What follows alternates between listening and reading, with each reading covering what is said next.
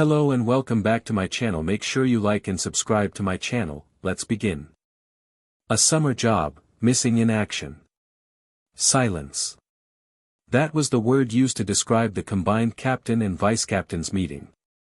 You could almost hear everyone breathing, it was so quiet. Finally, Yamamoto stood up. Let's begin. He looked around at the faces, noting that, yet again, Kurosaki Ichigo was not present. He made a mental note to talk to the new captain about disregarding his duties. But for now, more important things lay ahead. Especially when Hitsugaya and Hisagi had returned. Without Renji. It was the morning after their return, and the two had been well rested. However, more important things lay on both their minds.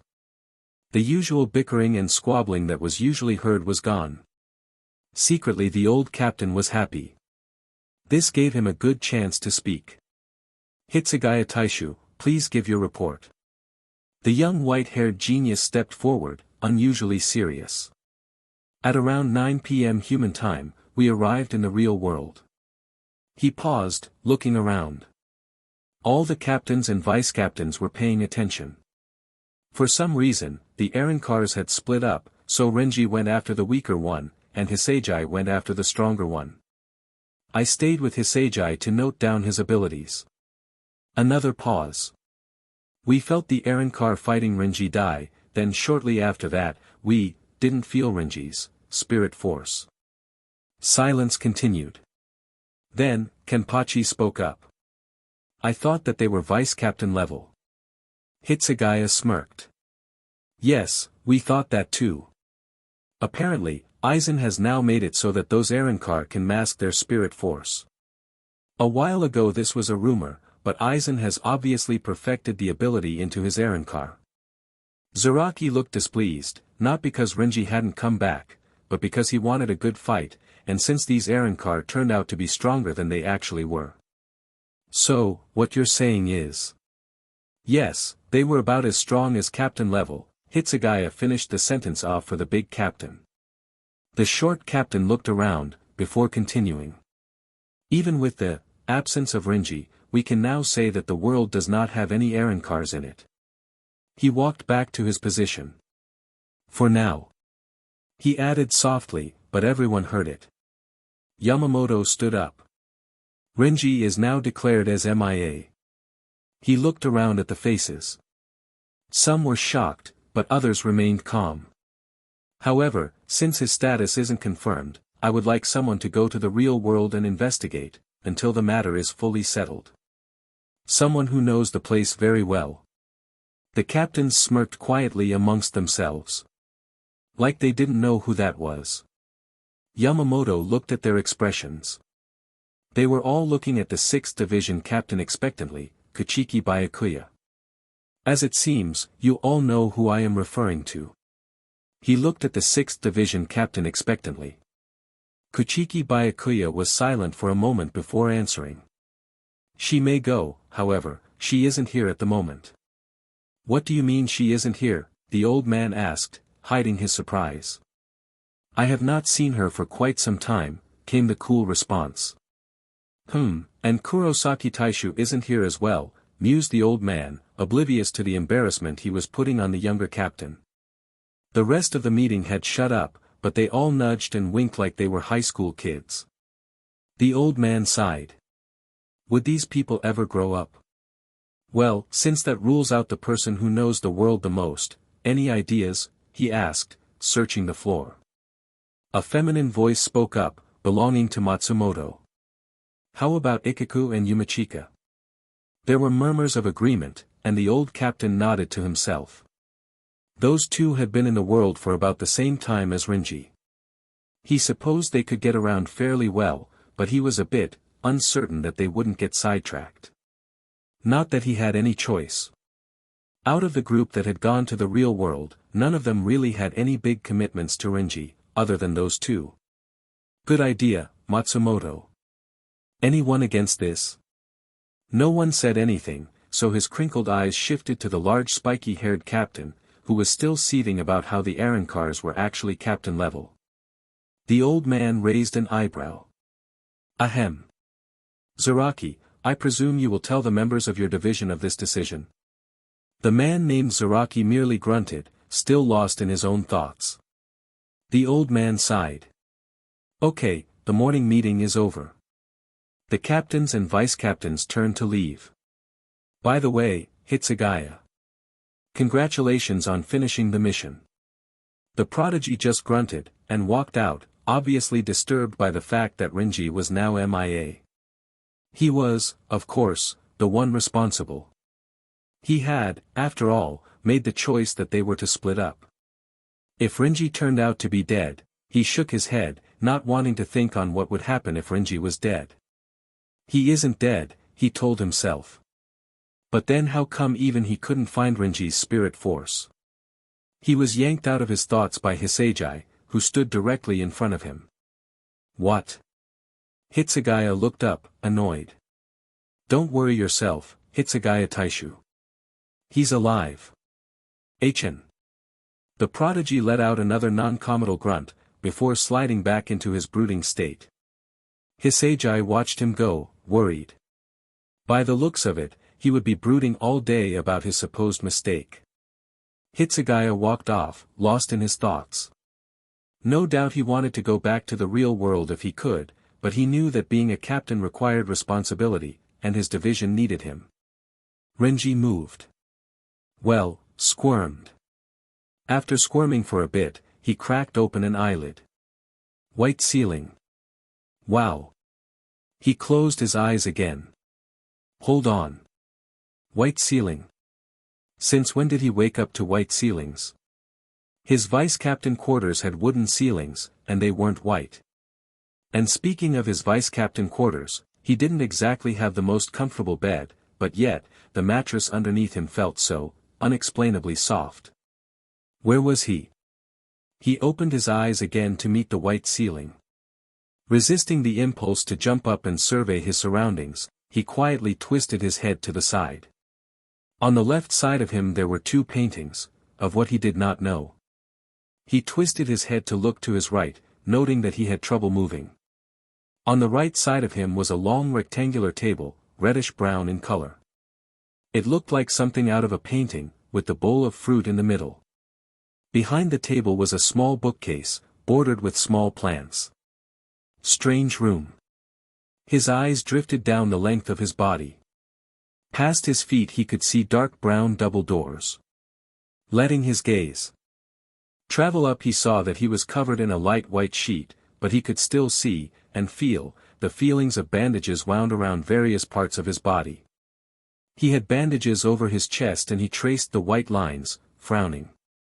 A sharp pang of pain at his left shoulder jerked his memory back for him. The errand car. After he had defeated the errand car, all he remembered was looking for Hitsugaya Taishu and Hisagi. He remembered lying face down on a bench, but he forgot where. After that, his mind went blank. So where the hell was he then?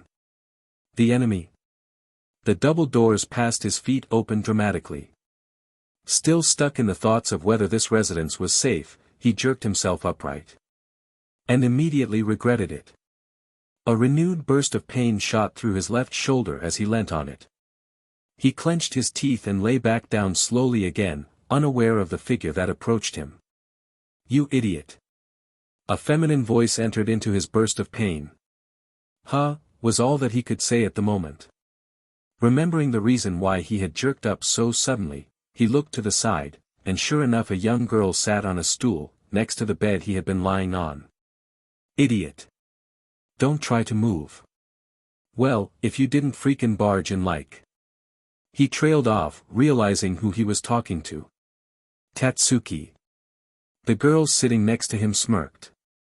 Abarai Renji, she acknowledged. This guy had been an exchange student in her class for about 6 months, before he left. He wasn't anything new, save for the fact that he had a temper that could rival her childhood friend, Ichigo, and that he was loud and arrogant. They didn't really know each other, just recognizing that the other existed because of their connection with Ichigo. Renji didn't know what to say. He couldn't tell her that he thought he was at some enemy residence, could he? She would surely take offense. Not that he cared. After all, Arisawa Tatsuki was just someone who was Kurosaki Ichigo's friend. When Ichigo's name entered his thoughts he immediately frowned. Tatsuki noticed this. Oi! Aren't you even going to say thank you? What? The girl with black spiky hair rolled her eyes. Well, I did save you from bleeding to death on a park bench. Renji opened his mouth, about to speak, but he was cut off by her voice again. And speaking of bleeding, your wound on your shoulder is opening up again. She moved her chair slightly, so that she was closer to him. He jerked away. It's fine. Like hell it's fine. She grabbed his wounded shoulder, squeezing hard. Renji winced. It hurt. A lot. She noticed his expression and smirked. Without further ado, she unwound the bandage, noticing his muscular body, though not for the first time. He turned his head to the side to see what she was doing. She pushed his head back with her free hand. Don't. It's annoying. What? She sighed. His stupid male ego. Look, if you want to look at your glorious wound, fine. She stood up, walked around the bed, and grabbed a small mirror resting on the expensive-looking table. Here. Placing the mirror on his chest, he saw the wound that had been made by the errand car. It was gruesome, to say the least, but he had seen worse. She noticed his expression, but she didn't say anything. I have to go get more bandages. She stood up. You have a lot of explaining to do, she told him sternly. As she walked away, she said over her shoulder, especially since you decide to sleep for one whole day, and one whole night. Crap. 1 whole day, and 1 whole night. That means, he had to get out of here. Hitsugaya and Hisagi were probably searching their butts off trying to find him. Yet, here he was, being nursed by this girl he hardly knew. He tried to get up, but failed miserably again. He silently cursed. Why the hell was he feeling so weak? He couldn't even get up out of the bed. And his spirit power. If it wasn't his own, he wasn't sure if he could have felt it. It was so faint, like someone shouting into the wind. He hadn't felt like this since he had fought Kuchiki Taishu. Well, that time with Kuchiki Taishu, that was different to this, he decided. That time he was feeling pain, but he knew he couldn't die. This time however, it was like he hadn't eaten anything for a whole year, but he had passed the stage of hungriness. It was just, weakness. He wondered absent-mindedly if Hitsugaya could sense his spirit force. He heard her footsteps coming back from wherever she had gone. DMN this. He couldn't even turn over. Tatsuki walked in, and noticed the converging emotions displayed on the guy's face. What compelled her to help him, she did not know, but she did know that this guy was the guy that saved her the night before, she shuddered, not wanting to know what that other thing had wanted to do with her. She looked at the figure on the bed. He looked helpless, but his eyes were burning. She came to the side of his bed, and sat down the bandages on another stool. He glared at her, not angry with her, but angry at something. Tatsuki could guess. What? Said that you can't get up. He let out a grunt. Achin. Surprised that he didn't say anything, since he usually had a lot to say in class, from what she remembered, she softened her voice a little. Well, you did get pretty badly beaten up. She trailed off, bandaging his newly opened wound. She finished bandaging his wound, and then stood up. Don't you want to know what it's all about? He asked, as she turned around. He had been thinking as she bandaged him up, since she was a human, wouldn't she want to know about what had been happening? Tatsuki shrugged. You mean like, the reason why you're carrying a sword around, and looking like some old-time samurai? Oh, and the reason why you're fighting with these crazy people, which I'm not sure are people. Renji blinked. Not exactly that, but yeah, if you put it that way. She paused in her step, obviously debating in her mind whether she wanted to listen to him. She knew there was something different about him, and different about her friend, Ichigo. She had noticed when he fought this horrible-looking masked guy, that Ichigo was different. Ichigo was powerful. He felt powerful. He had been fighting, wearing a black suit type thing, and a black sword. Tatsuki never showed herself, but she knew that something was different. Along with that, all these random people had suddenly came to their school. Just out of coincidence. Just out of coincidence that one of them was bald, another one of them looked like a girl but wasn't, another one with a BRST to match an always, and a kid that looked like a primary schooler with white hair, but was sure that he belonged in high school. She admitted that these things would seem a lot clearer after hearing his explanation. Later. She bit her lip. You need to rest now. She could see him now, closing his eyes. She turned and walked out the huge double doors. Tatsuki. Thanks. She walked down the cold hallway ignoring the corners of her mouth that had decided to go up. Just a bit. Idiot. She should be the one saying thanks to him. A summer job, outing. Hitsugaya literally stormed down the pathways of the Court of Pure Souls. He wasn't angry, wasn't angry with anyone else but himself, and he wanted some peace and quiet. His division knew that he was back, and they surely wanted to see him, but he needed to get away from that now. He flash-stepped to make the way to the 10th Division faster. Upon arrival, he noted, with some surprise, that his vice-captain was actually seated at her desk. Normally, you would think, that any vice-captain would sit at their desk, but his vice-captain, no way. She would usually take residence in the couch in front of his desk, snoring away quietly, leaving him to do all the work. But, even though the morning meeting had just finished, she was sitting at her own desk, signing off some paperwork. Matsumoto. She looked up, a questioning glance on her face. He pointed at her, then pointed at her desk. Are you sick? She laughed shortly. If you're wondering why I'm sitting in my desk, doing paperwork. She was cut off by Hitsugaya. I don't mind at all. Not at all. Not even one single bit. She smiled, and looked down at her desk. Well, I know you Taicho, and, you seemed like you wanted to get away. I'll take care of today. He gaped. His lazy vice-captain actually decided to do something. Are you sure you're well? Standing up, she said, well, fine if you want to do all this paperwork. She stopped, because he was already out the door. She sat back down, grinning to herself, as she opened the bottom drawer of her desk. In it was a jug of sake, and another pile of paperwork, with a small piece of paper stuck on it saying, 5th Division paperwork. Sometimes, he just needed a little push in the right direction, she thought, as she raised the jug of sake to her lips. She knew that at any moment now the timid 5th Division vice-captain would be coming to ask her if she had seen her allotted paperwork, and she was sure to bump into Hitsugaya.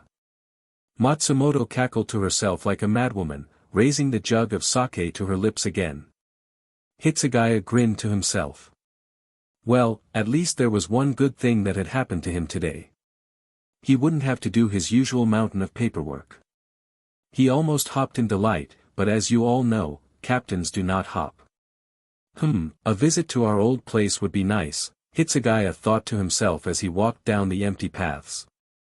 He saw someone running at him, and it seemed like Shiro-chan. He sweat dropped. Only one person would call him that. But he grinned in spite of himself. He hadn't had the time to say hello to her properly. After all, they got back extremely late, and the first thing in the morning was the combined captain and vice-captain meeting. It was good to see her again. Then, a twinge of guilt glanced the inside of him as he remembered he had lied to her not so long ago. Hinamori, he acknowledged the figure, who now stood in front of him, panting quietly, catching her breath. What are you doing here? Even though he was secretly glad to see her, alone. Shiro-chan. She jumped at him, arms wide. Hitsugaya just stood there. And she hugged him. For a few seconds, he relished in the warmth of her hug, then when she pulled away he put on a frowning face. What was that for? And don't call me Shiro-chan, he said, as she stepped back, her face still red from all the running she had done. Well, he thought it was the running. Welcome back, she said cheerily. Hitsugaya sweat dropped. He had been away on longer missions. Why was she acting like this now? Thanks. She smiled sweetly at him, then frowned, as if thinking. Oh yeah, Shiro-chan, do you know where Matsumoto is? Yeah. He answered bluntly. She's in the office, doing paperwork. Speaking of which, he said, as she made her way around him, are you doing anything today? She stopped, and he could almost hear her soft sigh. Yeah, I have heaps of paperwork, but for some reason, I couldn't find it. Maybe Matsumoto knows where it is. She turned to her superior, noting that he had just given her a blank look. Hinamori, I somehow think that she doesn't have your paperwork. Oh, you never know. I think I do know, he said, shrugging off her cheery reply. Anyway, forget about paperwork, wanna come with me somewhere? Hinamori blushed. Did her Shiro-chan just ask her to go somewhere? Was he feeling okay? Well, he asked, impatiently. All thoughts of paperwork was gone. Even the thoughts of why she was here in the 10th Division quarters were gone as well. Oh of course, she stuttered. Hitsugaya grinned as they started walking away from the 10th Division. Shiro-chan, where are we going? She asked him timidly. 1. Do not call me Shiro-chan. 2. We are going to visit our old place. Oh. She grinned at both of the answers he had given to her. For some reason, whenever he said, do not call me Shiro-chan, it set up this unexplainable urge for her to continually call him Shiro-chan. Eyes closed, Hitsugaya lay on the grass outside of the house they had called home. It was about midday, and they had been at the house for quite some time. But they weren't bored. This house was important to them. It was tucked away in the middle of a forest, a small humble clearing was made for it, but around them, the light forest prevailed. Hitsugaya heard a small laugh coming from behind him, and without looking, he knew it was Hinamori. Shiro-chan. I cut some watermelons for lunch. The person belonging to the sweet voice sat down next to his figure. Hitsugaya didn't open his eyes, but merely clenched his teeth at the mention of his nickname. It didn't really annoy him, however, he felt there was some sort of affection tied to it that he didn't care for. Well, he did care for, but he didn't want to care for it. Plus the fact that it sounded really girly, and whenever his, or any other division for that matter, heard his nickname they started snickering and giggling like a bunch of 5th graders. He knew this because when he was at the real world he had made the mistake of walking to Kurosaki Ichigo's place alone, after school. Some men had tried to assault him, but he bashed them up, quite proud that he hadn't even needed to use his real power. However, that wasn't really the problem. The real problem was actually that a bunch of girls, he had found out that they were 5th graders a while later, had suddenly started screaming and squealing and rushing over to him, and, hugging him. The most disturbing thing was that he was only a bit taller than these human girls. They all had stupid blushes on their faces, and were talking about how strong and cool he was, and what school did he come from, and how old, and all the rest of it. Luckily he was saved by Renji, who scared all the girls away. Shiro-chan. The sweet voice belonging to Hinamori jolted him out his unpleasant remembrance of the real world. And Renji. Thinking back about Renji made his mood instantly darken again. He cracked open an eyelid, and saw Hinamori gazing intently down into his face. He jerked away, blushing, but quickly recovered and fell back into his dark mood. Hinamori noticed this, and put the plate of watermelon away. Something was wrong. Really wrong. If Shiro-chan didn't eat his watermelon, then that was a sure sign of wrongness. She sighed. She could guess what it was about.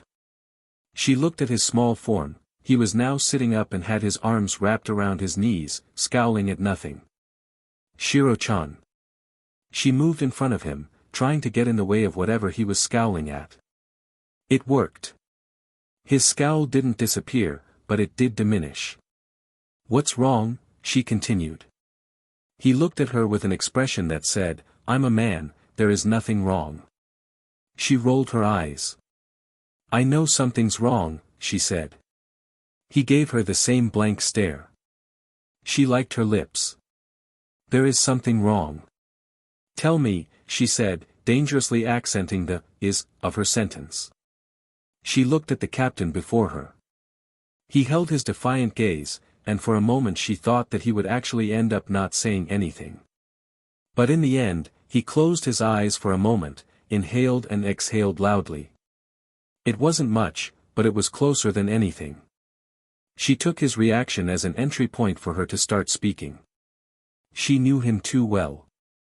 She knew what was wrong. "It's Renji, isn't it?" At that, the young captain opened his eyes, mildly surprised. "How did you know?" Hinamori rolled her eyes. "Shiro-chan, of course I know. We've been friends for ages. I know you too well. Achan. Honestly. Sometimes, just sometimes, it wouldn't hurt for him to put some burden on her." She was already aware that she had placed huge burdens on him at the time of Aizen's betrayal. "Shiro-chan," she said quietly, gaining a surprised look from her male counterpart. "You could, tell me some things sometimes, you know." She wasn't sure, but was that a guilty look that just flashed over his face? He exhaled again. "Well." He broke off, not meeting her gaze. Instead he got up, and turned away from her. All the pent-up anger he felt at himself for letting Renji go off somewhere had just erupted, due to thinking deeply about the matter. He headed for the nearest tree, and smashed his fist into it, hearing the satisfying splinters of wood that went flying. He clenched his teeth, still angry. "F.I.T." he cried, hitting the tree again. This time the tree shuddered under his new blow, but he didn't remove his hand from the wooden indent he had made. Hinamori widened her eyes at her friend's outburst. Hitsugaya never swore. Sure, he grumbled under his breath various names at his lazy vice-captain, and spoke rather dangerously, but he never openly swore. She made her way over to him, looking at his body, and his arms still extended to the tree. She stopped a few feet away from him, unsure of what to do.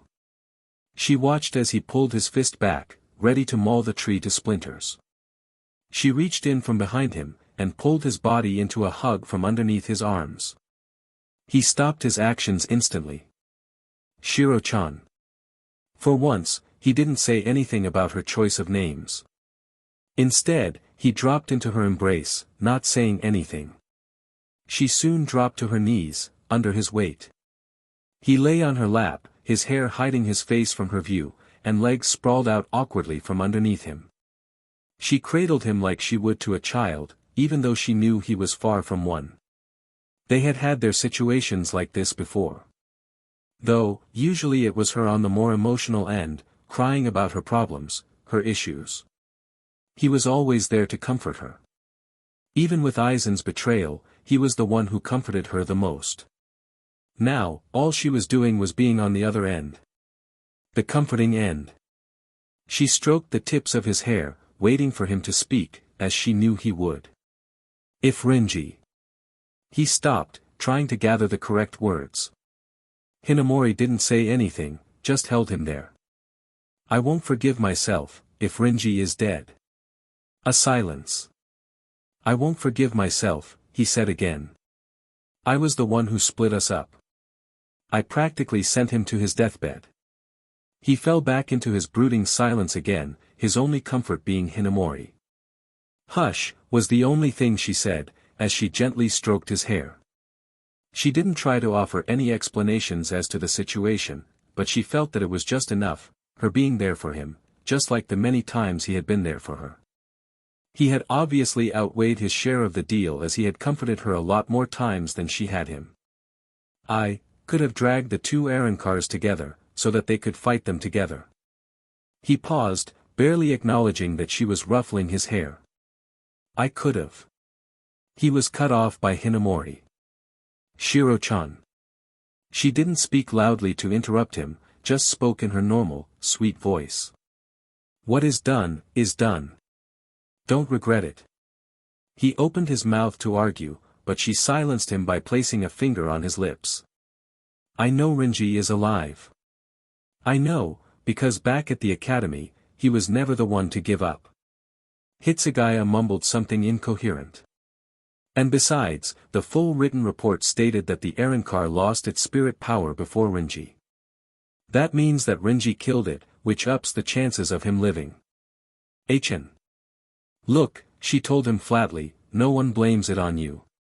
Even if he is dead, which he isn't, you did the right thing as far as a captain goes. Stop blaming yourself. Hitsugaya didn't say anything, but it was obvious he was thinking. Sorry, Shiro-chan, I didn't mean. She stuttered, embarrassed because of her outburst. Hitsugaya looked up from his place on her lap. She was looking at him as if she expected him to hit her or something. He felt better now. With Hinamori telling him that, he felt as if he had just taken medicine that could heal him instantly. He wouldn't fully admit it to himself, but she was good for him. She, and his vice-captain, were probably the women that kept him sane. And she, of course, was also the one that made him slightly insane sometimes.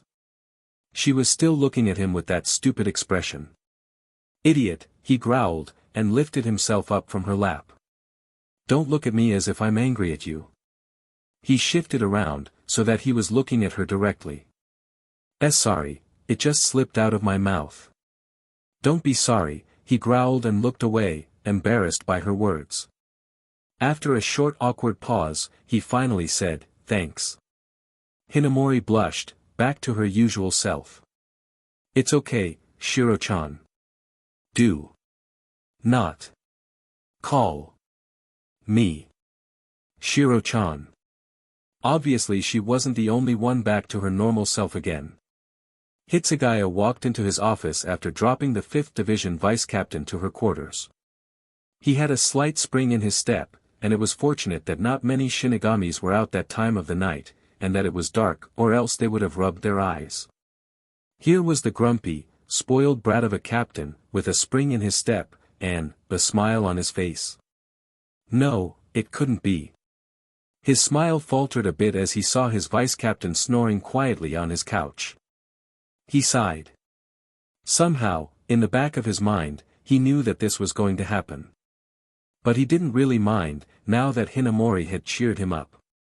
His smile faltered again as he saw the pile of paperwork still on his vice-captain's desk. But, it was paired with another pile of work. Hitsugaya made his way to the desk, wondering why there was 2 piles instead of 1. On one of the piles it said, 5th Division paperwork. He sighed. Only Matsumoto would do something like this. But secretly, he was glad that Hinamori didn't find her paperwork. Bedwetter Momo. Take care of your paperwork next time. She read the note aloud in the morning sun. The handwriting was neat as always. Hinamori smiled to herself as she scrunched up the piece of paper accompanying the now completed paperwork. No need to let anyone else find out her nickname. She sighed. Even though she knew it was his way of saying thanks from yesterday, she somehow wanted something more from him. Something more romantic. However, he didn't have those thoughts. He didn't have those kinds of thoughts. Not Hitsugaya. But she could dream, as always. Meanwhile, Hitsugaya was sitting on the side of his bed, feeling secretly proud that he had done Hinamori's share of paperwork. That was for yesterday, he told himself. Now, for lying to her, he'd have to do something more than just do some measly paperwork for her. Paperwork for a month? Nah, that was a bit too strenuous, especially since his vice-captain didn't help. At all. He grinned to himself, feeling a bit too happy. He pondered on how he was going to apologize to her for lying to her, about that particular incident. After a few more minutes of pondering, he decided to talk to his lazy vice-captain. She was a woman, she would know what to do. But he would not thank her for what happened. Never. A Summer Job, Rehabilitation, Part 1. Renji wandered down the long marble hallways, noting to himself the expensive designs that littered the walls. From what he had seen of the house, which was just the room he was in, and the hallway outside his room, he had found out that it was big. Not as in, wow, you've got a big house, big, but big as in, dude. This is a freaking mansion, kind of big. Just a few minutes before, he had been lying in the bed, wondering what he would do, now that he was awake. Even though he was awake, he still felt, rather weak. No, not rather weak, but very weak. It was like someone had sucked out the spiritual energy in him, but there was still a tiny ebb left. Shrugging the depressing thoughts away, that he actually hadn't recovered properly, he approximated that he had slept about another 4 hours, from the last time he had woken up, and a quick glance at the large grandfather clock confirmed his estimation. It was about 11:30 a.m. No wonder he was feeling a bit peckish. But, other than the fruit that resided on the wooden table next to his bed, there was nothing else. He didn't want to go out of the room to meet that girl, but instead he had decided that the fruit on the table had to do. Upon further inspection, he was appalled to find that the fruits were made out of plastic. Further inspection meaning, taking a large bite, then spitting out the bits of apple plastic, leaving him with no choice, but to go see Tatsuki. He continued walking down the long elegant hallways, wondering why he was so worried about meeting the girl again. There was something about her that he had failed to notice under her veil when he had gone to her school. Upon attending Ichigo's school, he once had quietly observed the spiky-haired girl out of interest. She wasn't much different to other girls, however, she was rather tomboyish, and excelled in martial arts. The latter he found much more exciting. He grinned to himself as he remembered learning about her and her obsession with martial arts. He had only been going to the school for 2 weeks, so he didn't really know his way around. He had accidentally walked in on a guy bullying another boy, smaller than him. He had wondered what he should do, help the smaller guy. He didn't have enough time to make the choice, because the bigger guy had been knocked over by a girl, none other than Arisawa Tatsuki. Renji had blinked, not believing his eyes. That girl had just executed a perfect flying kick that knocked the much larger guy out. She was definitely different to other girls in that aspect. That was the first and last encounter, so he had thought, of Arisawa Tatsuki.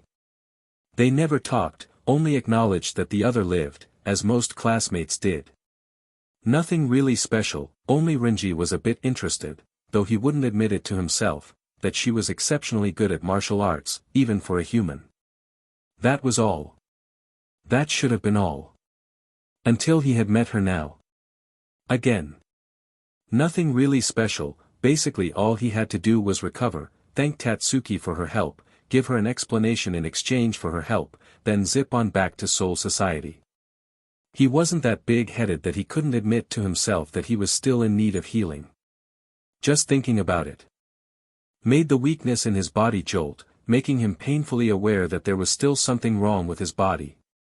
That DMN poison. That DMN poison indeed. It would slow his healing process. He wasn't fazed by what the large Arrancar had threatened him with. Death. Death that was promised after a slow poison could always, be fixed. He added the second always to reassure himself. The question was who would fix it. He continued walking down the long halls aimlessly, when suddenly one of the many doors that lined the hallways opened. If Renji hadn't been so lost in his thoughts, he would have dodged the fast-approaching door quite easily. However, still deep in his musings, he just stupidly looked at the fast-approaching wood, wondering what the hell it was doing. His question was answered quite speedily, as he lay on the ground, blood spurting from his nose. Oh. Abarai. The spiky-haired girl that he had been musing about now looked disdainfully over him, almost wrinkling her small nose in disgust. She was wearing familiar baggy pants, with a regular white t-shirt. Renji looked up from his position on the floor, slightly shocked and dazed. She changed her look to a slightly apologetic one, as she figured out why he was lying down. Sorry about that, she said as she helped him up. He mumbled, rubbing his nose. She gave him a weird look. Are you sure you should be out of bed? I'm hungry, he told her flatly, never one for many words. She had noticed this during the time she had seen him at the school. Once the teacher had asked him if he had done his homework, whilst others in the class beat around the bush, making up spectacular excuses. Ichigo's was the best. He had spun the classic tale of his dog eating his homework. He had even held up the remains of his supposed homework. However, under further inspection, it looked suspiciously like the English notes they had taken just the PRD before. Renji just told the teacher that he hadn't done the stupid homework. Sure, both he and Ichigo received detention, but at least it came to Renji's desk faster. Well, why are you in front of my room then? Renji growled. So did his stomach. How the hell was I supposed to know that it was your room? She sighed. Blunt as usual. Okay, I'll show you to the kitchen. Anyway, she added, as they started down the hallway, it's about lunch time. Hn. He was really hungry. And he was feeling weak. No time to argue. If this is where food was, then this is where he was going to go. As they entered the spacious dining area, Renji noted, and not for the first time, that there seemed to be nobody else in the humongous house. He would have to ask her about it later. For now, all he needed was to quench his growling stomach. Speaking of which, it just growled again. Tatsuki turned around, looking at him accusingly. I swear, no wonder you can wake up. What's that supposed to mean? You have your own alarm clock inside your stomach, she told him, as she walked into the cooking area of the kitchen, which was massive, like the rest of the house. Shut up. Do you want food? Renji shut up. He looked at the traditional Japanese meal in front of him. He dug in after saying the correct words. Wow. Tatsuki actually turned out to be a good cook. She would definitely make a good wife, he thought absent-mindedly to himself. The hell? He almost choked on his rice. Tatsuki looked up in mild surprise. Abarai, she stated nonchalantly. Get over it. It's food. Stupid woman. It wasn't the food. Seeing that he said nothing, even after he had stopped choking, she continued. If you really want, you can eat Inoue's cooking. She trailed off, but Renji could swear he could see an evil glint in her eyes. He furiously gave her a negative answer with his arms, because his mouth was still full. Her small mouth quirked a little as she resumed her meal. Renji just busied himself with the meal, trying to ignore the heat that was uncomfortably creeping across his face. The hell did I think that crap for? He didn't trust himself to look at her again, and just busied himself with his food. The food had been cleared away, and they sat at the smaller dining table. Renji sat there with his arms crossed over his body, while Tatsuki leaned on the table, her face resting in her palms. An awkward silence followed. Finally Tatsuki spoke up. So. She paused. Are you going to explain? The redhead sighed audibly. Okay. Well. He stopped, searching for the correct words. Tatsuki said nothing. Okay, where do I start? It was Tatsuki's turn to sigh. Well, you could start by telling me exactly what that thing was that you were fighting. The way she said the word, exactly, made him feel like she had some tingling of what the Arancars really were. Okay, since I don't know how much you know about these things, as you call them, I'll start from the beginning. She nodded. Basically, no wait, he paused. Do you know what I am? Tatsuki frowned. Was this a trick question? She knew he wasn't an ordinary human being, but the only thing she could really compare him to was something like Ichigo. She faltered, unsure. All she was sure about was that she had seen her childhood friend dressed in a similar way to Abarai Renji. And he was hefting a huge butt sword.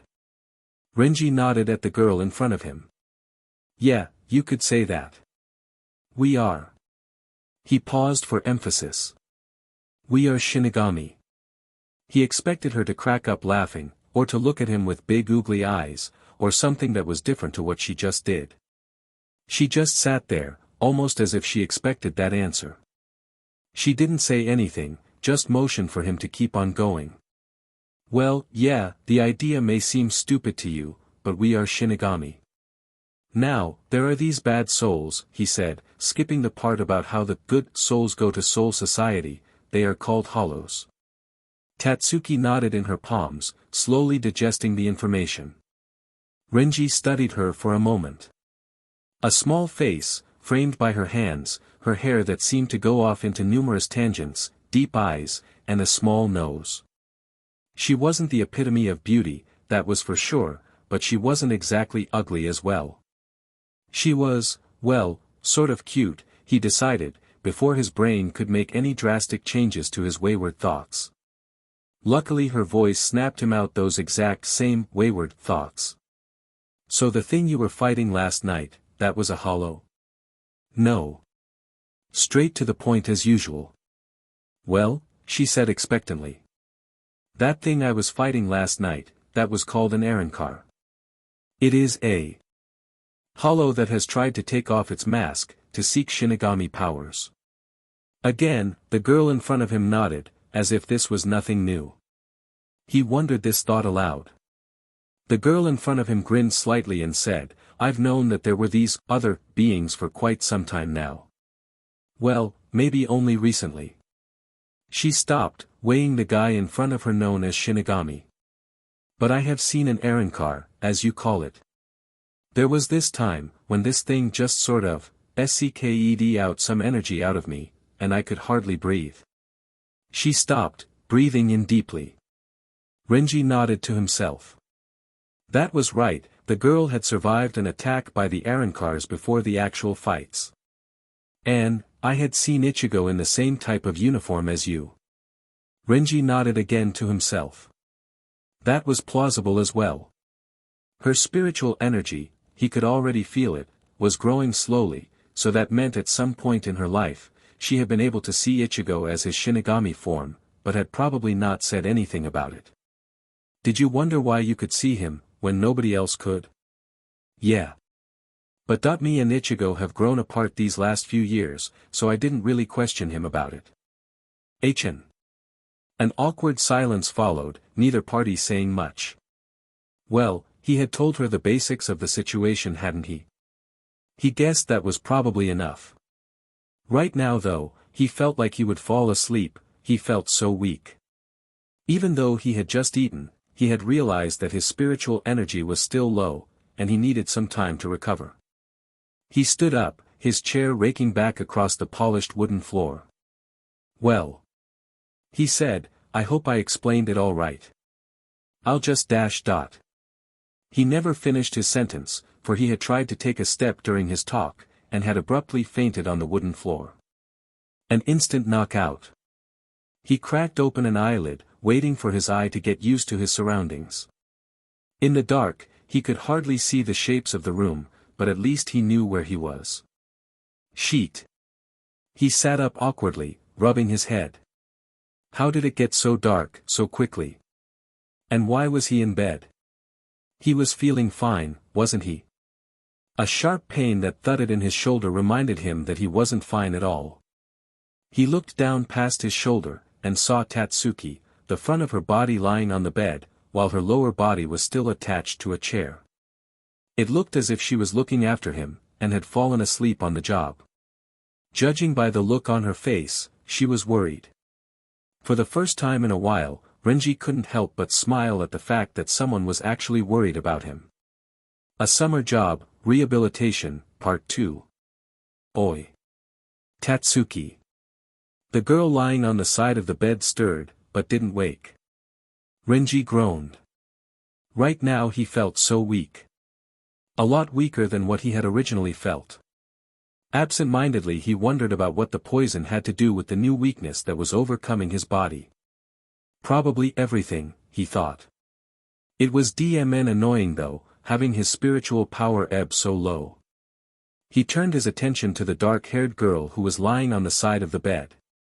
He put his hand on her head in an attempt to wake her, and exhaled in surprise when he found that her hair was actually quite soft. He had expected her hair to be hard, judging by the way they stuck out at weird angles. Well, you learn something new every day. He gently shook her, then removed his hand when it was sure that she was regaining her consciousness. The girl looked around her, then looked at Renji. Abarai, she acknowledged him with a small nod of her head that he could hardly see in the fading light. Tatsuki. He paused, thinking about what he should say. It was obvious the poison that the Arrancar had hit him with was dangerous. It was too dangerous to be lying in bed, becoming weaker and weaker by the second. Who knows? Maybe when he had no spiritual power left, something was going to happen. But the only one who could help was. I have to ask you a favor, he said, carefully choosing his words. Even though he hadn't really angered the girl, he didn't want to know what she was like when she was angry.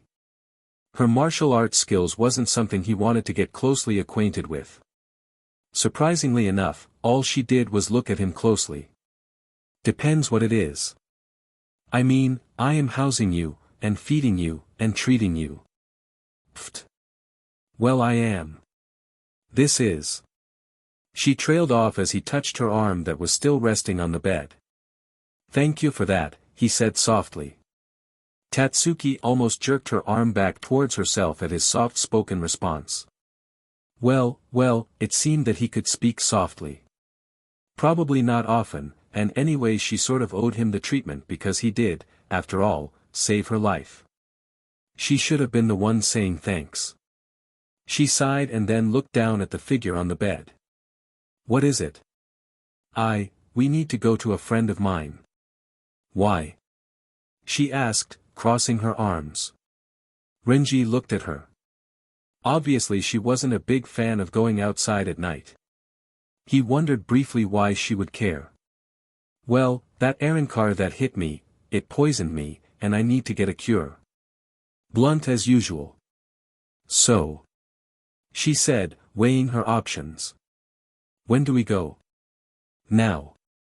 They walked along the quiet streets of Karakura. Renji had some difficulty walking, it was like he was slowly falling unconscious. He turned to his former classmate. It turned out that she had to help him get out of bed, he was so weak. Thankfully she didn't jest about it, but just helped him silently. That, he was truly thankful for. They walked in silence, and Renji found his conscience slipping away. Tatsuki. He muttered wanly. What? Can we talk? Huh? Obviously the girl didn't expect this. Renji gave her a flat look. I meant, just conversation so that I can stay alive. She looked at him curiously. Okay. Silence fell in between them like a blanket. Renji let out a loud sigh. Talking means talking. Shut up, she snapped. I was trying to think of something to say. He sighed. Okay, I'll start. He inhaled sharply. Why isn't there anyone else in your house? She looked up at him. The topic hurt her a bit, reminding her of her loneliness. Well, my mum and dad are away for the whole summer. On a cruise. Renji picked up on the lonely tone in her voice. He himself had heard it when Rukia talked to him sometimes. Tied up in one of the noble houses in Seoul society wasn't exactly fun. He held his tongue, he would question her about it later. So, do you have any powers? He asked, trying to choose the correct words. Powers? You. No, like, powers. He finished lamely. There wasn't really any other way to describe it. Like, what would you call an Owe's powers? A talent? No, not really. She looked up at him again, this time raising her eyebrow. Well, I like karate. He sighed. That isn't what I mean. I mean, like supernatural powers. You know, like, have you seen Ishida, Chad, or Inoue's powers? She shook her head, probably still digesting the fact that her best friend had, so-called, powers. Renji was about to try again, but she stopped him. I have seen those three, well, Ishida anyway, wearing weird clothes. There was also this one time when I saw Chad with this supermassive arm. And Inoue. She trailed off, leaving Renji to wonder. HN. I suppose your powers will come later. What do you mean? Well, basically, people who are close to your childhood friend Ichigo get affected by his spiritual power. Spiritual power? That's basically it. Spiritual power. Like.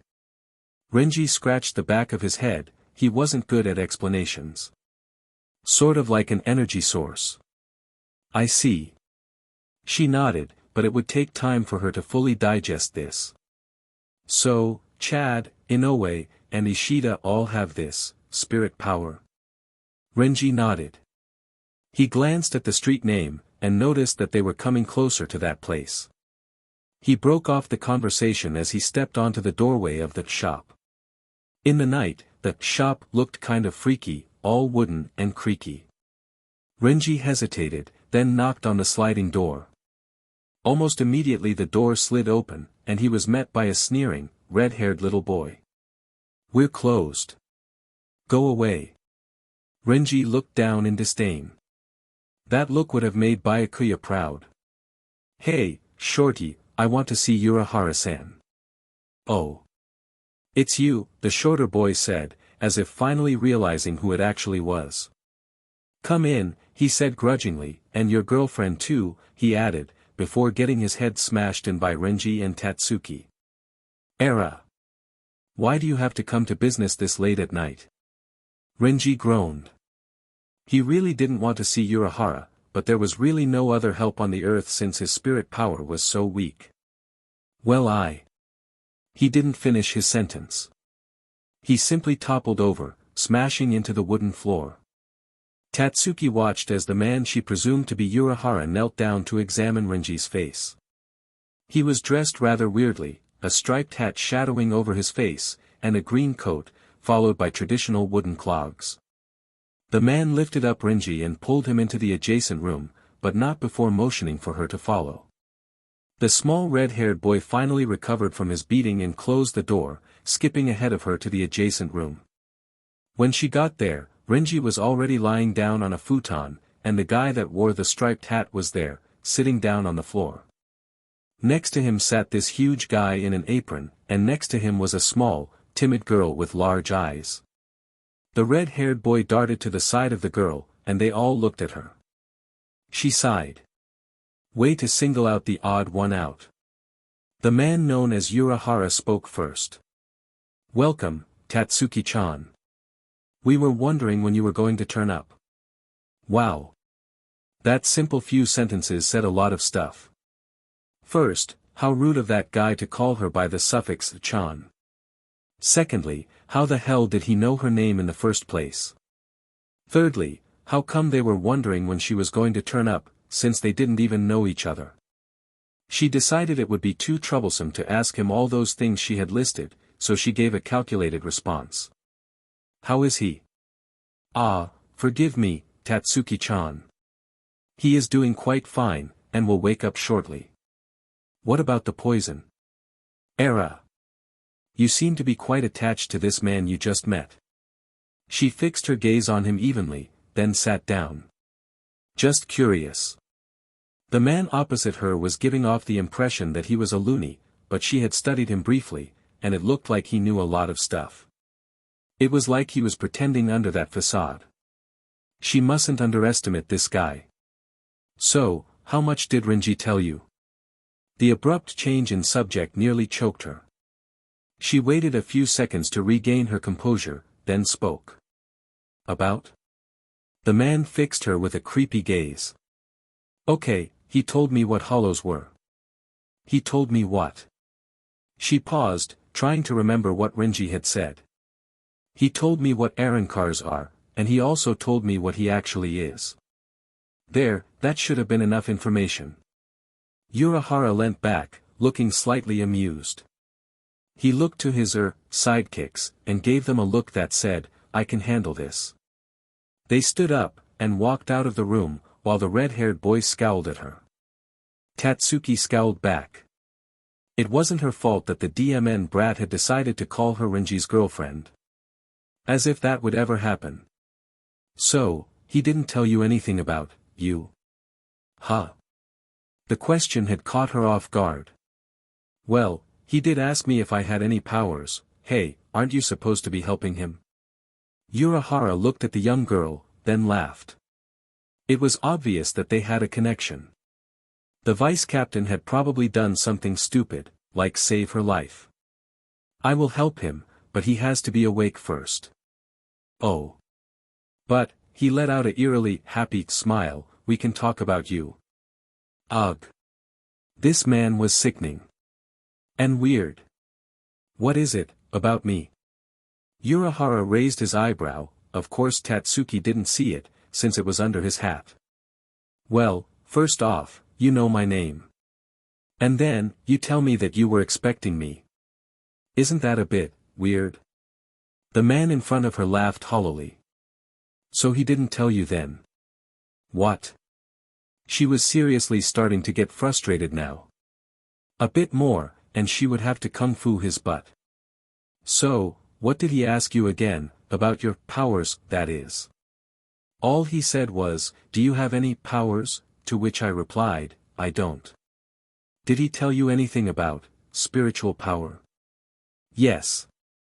He said that Ishida, Inoue, and Chad had that.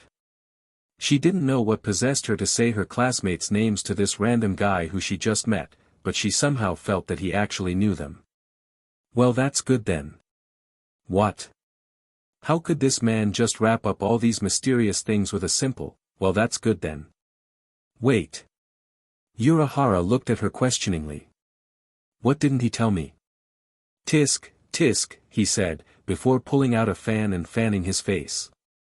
So hasty. Tatsuki felt that if the man known as Urahara didn't tell her soon, she was going to beat it out of him. Urahara must have read her mind, because he said in mock fear, oh, do not hurt me. Child. Tatsuki looked away in disgust. So tell me, what didn't he tell me? Are you ready? His mocking voice had suddenly grown a lot more quiet, a lot more serious. Ready? Ready to know. She didn't know what to say, so she just nodded. This spiritual power, the more you have, the stronger you are. Your friend Ichigo, he has a reservoir. The thing is, he can't control this monstrous spirit power, and he lets it leak out. Thus, people who are close to him start to develop their own spirit power. Tatsuki looked at Urahara. What was he getting at? That is why Inoue, Chad, and even one of your other classmates are starting to have heightened spiritual abilities. Inoue and Chad's spirit power has increased due to special training. He paused, looking at the girl in front of him. How would she react? So, since you were the first friend of Ichigo, you have been exposed to his spiritual power the longest. It took her a moment to register this. If so, how come people like Chad and Inoue, who have only met up with him since he started high school, how come they already have this spirit power, and I don't? Ah, that too, we are puzzling about. However, we found the answer to our puzzle. What? Your spirit power has been dormant. What? For some reason, even though you were the first one to be closely affiliated with Ichigo, your spirit power concealed itself. Urahara continued. Lately, however, there have been numerous events that have changed this. Your spirit power is waking. And Tatsuki didn't say anything, she just waited for Urahara to finish his sentence. It's huge. It took about 3 seconds for her to let the words sink slowly into her mind. My spirit power is huge. Urahara watched her carefully. Chances were, she wouldn't understand the depth of her statement, she would probably understand later, but not now. At any rate, her spirit power that had been lying dormant had now surfaced, and it was pretty DMN huge. Pretty DMN huge, meaning at its height it would be about the same as the Shinigami lying in front of them. For a human, that was a really big amount of spirit power. Even for a Shinigami, Renji's level of spirit power was noticeably large. Because the girl had been a childhood friend with Ichigo, her spirit power reserve had probably been upped each day, resulting from contact with the boy. And each day, it never surfaced, but when it did. Ah! The groan from the red-haired Shinigami brought him out of his thoughts. After a few moments of adjusting his eyes to the light, the Shinigami spoke. "Hey, Tatsuki, Urahara-san, how long have I been out?" Renji's voice sounded tired, old. Urahara frowned. Renji wouldn't like what he heard, concerning the poison, as the girl put it.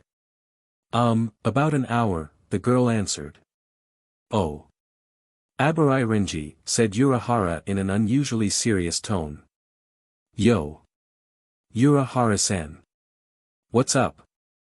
Turning his attention from Tatsuki, he focused on the weird ex-captain. "And about this?" He unconsciously put a hand to his bandaged shoulder. "The poisoned shoulder. Sorry Renji. But, it's too late, you're going to die.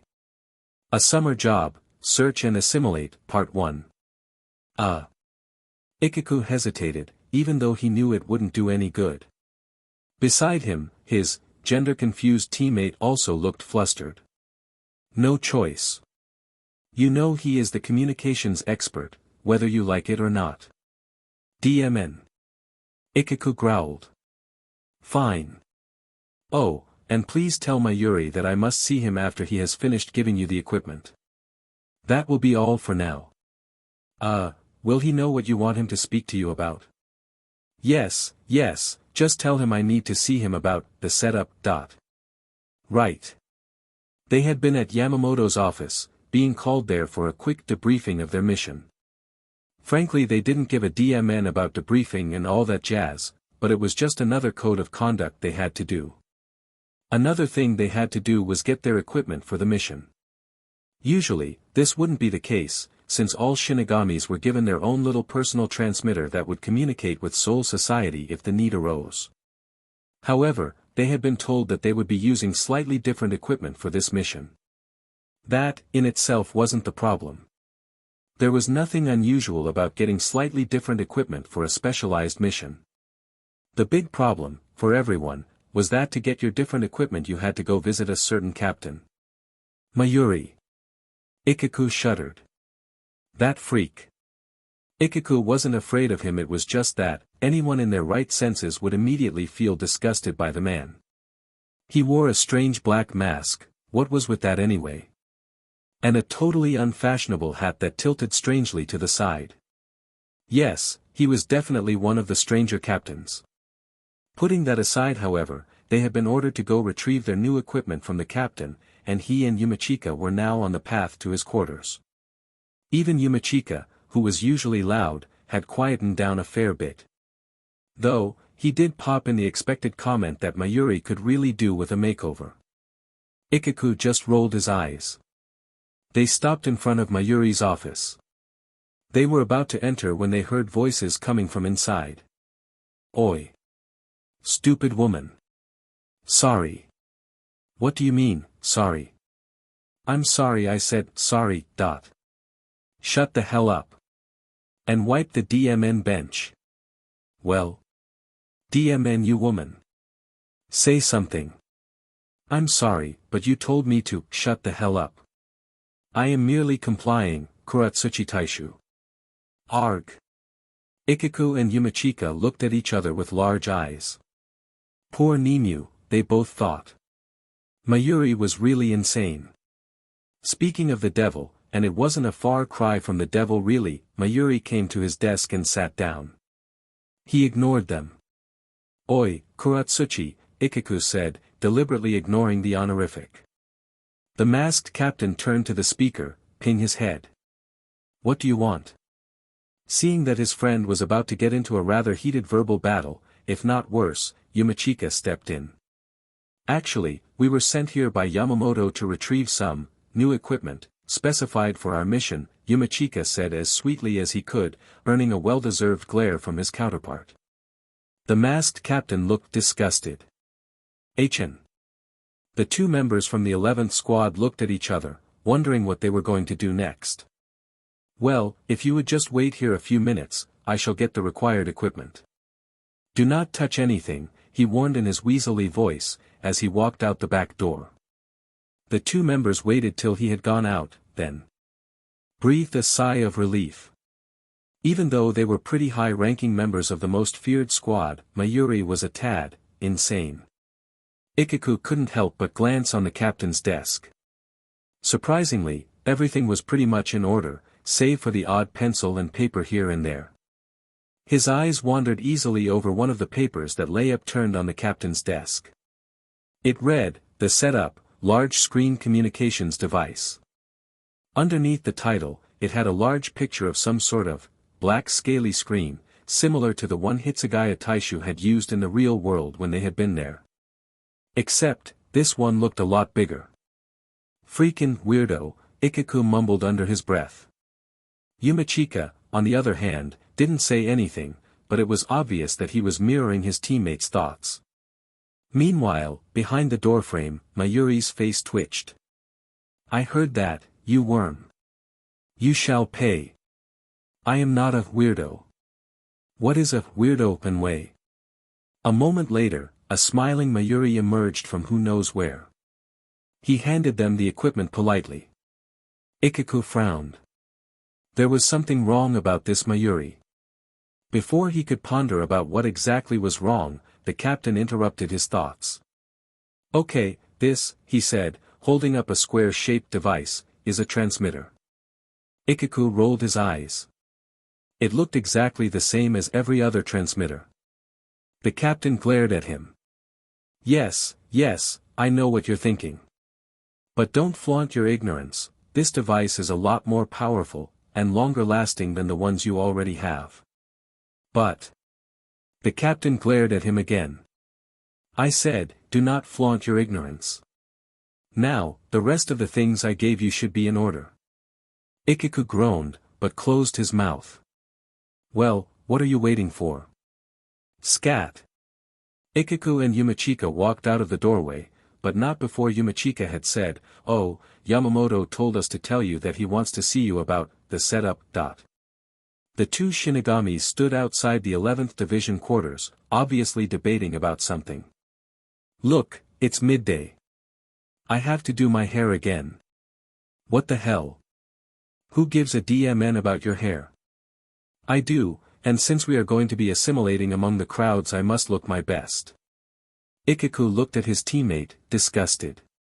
It was in times like these he wondered why he had ever made friends with this gender-confused Shinigami. You must look your best. If we're going to be assimilating, shouldn't that mean you look normal? Oh, shut up. I meant, I have to look good for Renji-kun to notice me. Ugh, Ichigo deadpanned. Actually, I think that might mean he'd run away from you. Oh, shut up. Yumichika said, in a disgustingly, but very accurate, girly voice. Ichigo let out a groan. Fine, do your hair, you girly man. Oh thank you, Ichigo. With that, the girl guy Shinigami launched himself at Ichigo, attempting to pull him into a rather large bear hug. Ichigo slammed his fist into his friend's face. Get lost. And hurry up. Ichigo growled, trying to mask his fear of the girly man and his hugs. I'm going, tra-la-la-la-la. 50 minutes later Ichigo was still standing in the same spot, looking exactly the same. Well, almost the same, apart from the fact that the side of his head had an extremely large vein throb. Arg! He cried out, oblivious to the stares of the passers-by. This is why I don't have any hair. The passers-by just walked faster. 55 minutes had passed. And Ichigo was still alone. And, he was hungry, since it was midday. They had planned to eat in the real world, but since Yumichika was busy styling his hair to look like an Egyptian, well, it looked like that plan wasn't going to come to execution anytime soon. Crap. I think I might need a bite to eat, he mumbled to himself, oblivious that a certain pink-haired Shinigami was listening intently to his conversation to himself. Except, even though she was intently listening, all that her ears picked up was, I think I might need a bite. Oh, Ichigo needs a bite. I'll help him. With that, the ravenous young vice-captain of the 11th Division jumped down from her hiding place, with her mouth wide open, ready to strike. AHHUMMPH. As usual, her superb acrobatic skills landed her safely, and securely on Ichigo's back, and she had secured her mouth to his bald head. Arg! What the hell are you doing, Ichigo? Yumichika walked out of 11th Division quarters feeling very happy, and very bouncy.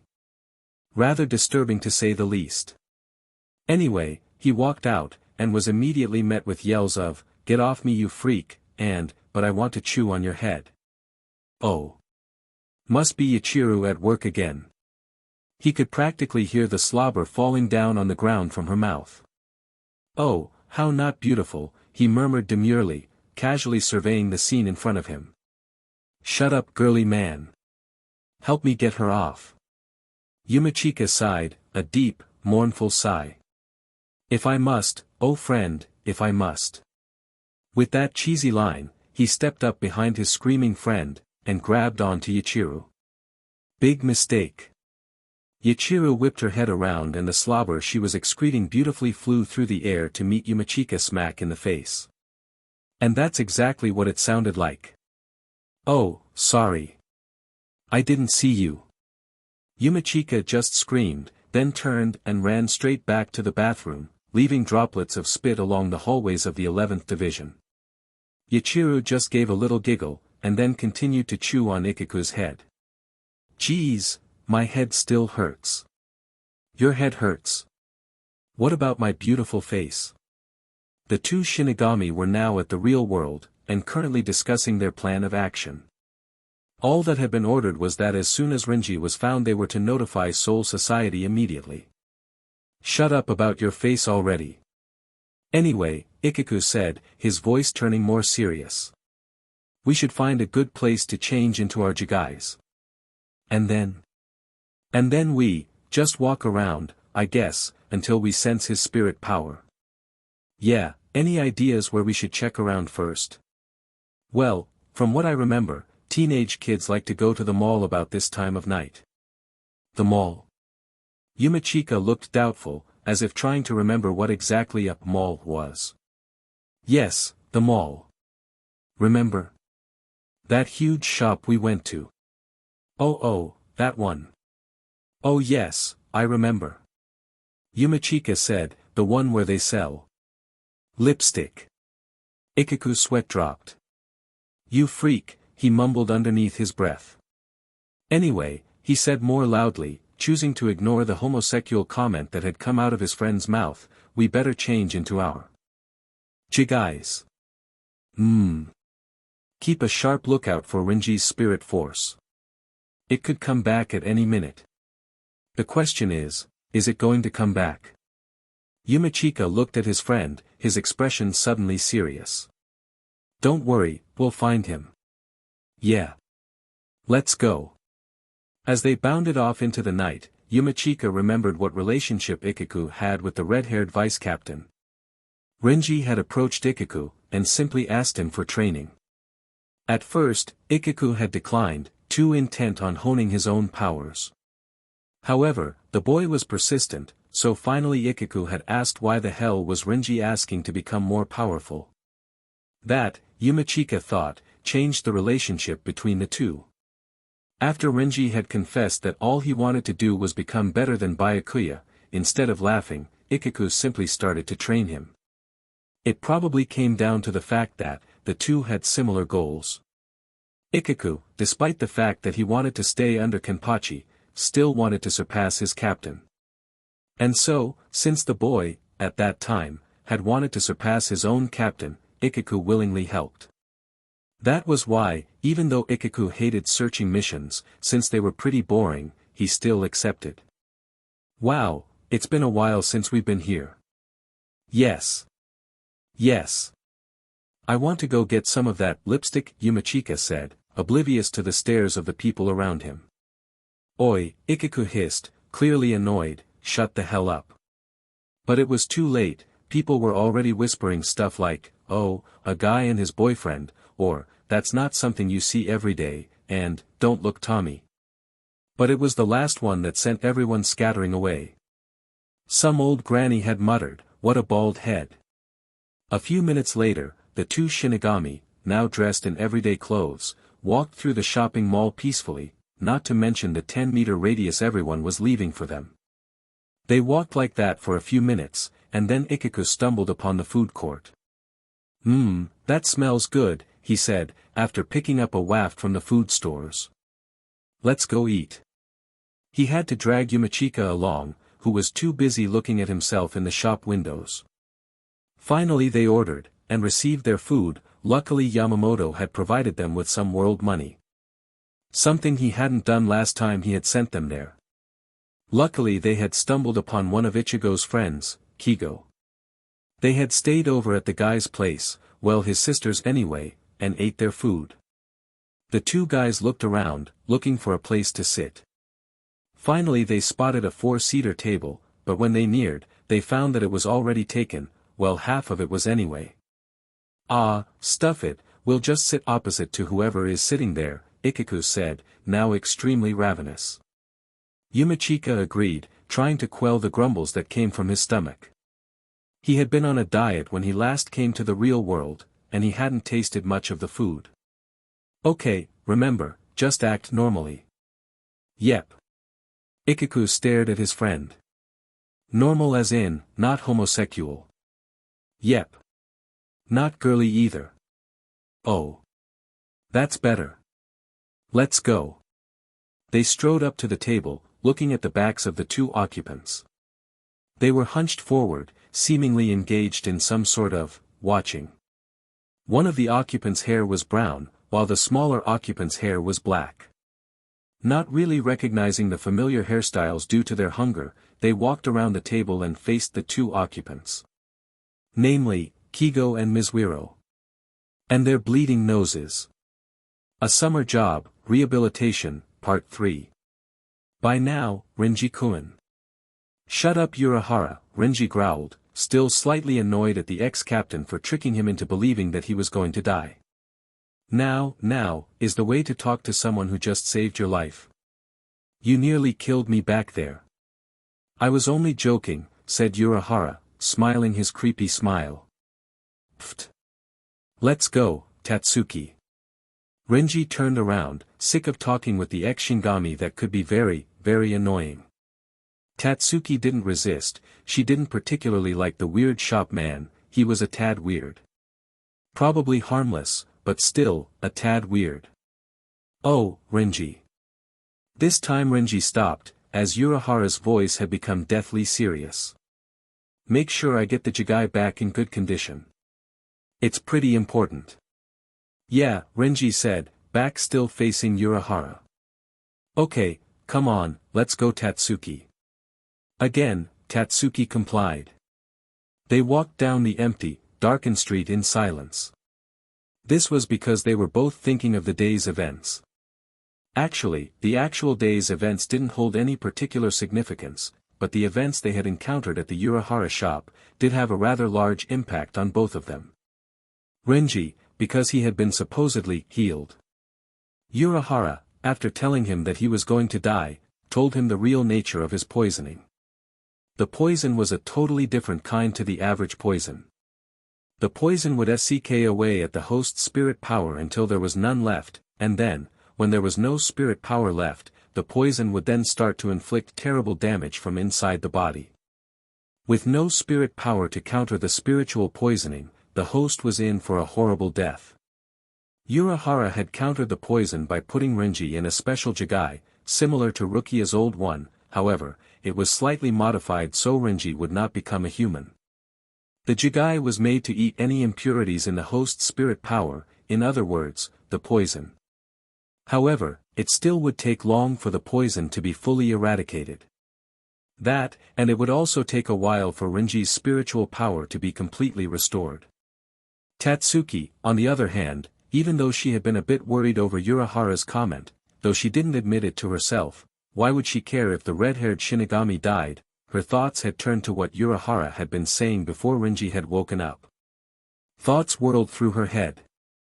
What exactly did the man mean when he said she had a huge spirit power inside of her? Listening to Urahara's explanation of Renji's predicament, she gleaned a bit of information, but she still couldn't quite grasp the concept. It was really bugging her, because she was the type of person that liked to understand things, liked to know how things worked. They continued walking down the empty pathway, each lost in their own thoughts. Finally, Renji grew sick of brooding about being in Ichigo, and decided to strike up some conversation. So, what did you and Urahara-san talk about when I was out? Tatsuki carefully hid her immediate expression, though she knew. Renji had seen it. It was too late. She sighed, not really wanting to tell him that she had almost no idea what the hell the man had been going on about. After a few seconds of silence, Renji said, "Something weird?" At that, she just sighed again. He pet an eyebrow at her, puzzled at her reaction. "He told you about his love life?" She just glared at him. "Well, I give up," he said, exasperated. Sometimes women were so difficult to understand, like they expected you to read their mind. "I never asked you to guess," she retorted, still walking along. "Well, I was just curious, and since you decided to just sigh whenever I asked you, I figured it was something big." She sighed. Renji groaned, and put a hand through his long red hair. "See?" She stopped, then scowled at him. Underneath the streetlight her facial features were accentuated, and she looked eerily beautiful, Renji decided. But only underneath the streetlight. Nowhere else.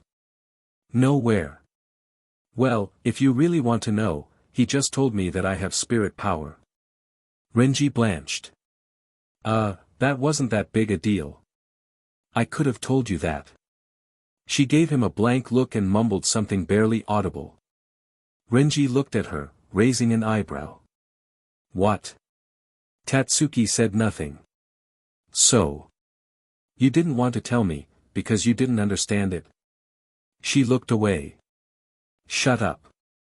"Oh my, the great Tatsuki doesn't understand something," he said sarcastically, intending it to be playful, but somehow it came out rather harsh. She looked at him with hurt in her eyes. Renji backed away slowly, not wanting to be on the end of her famous punch, or kick for that matter.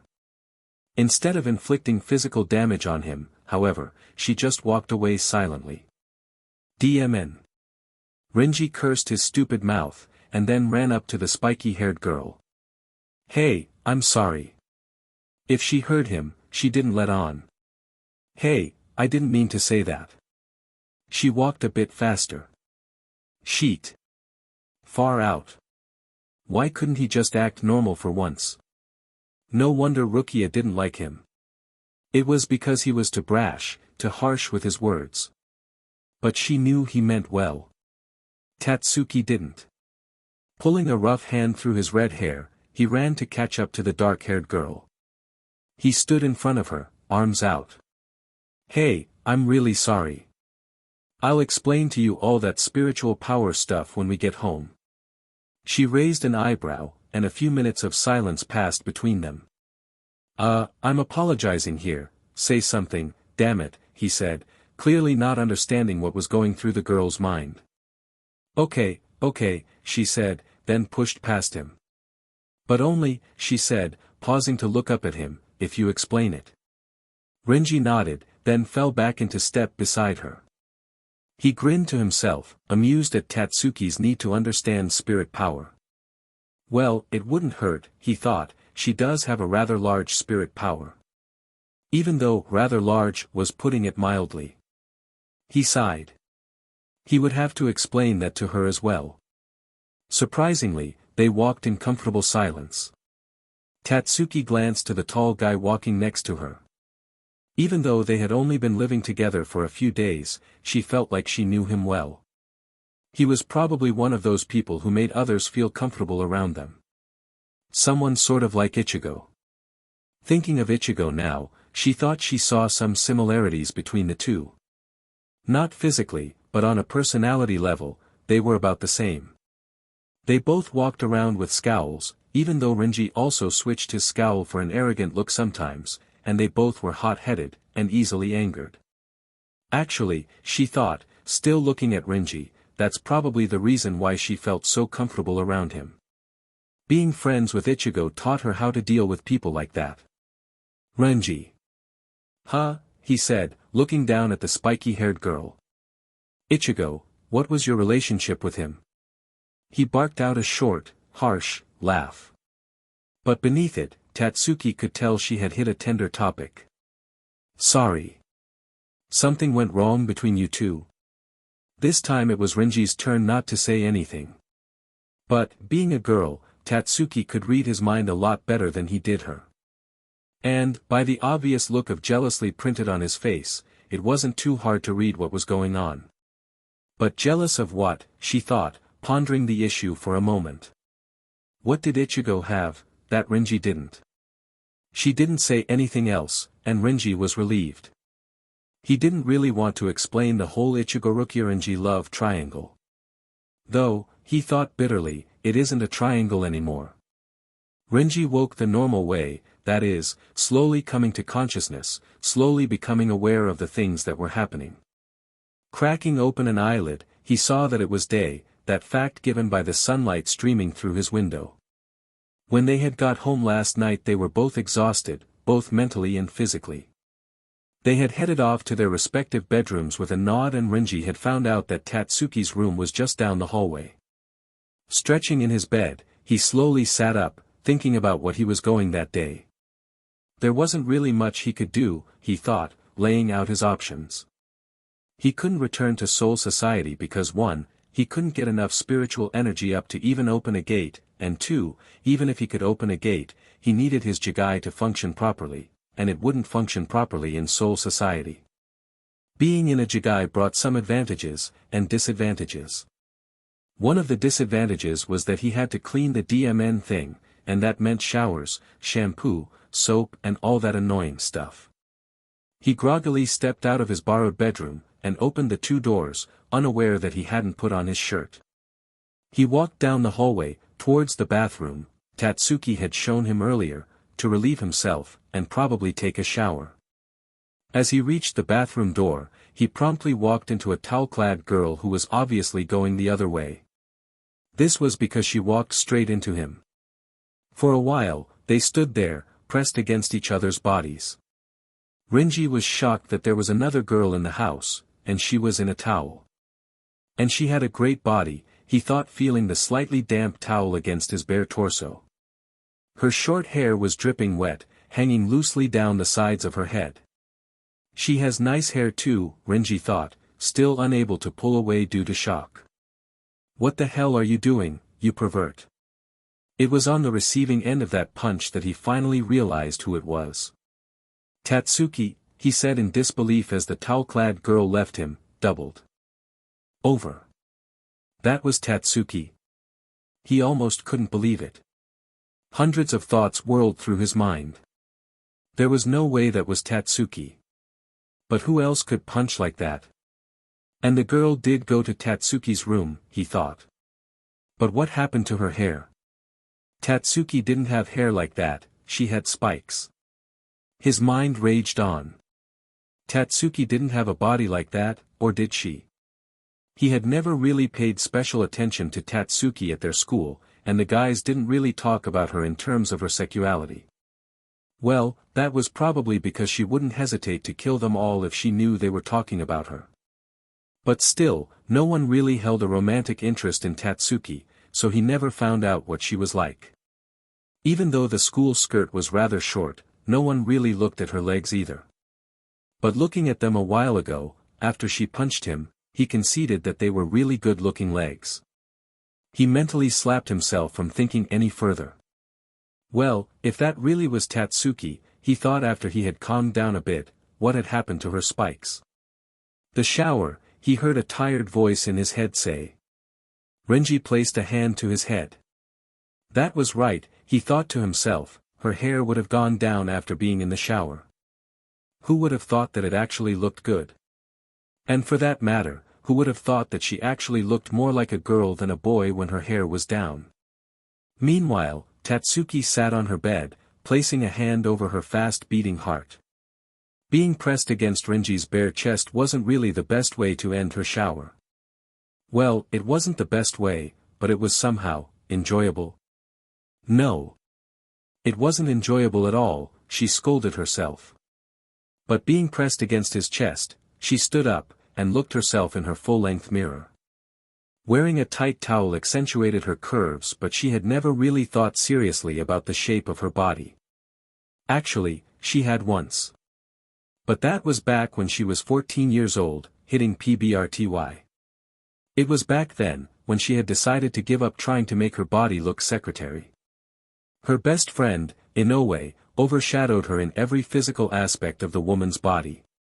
Even though most people thought she was a tomboy, which she was, she still held some sort of interest in guys, especially during PBRTY. She never pursued her secret romantic interests, because all the guys in her class, with the exception of one or two, were already smitten with her best friend. It was natural for Orihime to turn them down, it was obvious to everyone, except for one person, that she liked Ichigo. Even Tatsuki herself liked Ichigo at one point. But, upon finding out that Inoue liked Ichigo, she immediately quenched her feelings for him. After that, she had no more romantic interests. But then this guy came. She looked back at the mirror. She probably had an above-average body, she thought. But that was probably only because of her martial art training, it toned her shape. Her legs were long and shapely, but her BRSTs weren't really that big. Well, compared to Inoue's. What the hell am I thinking? I bump into some guy, and now I'm thinking about how my body looks.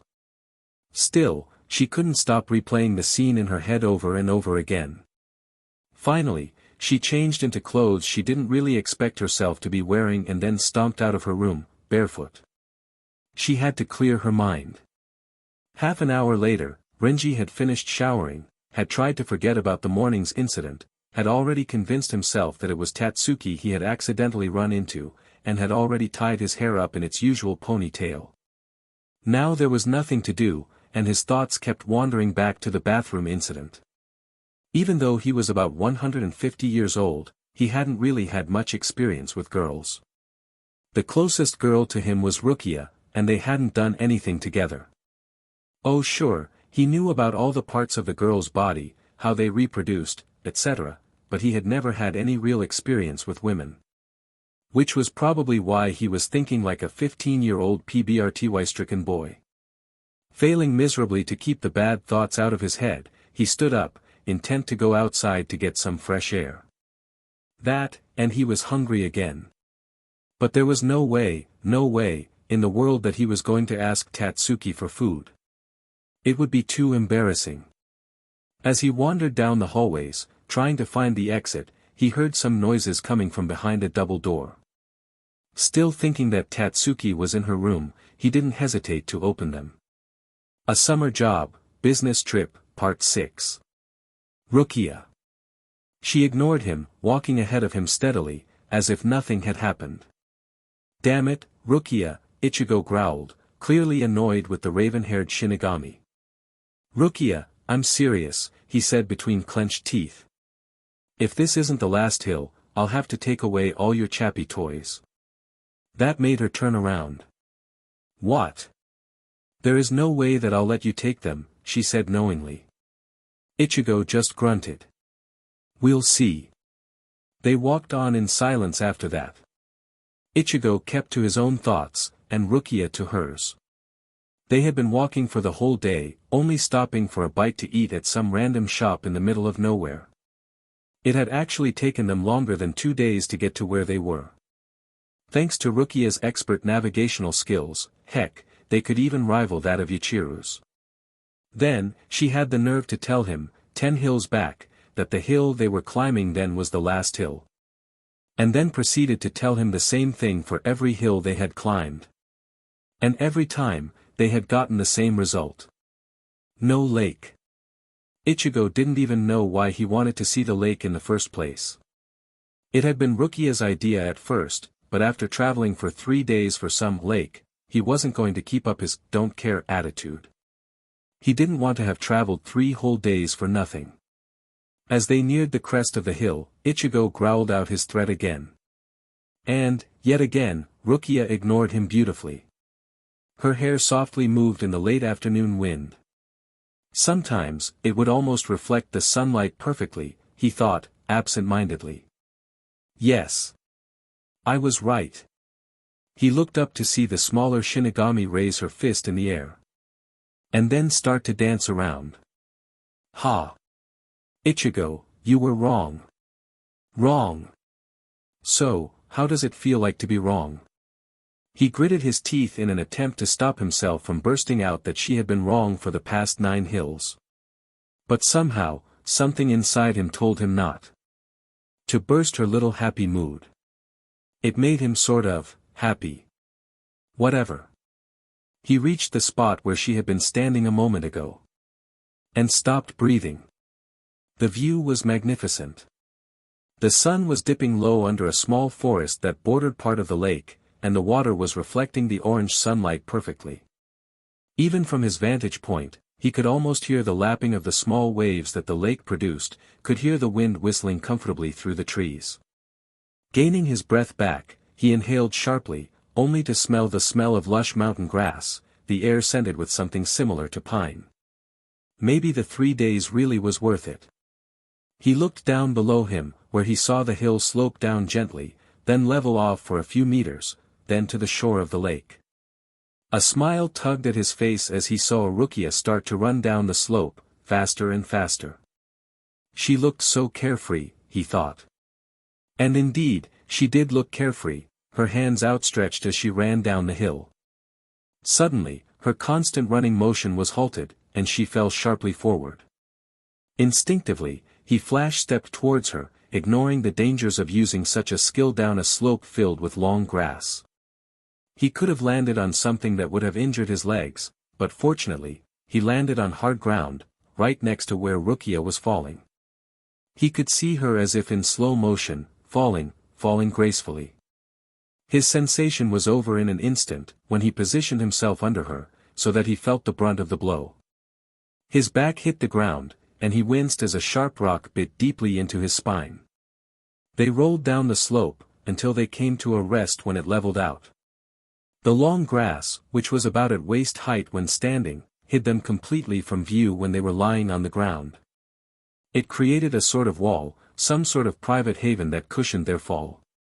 He had placed his arms around her, of course, holding her tightly so that no sharp objects, or the friction of passing the ground at that rate would hurt her. Rukia, as it turned out, landed on top, and Ichigo slowly unwound his hands from around her waist, to let them fall freely to the ground, hitting it with an inaudible thump. They lay like that for a few seconds, breathing heavily after their unexpected ordeal. Ichigo was the first to notice their awkward position. And he couldn't help but feel the heat that was rising rapidly to his face. Rukia, on the other hand, looked like she hadn't really registered the fact that she had fallen over, and Ichigo had caught her. It all had happened too fast. Slowly, but surely, she realized the position they were in, and she instantly straightened, widening the distance between their faces, though not by much. Her hands were placed on either side of his body, knees apart.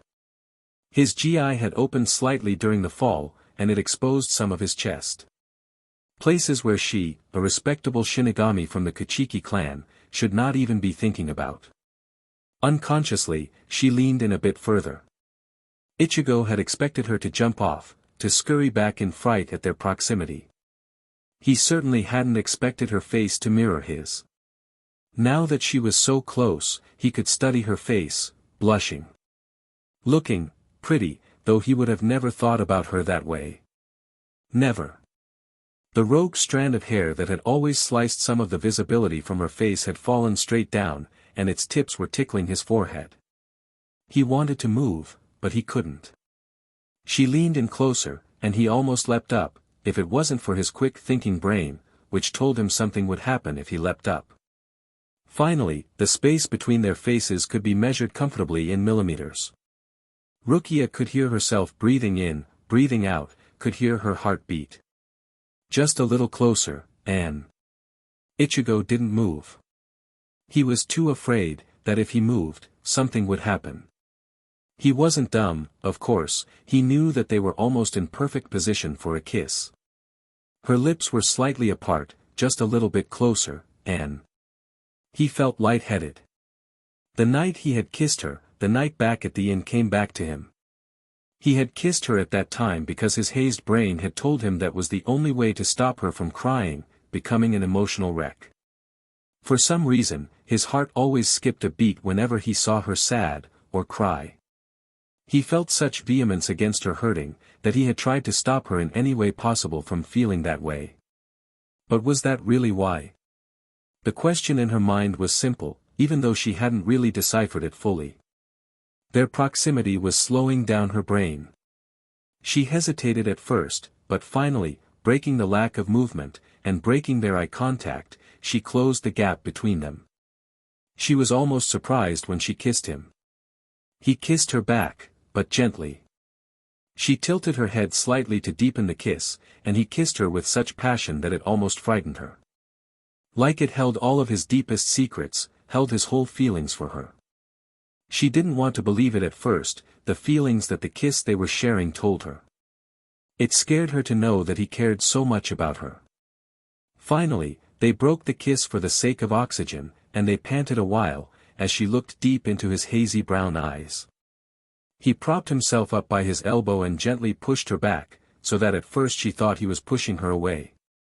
But then, when he pushed her back down into the grass, so that they had switched positions, she tugged at his GI, and this time he kissed her. She let her hands encircle his body, enjoying the closeness and warmth of him in the cool afternoon. Her hands roamed from the top of his shoulders to his lower back. Their kiss would have gone on for longer, but she suddenly broke off, her eyes wide with surprise, and exclaimed, "Ichigo." He grimaced as she applied the healing poultice. It stung like hell. Sure, she had healed him just a few moments ago, but since she wasn't particularly skilled in the healing arts, she had only healed it just enough for him to survive without the loss of blood. When they were, busy, she had felt the warm red liquid that had flowed spurted from an extremely deep gash in his back. She blushed, thankful that Ichigo's head was facing the ground at that moment. The only reason why she found out was because she had placed her hands around him, pulling his body closer to her. "Oi, aren't you finished yet?" Ichigo's voice snapped her out of her thoughts. When he tried to turn his head, she dabbed a bit too hard on the now shallow wound in his back, smirking as he swallowed an obvious yelp. "I am not finished, thank you, and I would appreciate it if you kept your head still," she told him sternly. Actually, the only reason why she wanted him to keep his head still is because she didn't want him to see her blush. What was happening to her? She shook her head, trying to clear any thoughts that would initiate more blushing. She dabbed absent-mindedly at his wound, letting her gaze drop to his back. Bad move. She could have sworn she had never been redder, judging by the amount of heat that she felt practically radiating from her face. She wouldn't be surprised if Ichigo felt it. She placed a small hand on his back, resulting in him tensing involuntarily. She almost smiled when she remembered how he had placed a hand on her back, those nights before at the inn. Snapping out of her reverie, she took the bandage that she had thankfully brought along, and started to wrap it around his body. Except that, she couldn't.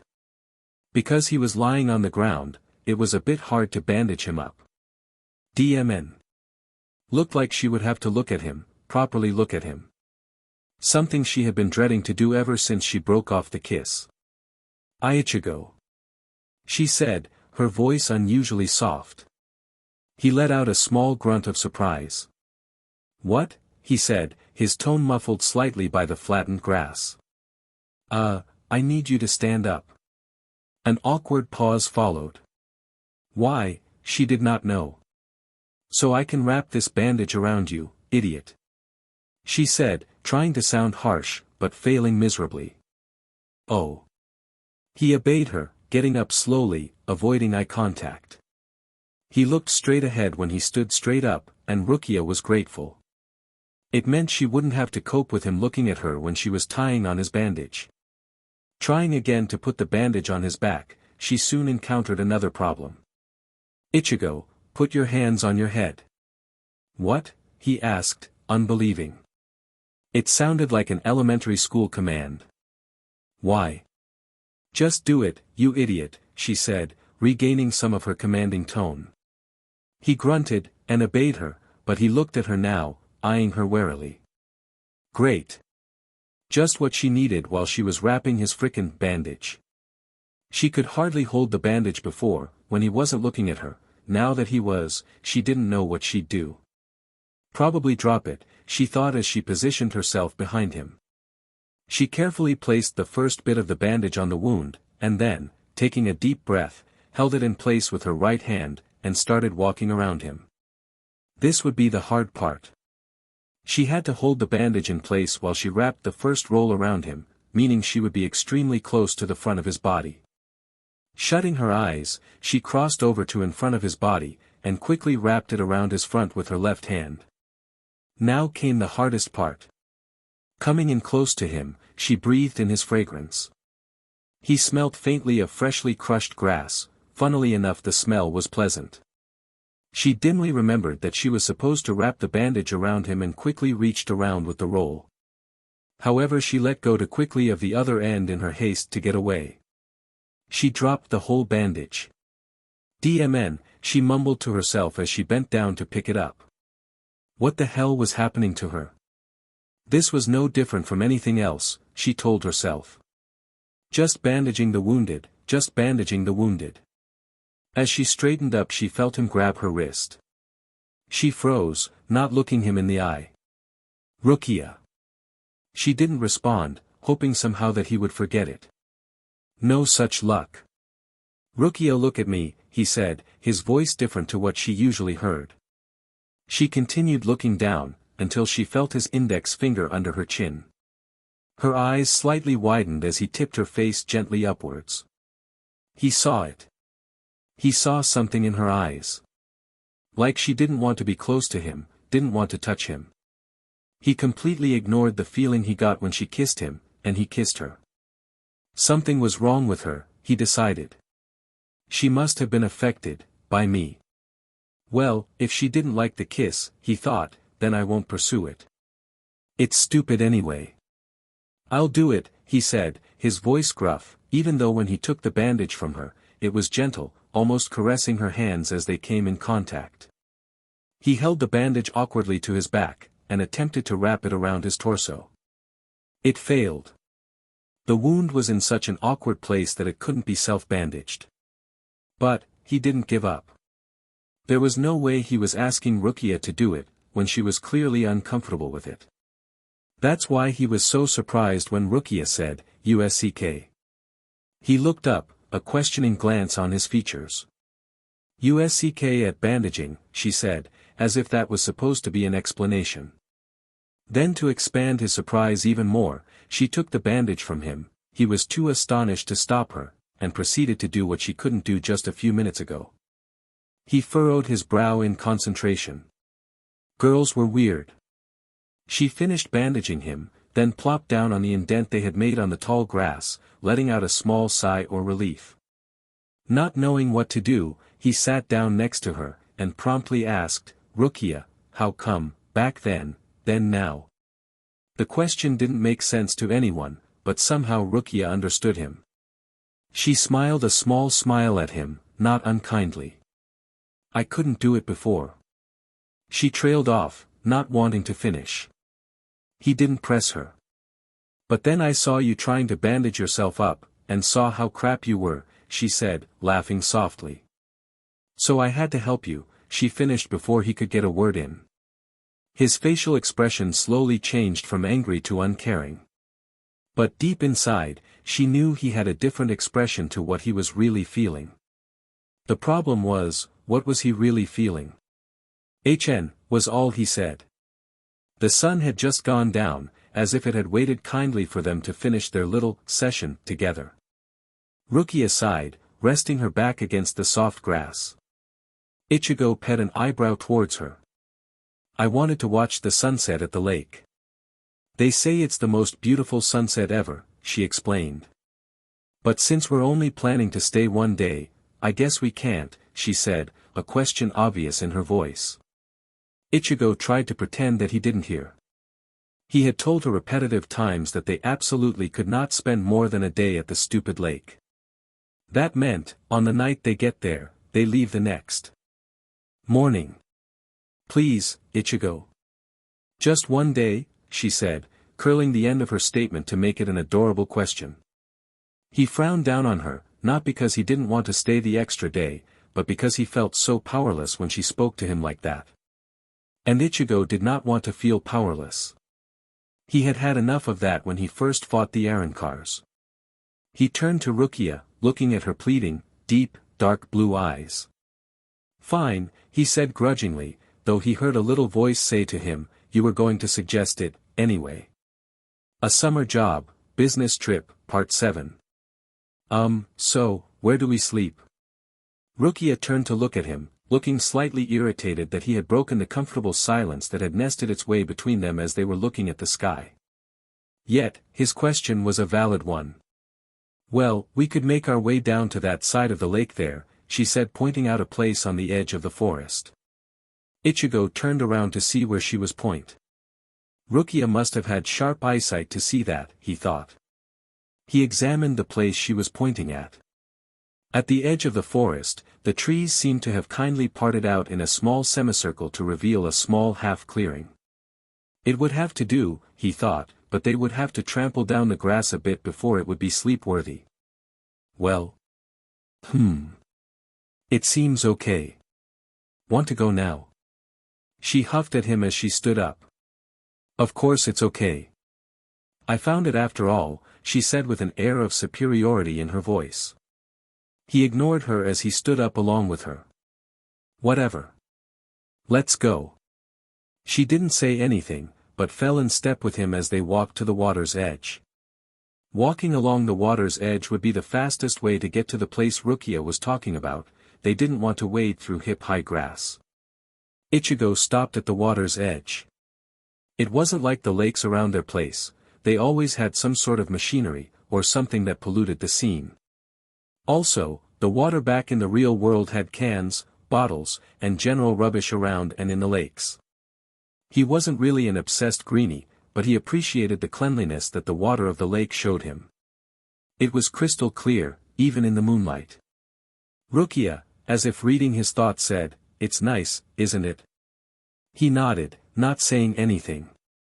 He would probably ruin the moment with a stupid comment. They stood there for about 5 minutes, relishing the view, when Ichigo felt Rukia move. He turned around to see her walking away slowly, towards the place they had agreed to sleep at. He lengthened his stride to keep up with her, but he noticed that she pretended that he wasn't there. Rukia? Rukia, he tried again, and yet again was unsuccessful. She didn't say anything, if anything she quickened her stride. Talk about mood swings. Oi, what's wrong? He asked, frustrated that he would have to ask something stupid like that. Running a hand through his hair, he let out a loud sigh, making sure she could hear it. She was acting as if he had done something wrong.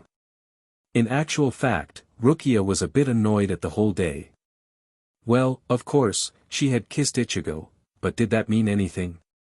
She had been wondering about the issue the whole time they had been silent, and when they were at the edge of the lake she thought he would do something, anything, even an explanation.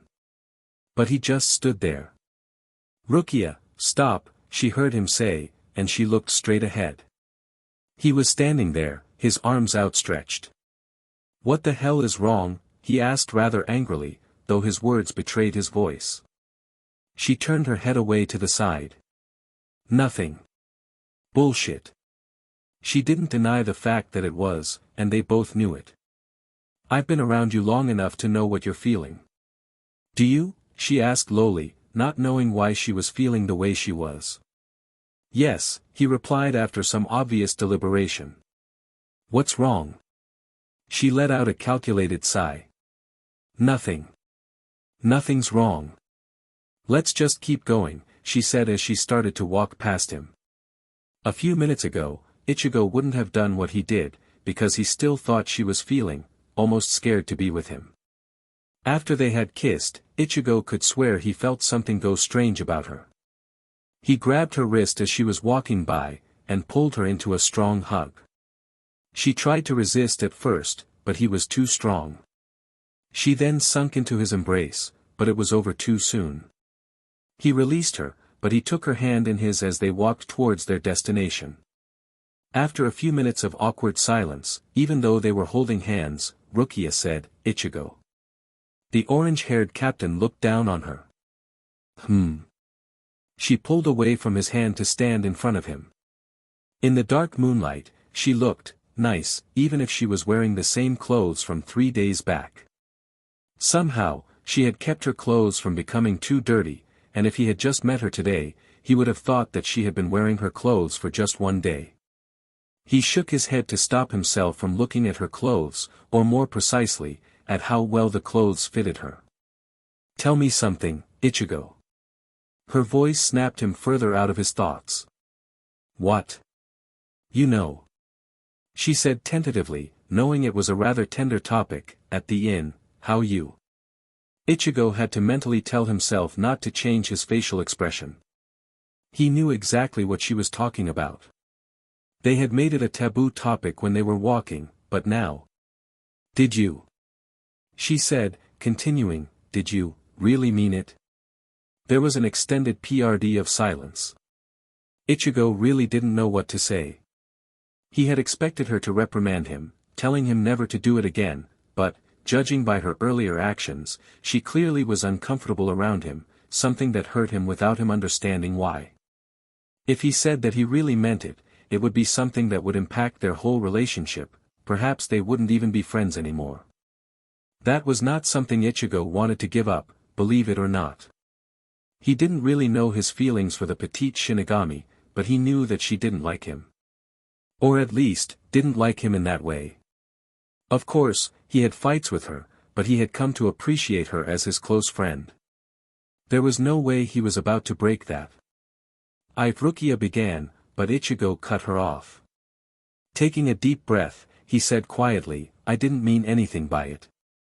Just forget about it, okay?" Instantly, he knew it was the wrong answer. A flash of emotions appeared in her dark blue eyes, but instantly crumbled behind the strongest emotion. Hurt.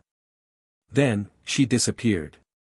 He was sure she had used the flash-stepping skill, but it seemed too fast. Even he could barely follow it. All he saw was a blur heading into the trees where they had planned to sleep. He cursed underneath his breath for saying the wrong thing. What the hell did she want him to say, anyway? And Flash stepped after her. Rukia kept running, ignoring the branches and trees that got in her way. She just had to get away from him. How could he say that? How dare he say that? Her mind was in turmoil, thoughts rushing one way, thoughts rushing against each other. All the while, she just kept running away. The tears that had made their way out of her eyes, were now flying behind her, due to her incredible speed. Her tears were soon joined by drops of rain. The weather had conveniently changed to suit her mood. Ichigo barely kept up with her. All he could see was the yellow blur of her top. Finally, they both slowed down as they saw a cliff face. She panted a bit, then backed up slowly against the cliff. "Rukia. Get away from me," she said, her voice shaking.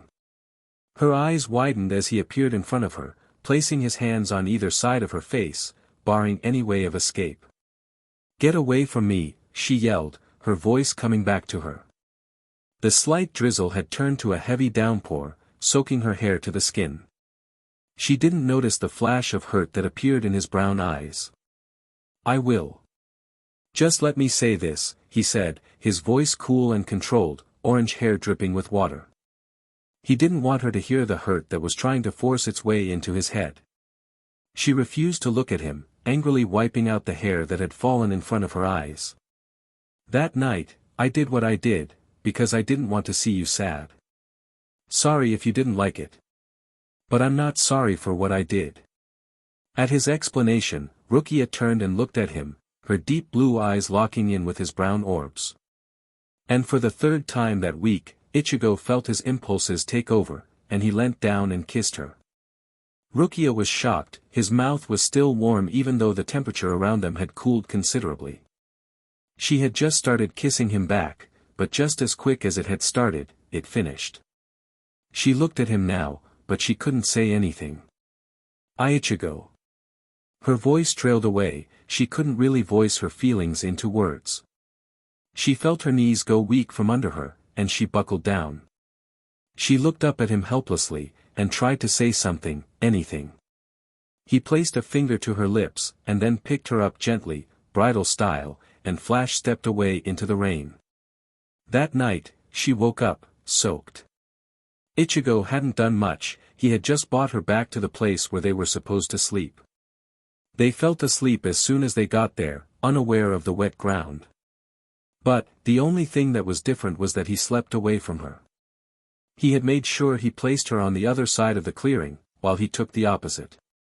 There was just too much chance that he would collide with her during the night, and evoke different feelings, feelings he knew were not meant for him. He had found that out now, she didn't like him. She didn't like the closeness, for some reason it had made her uncomfortable. He had cried last night, watching her sleep. The sun hadn't come up yet, and the cold wind blew over her, making her shiver because of the dampness of her clothes. She glanced over at Ichigo, on the other side of the clearing. Idiot, she thought. He probably placed himself over there because he thought they would somehow meet during the night. She crawled over to him, and as she neared him, she saw sadness reflected on his face. Sadness from what, she didn't know, but she knew she didn't like it.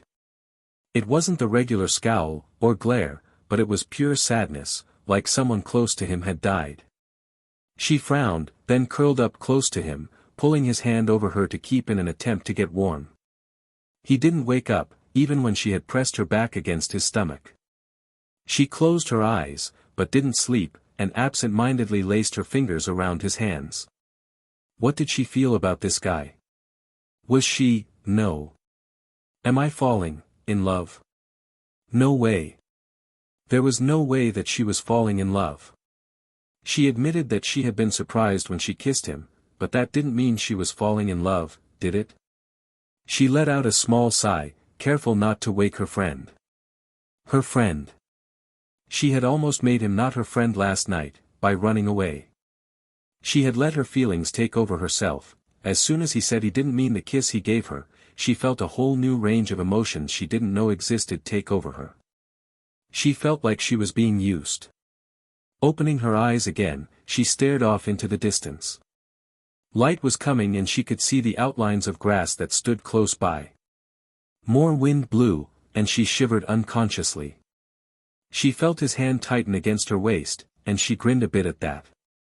Did she love him? There was just too many muddled up feelings she had, too many different feelings she had for Ichigo. He could be so annoying, so blunt, but at other times he could be so doting, even cute. And, if she decided that she did love him, what did he feel about her? Sure, he had kissed her, but even then. That night, I did what I did, because I didn't want to see you sad. Sorry if you didn't like it. But I'm not sorry for what I did. What did he mean by saying that he wasn't sorry for what he did? Did he mean the kiss? Of course, what else could he mean? Even though her body was still, her mind was raging in a debate she found herself participating heatedly in the last few days. The last few days with him. That must have been it. Maybe, I'm in love. She weighed those words carefully in her mind. If she really did love him, would he return her feelings? And what did he feel, anyway? He acted like he liked her, and then suddenly he tells her he feels differently.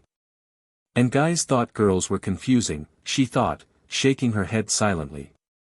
But she had to admit, being close to him, and feeling his hand around hers, it was a feeling that felt like butterflies, trying to lift her stomach against gravity. It was almost hard to breathe. So what if I'm in love? What happens? She thought for a moment, and then murmured, Ichigo. It came out as a whisper. After a few seconds of silence, she spoke again. She didn't really expect a response, rather, that was just a test to see if he was awake. I think I'm in love. She said softly. No sudden movements. She sighed. Maybe it was better he didn't hear this. But she needed to say it out loud anyway. But I don't even understand. There, it was out. The words hung in the early morning air. Then she thought, thinking of how to structure her next statement. But what do I mean to you? Do I mean anything? She knew she wouldn't get his answer, let alone any answer. I mean, we did do some certain things, and I thought you meant them. Silence. And then you tell me you didn't mean them at all. But then, you tell me that you did mean them. I don't understand, she whispered, almost whimpered. If anything, she thought she felt his hand wrapped tighter around her body. That was all she needed. She closed her eyes and slept. Meanwhile, a small tear made its way down Ichigo's seemingly still face. He had woken up when she had pulled his hand. Well, he hadn't fully woken up, just became groggily aware that he was wet. When he had blinked open his eyes, he found that his hand was now around Rukia's waist. He had to stop himself from jumping back. Didn't he make sure that he was on the other side of the clearing? Didn't she not want to be with him? A quick inspection to his surroundings, and he found that she was the one that had come over. He relaxed, a tiny bit, and listened to her breathing. It wasn't even, so he could tell that she hadn't fallen asleep. Then she had started talking. He hoped that she hadn't felt his heart skip a few beats when she had said the word love. Even though she hadn't said she was in love with him, it still hit him, and had made the butterflies in his stomach go wild. Then, when she explained the situation from her point of view, he had cursed in his mind, over his stupid answer the day before. He would never, ever again make her hurt like that, he vowed to himself, and he held her tighter. A Summer Job, Business Trip, Part 8. He woke up, curling close to himself because of the morning wind. However, he could feel the sun's rays heating up his clothes, and he knew it was already late. Cracking open an eyelid, he put his hand in front of him, expecting to find Rukia, but he found grass. Instantly he sat up, now very much awake. Rukia was gone. He frantically looked around, before he saw a small yellow figure on the side of the lake, sitting on a small outcropping of rock. He took in a deep breath to calm himself, and placed a hand over his fast-beating heart, refusing to acknowledge that he had actually been worried about where she could have been. After a few minutes, and a normal heart rate, he stood up, stretched, and wandered over to where Rukia was sitting. It was a bit awkward to get to where she was sitting. He had to go through some rocky ground before he reached her. Walking up behind her silently, he heard her humming a small tune. His usually frowning face twisted into a small smile. He stepped up noiselessly beside her. Yo! Rukia stopped humming her little made-up tune, and looked up. She smiled softly to herself when she saw who it was. Remembering the position she had woken up in the morning, she blushed a bit, and looked down to hide it. She had been curled up rather closely to the orange-haired boy, and she would be lying if she said that she had moved out of his embrace as soon as she had woken up. Actually, she had taken advantage of the situation, and snuggled closer into him, trying to let the moment last, because she knew if he was awake, he wouldn't be doing this. I said, hello, Rukia. Good morning, Ichigo, she replied, still keeping her face down. Ichigo shrugged at her weird behavior. It wasn't up to him to question what she did, no matter how weird it was. Uncharacteristically, he asked, can I sit down? She frowned. He usually didn't ask her for her permission to sit down next to her. Though, she decided, it was quite nice. Nice for him to have some manners for a change. Yeah, sure. He sat down beside her, dangling his legs over the overhanging rock platform. For a while they just sat there, basking in the late morning sun. Ichigo turned to look at her. She was looking down into the water, as if searching for something. Every now and again, she would look at the lake as if she were analyzing it. He smiled inwardly at how cute she looked, smaller than him, and eyeing the lake as if it were some sort of huge bathtub. Her hair was slightly mussed up, but her face was alive, like it was more than awake. Suddenly, she turned and looked at him, and caught him staring at her. And it wasn't one of those things where he could just look away. He found himself starting to mutter some excuse before she even said anything. She raised an eyebrow at him. "Do I look weird or something?" Silence. She was starting to get mad. "And remember, your answer will directly affect your manhood, Kurosaki Ichigo," she said, crossing her arms. "Oh. Will it?" "Don't try me," she growled dangerously. Okay, he relented, looking away from her, over to the lake. It took her a few moments to realize that he hadn't answered her question. "DMN Ichigo?" "No." "Huh?" She looked up at him confused. He was still staring across the lake, like he wanted to cross it. "No, you don't look weird," he said, looking straight ahead. "Oh," she murmured, somewhat subdued by his unexpected answer.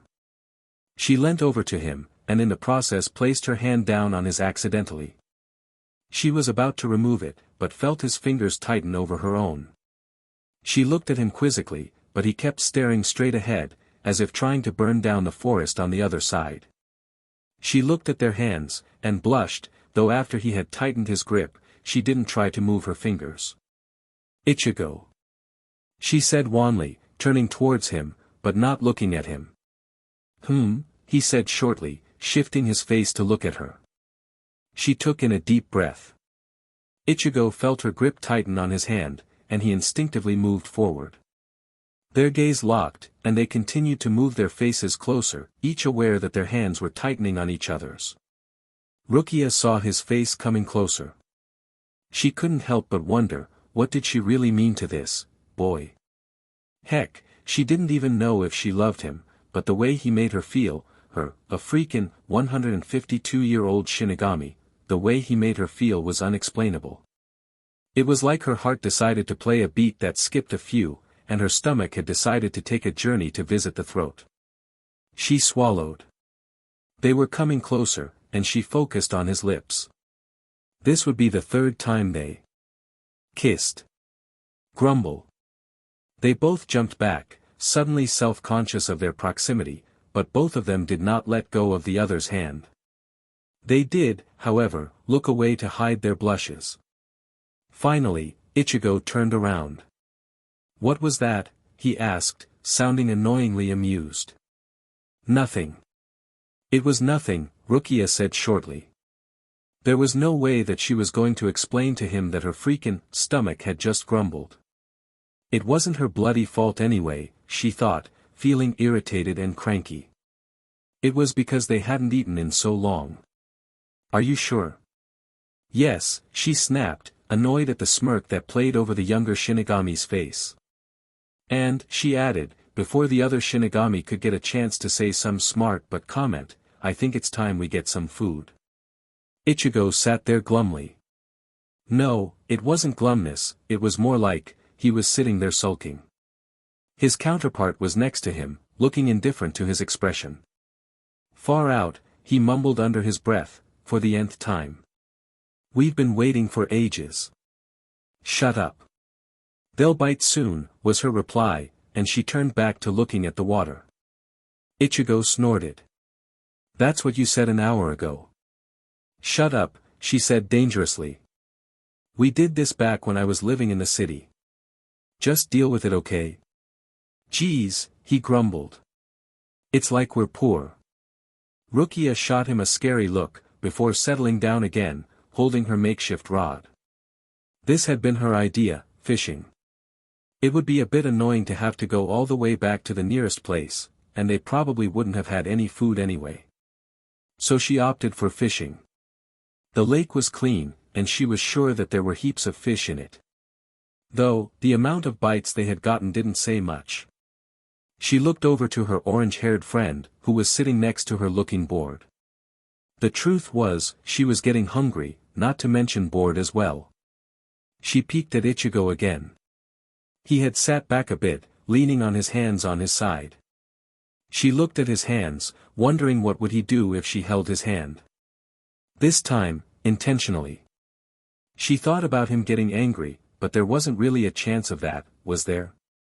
She could just say it was a mistake, like last time. She tentatively placed her hand softly on his outstretched one. Out of the corner of her eye she could see his eyes widen a bit, and she grinned, laughing silently to herself that she had caused him discomfort. Even though, he didn't pull away, and for that she was glad. Ichigo couldn't take it anymore. He had to ask her what she felt for him. Actually, he had to ask himself what he felt for her. Did he like her? Well, he certainly had some sort of feelings for her that ran over the friendship line. He thought she was attractive, obviously, but he never really admitted that to himself until now. Now that he had, he kept finding it harder and harder to suppress these weird feelings that he was having in his stomach every time he saw her. It was like his stomach was strapped on to some anti-gravity device. And when she had put her hand out to hold his hand, what was that supposed to mean? Was that a sign? A hint, of some sort? He let out a small sigh, exasperated. Seriously, girls were the most complex creatures on planet Earth, on Soul Society, and he probably wouldn't be far from wrong if he said that in the hollow world, the female species of them were pretty complex as well. He leaned in, closer to Rukia, noticing her soft complexion on her neck. He lowered his head so that she couldn't see his eyes. When his mouth was level with her ear he spoke, a bit lower than what he intended to. Rukia, what? He felt his line tug. DMN. Not now. He drew away, trying to ignore the way she eyed him weirdly, though she was blushing. That being a good or bad sign, he did not know. He turned his attention to his makeshift rod. It was bending quite a lot. He pulled the rod carefully, making sure that the fish on the end of the line was secure on the hook, and then he threw the fish out behind him. Rukia smiled happily at him, and he couldn't help feel a bit proud. That was, until the fish started having a fit, and was moving mentally around on the ground. Ichigo immediately dived for it, fearful that it might flip back into the water. But for all his quickness and agility, he missed. Rukia just laughed at him. He watched her fuss quietly over the fire, trying to make it so the fish was evenly cooked, and all those other small things that people that cook over a fire have to worry about. Finally she finished whatever she was fretting about and went over to where he was sitting. Some of her raven-colored hair was hanging loosely over the side of her face. Her hair was getting longer, he decided. But, he didn't mind it, he thought. It was a bit different to what he was used to seeing, but it made her somewhat beautiful. Somewhat beautiful, mind you. Rukia wasn't the type to look beautiful, he had decided that a long time ago, when he first had met her. She was more the type to look cute and pretty. But with her hair growing that little bit longer, it was like she had grown up just that little bit more. A rogue strand of hair fell over the front of her face as she bent down, studying something in the grass in front of her. He expected her to pull it behind her ear like she usually did, but she left it. Before he could think rationally, he leant over and tucked the strand of hair behind her ear. She looked up at him, and their gaze held for a moment.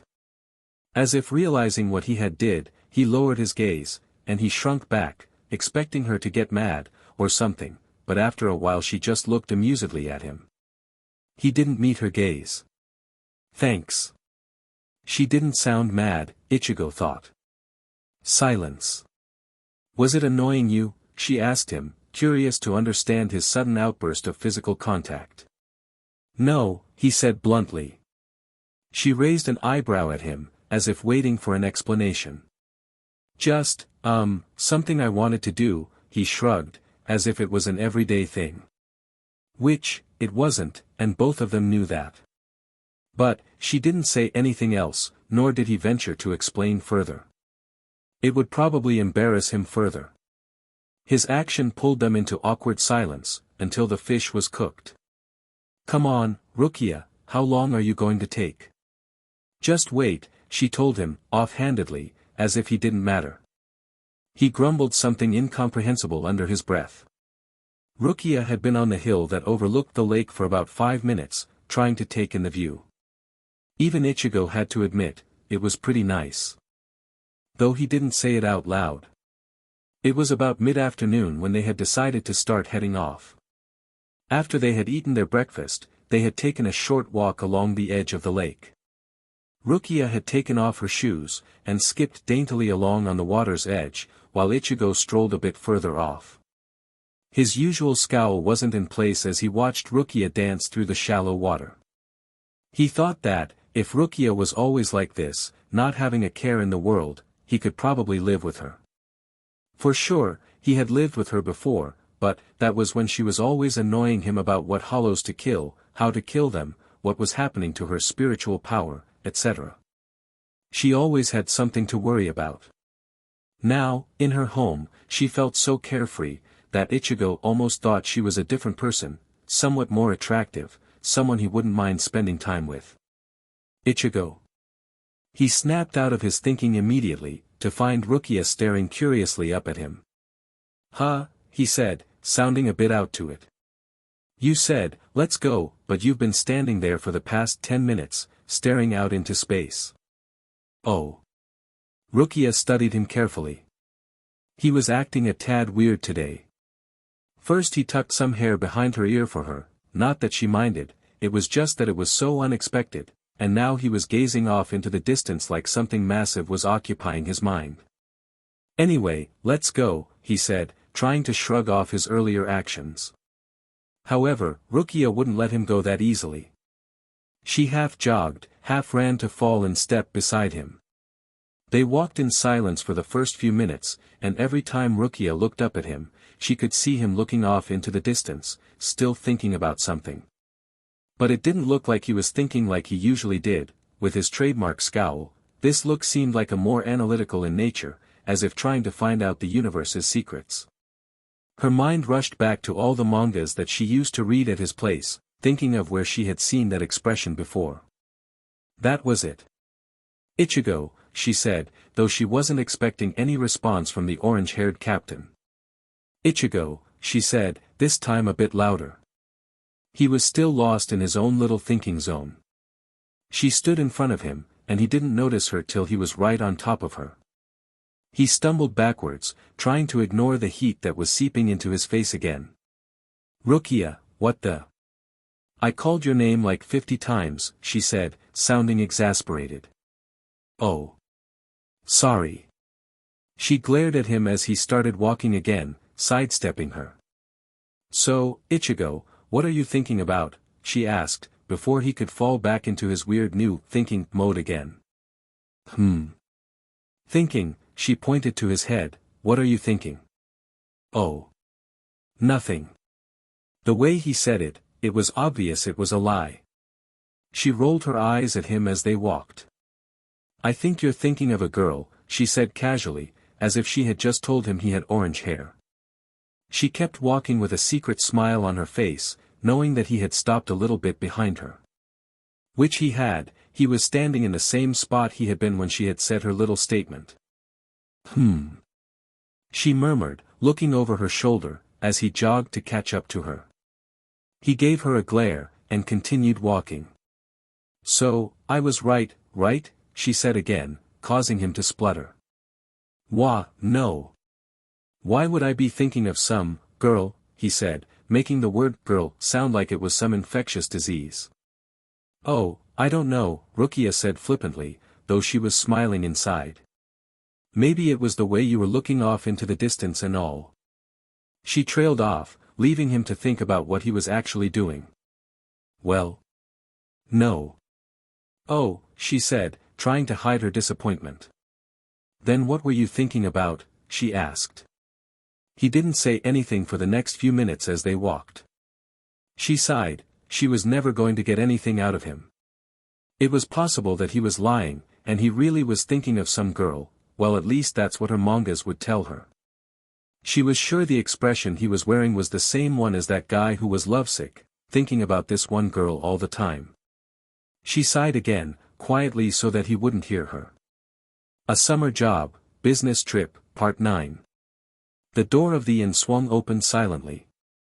Picturesque would be the word to describe the sight, thought Ichigo, as he walked in from the cold night. There were 2 chairs on either side of a glass table, with a small pot plant in the middle. A white reception desk was placed towards the back of the room, with an attendant sitting quietly behind it. She looks too innocent, Ichigo thought, staring hard at the attendant, as if to make her look up. Finally the attendant did look up, and instantly Ichigo wished that she didn't. It was the crazy attendant from their last visit. There was something definitely weird about her. "Oh, hello." "Hi," he grunted, hoping that he would keep this conversation to one-syllable words only. "Hello. I remember you." Rukia exclaimed. "DMN. Looks like that wouldn't happen." He could swear that the attendant's eyes just glinted. "Oh yes, the couple that I served a few days ago." Ichigo bit his tongue to stop himself from screaming out that they were definitely not a couple. It didn't seem too hard, actually. He decided to interrupt Rukia's lively conversation so that they could get away from the attendant. "We'd like a room." "Obviously," came the attendant's dry reply. "Please." "Oh, I'm so sorry," said the attendant cheerily. "I was just trying to have a little fun." "So," she said casually, looking down at her mark sheet, "just like last time?" "Yes," Ichigo and Rukia said at the same time. "Oh," said the attendant with a sly smile. "So the married couple's room did work for you too last time?" Rukia instantly reddened, and turned away. Ichigo felt his face heat up. No, actually, my mistake, we want separate rooms this time please." Why was there a twang of disappointment when he asked for separate rooms? He ignored it and waited for the attendant's reply. "Are you sure?" "Yes," he said gruffly, regaining his composure. How dare this woman embarrass him? "Very well." The attendant turned to face the woman, who seemingly had recovered from her earlier embarrassed state. "The room numbers are 10 and the price is 90 gold pieces. Each." She let herself smile a small smile as she watched their reactions. Finally the raven-haired woman spoke. "Sorry, did you just say 90 gold pieces?" 90 gold pieces was ridiculous. "Yes. I did say 90 gold pieces," said the attendant, as blandly as she could. "Can we have a discount?" "Nope." The attendant smiled again, as she saw the raven-haired woman turn helplessly to her male counterpart, who was looking very stressed out. As if realizing that the orange-haired boy wouldn't be saying anything for quite some time, Rukia spoke up again. "Are you sure there isn't any way for us to cut the price down, or something?" "Well, no, I'm not really authorized to change the prices," she said, as she placed her elbow over a sheet of paper which said, if you could read upside down, "Single room price, 3 silver pieces." "Anything?" Rukia said, sounding desperate. "Well." The attendant said, trying to look thoughtful, which was hard, when all she wanted to do was crack up laughing. "Yes. There is a way." Ichigo didn't say anything until the attendant had well and truly gone. He then sat down on the futon, and crossed his arms. Rukia, instead moved to the middle of the room, and stood there. It was just like before. "What?" she asked, when she noticed Ichigo staring at her. "That attendant is a hollow." "What? How do you know?" "She's evil. I'm going to kill her." "What?" "Ichigo, you can't do that. And anyway, she isn't a hollow. How could anyone be that evil, and be a soul?" Rukia sighed. Trust Ichigo to come up with such a bad explanation. "Ichigo," she said patiently, as if she were dealing with a child, which he was, compared to her, "you will not go kill her. She doesn't have control over the prices." "Yeah, right. She said so." "She's a liar." Oh, come on Rukia. What manager in his right mind would place a 90 gold piece fee on a single room, but make the married couple's room 5 silver pieces? That kind of stuff is unheard of. Maybe. Ichigo continued looking at her. Okay, alright, I admit it's a bit weird. But at least we have a room, right? Ichigo mumbled something incomprehensible. Rukia couldn't take it anymore. Ichigo's mood had been weird ever since they had walked into the room. It was like he just couldn't handle being in the same room as her. Did she annoy him that much? Look, Ichigo, tell me what's wrong, she demanded, after they had changed into their sleepwear. Nothing. Rukia raised a dangerous eyebrow. Nothing, he said evenly. Apart from the fact that the attendant is a hollow, or a close relative, and I have to sleep in the same bed with you again, he mumbled, but loud enough so Rukia could hear it. Rukia actually couldn't believe what she was hearing. She could dismiss the comment about the attendant, they would know if she was a hollow or not, but she couldn't believe what he had said. He didn't want to sleep in the same room as her. She admitted that yes, things got awkward sometimes, but she didn't realize that he actually hated it. But why? Fine. You know what, since you're so concerned about sleeping alone, well then go ahead, she said coldly. I'll just sleep in this corner here, she said, walking slowly over to the corner furthest from the futon, where Ichigo was sitting. She saw his mouth open in protest, but she didn't care what he thought. He had offended her, and it would take a bit more than just words for her to heal. PSS off, Ichigo, she said so icily that it stopped him in his tracks. Good night. Ichigo sighed in the dark. It had been about an hour from when he was sure Rukia had gone to sleep, but it felt like ages. Why did he have to go blurt out all that stupid stuff? If he had told her what he really felt, she would do more than just go sleep in a corner. She'd probably go all the way back to the Court of Pure Souls. Well, it would be understandable, he thought. If he had said, oh, I'm uncomfortable in the same room as you because I like you, it would certainly be understandable if she just packed up and left.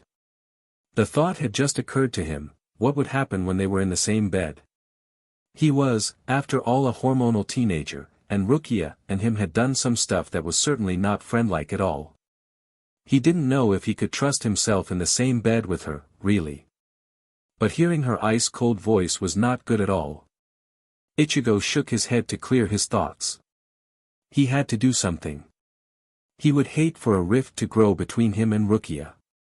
He didn't know what he would do if they weren't friends. Much as he didn't like to admit it, he actually had grown dependent on the raven-haired Shinigami. And what was worse, and more recent, was that he actually liked her. He got up quietly, and listened to the sound of her soft, even, breathing. That meant she was asleep. He stepped tentatively towards the corner where she was sleeping.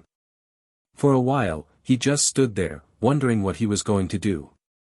He had two choices. One was to bring her back to the futon, which was extremely risky and would probably involve her waking up, especially since it was fairly recent that she had gone to sleep. The second choice was that he joined her.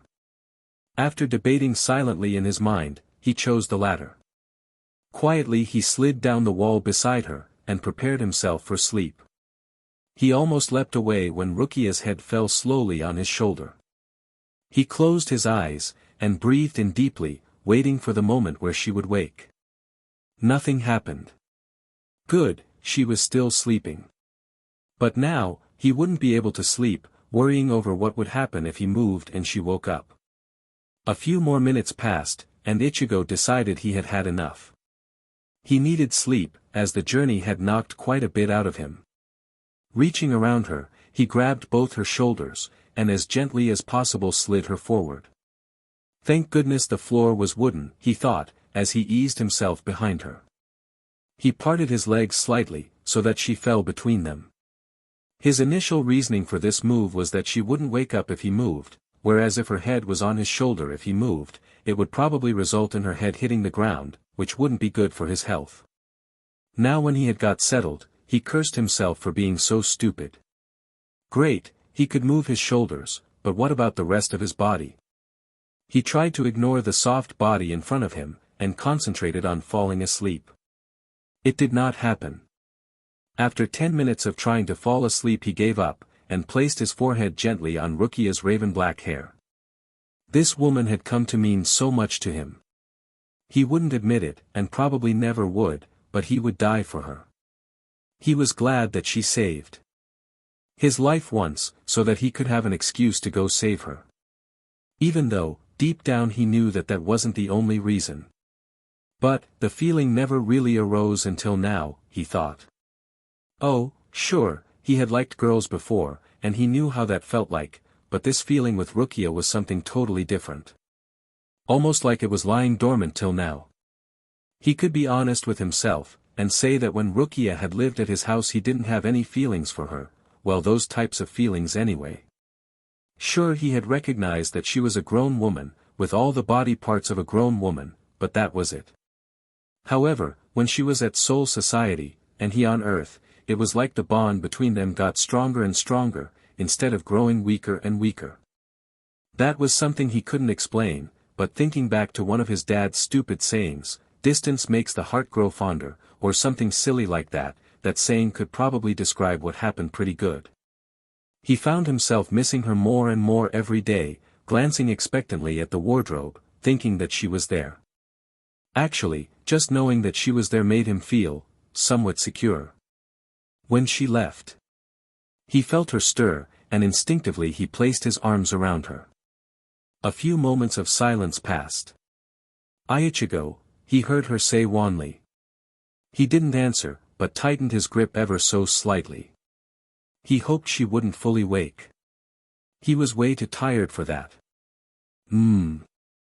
Instead of waking up, he felt her snuggle closer into his body. He breathed a small sigh of relief and placed his head back up against the wall. You know, he said softly, knowing he wouldn't get a reply. I, like you. There, the words were out. But Ichigo knew that he could probably never say that if she was awake and listening. That would never happen. But, in the dark, holding her, it was kind of easy to say. Knowing she wasn't listening, made it easy to say, but knowing she was within hearing range posed a challenge. For him, anyway. He gently combed her hair with his fingers. Her hair really was growing longer, he thought. And it looked great. He whispered into the night. I wonder, if you heard this for real, if you would say you like me back. He paused. Probably not, since there are so many reasons why you wouldn't. Like, why would you, in the first place? I know what you think of me. Just a boy. A boy who never does the right thing. I always stuff up. He stopped combing her hair. Heck, even that last bit was hard to say. If she had heard him, she would have probably asked him to say it again so that she could record it. He knew what she would say. It'd go something along the lines of, what? The great Ichigo actually admitting that he does the wrong thing. This is too good. Can you say that again? He smiled in the darkness. It was just as well he would never tell her this. He would probably forget about it in the morning, but being so close to her put him in a weird state. He placed his arm back around her. Actually, the position wasn't that bad. It was somewhat comfortable. And he would be lying if he said that he didn't enjoy holding her this close. If she was fully awake, he would never be allowed to do this, he thought with a small smile on his face as he closed his eyes for the last time that night.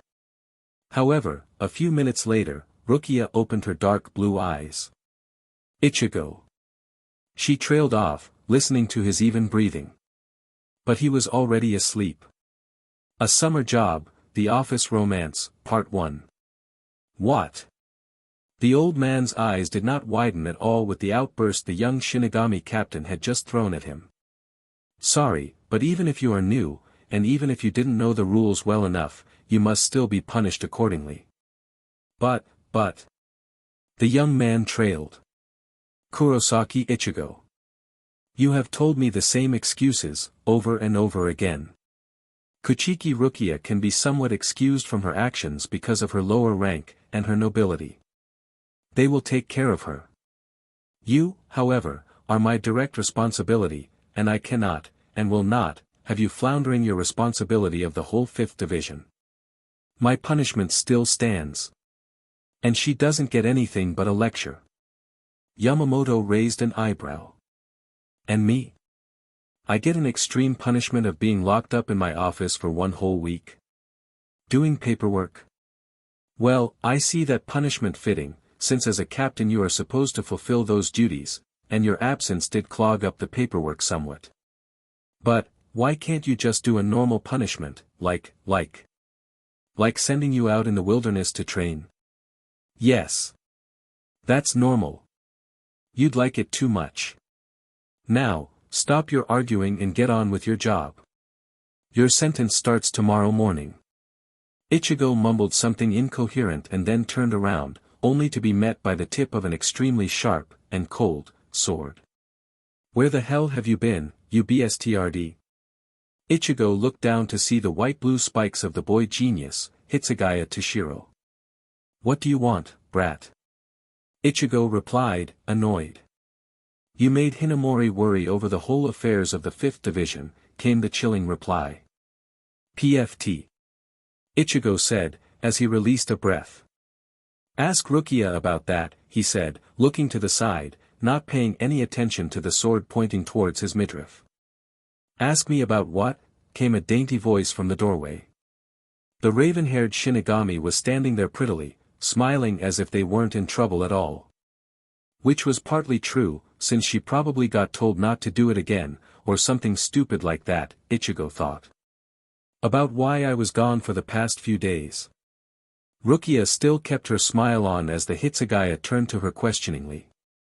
She lifted her shoulders slightly, and said, he went on a holiday, that's all. Suddenly, the temperature in the room decreased by an extremely large increment. You went on a holiday, came the slow, deliberate voice of a very angry, 10th Division captain. Yeah. So? Ichigo said tauntingly, as he reached behind his back for his soul slayer. Before any further damage could be done to the two captains, and the landscape, a cool voice cut in. What is the matter? Byakuya. You could almost cut the tension with a knife, as the hair lengthening, hair netting, hair straightening, hair everything captain walked inside the room. He gave the 1st Division captain a slight nod, and then turned to Ichigo. Where were you? And what did you do with Rukia? Ichigo looked to the side again, clearly frustrated. He opened his mouth to say something, and then closed it. I don't need to tell you, he said coolly, knowing that this type of response would grate Byakuya more than a heated answer. With that, Ichigo strolled casually out of the captain hall, grabbing Rukia along by the shoulder as he walked past her. Byakuya's face remained calm as he turned to face the founder of the Shinigami Academy. When he had talked to Rukia, she had simply said they had taken a little holiday together. She didn't say where, and what they did, though. And even though every single bone in his body was simply aching to know, Byakuya held his tongue. He could find out from other sources. He didn't want Rukia to think he was actually worried about her. He was much too cool and suave to be a typical older brother figure. But what did they do? They could have, no, Byakuya thought, as he shook his head, mentally, mind you. Ichigo would have told Yamamoto Taishu what had happened, he would just need to ask the 1st Division captain politely. Yes, Kuchiki Byakuya. Byakuya turned to the white-haired Shinigami next to him who was still simmering quietly. Hitsugaya Taicho. Please leave. The temperature, which had just recovered from its previous deduction, suddenly dropped again. Fine, replied the genius, almost sulkily. But, said Hitsugaya, as he turned to Yamamoto before he left. Yes, I will see to your earlier request, Hitsugaya Taishu, interrupted the old man, lifting his hand slightly in acknowledgement. The old captain watched the 10th Division captain walk out of the room, and then shifted his gaze to the captain of the 6th Division. There was a long silence, and then finally the Kuchiki spoke. What was Kurosaki Ichigo doing? I believe that is none of your business, replied the old man. Even though every bone in his body wanted to cry out that it was most definitely his business, Byakuya kept his mouth shut. I have come up with a suitable punishment for Rukia. Oh. Yes. Instead of the traditional punishments of the Kuchiki clan, I have decided to let her taste the duties of a higher-ranking officer. As you said earlier, she is ready to move up the ranks. It will be good experience for her. The 6th Division captain paused. I will not hold her back any longer. I will prepare something for Rukia. More importantly, have you told her about it yet? No, came the cool reply. I suspect I will have to soon. And the boy, as well.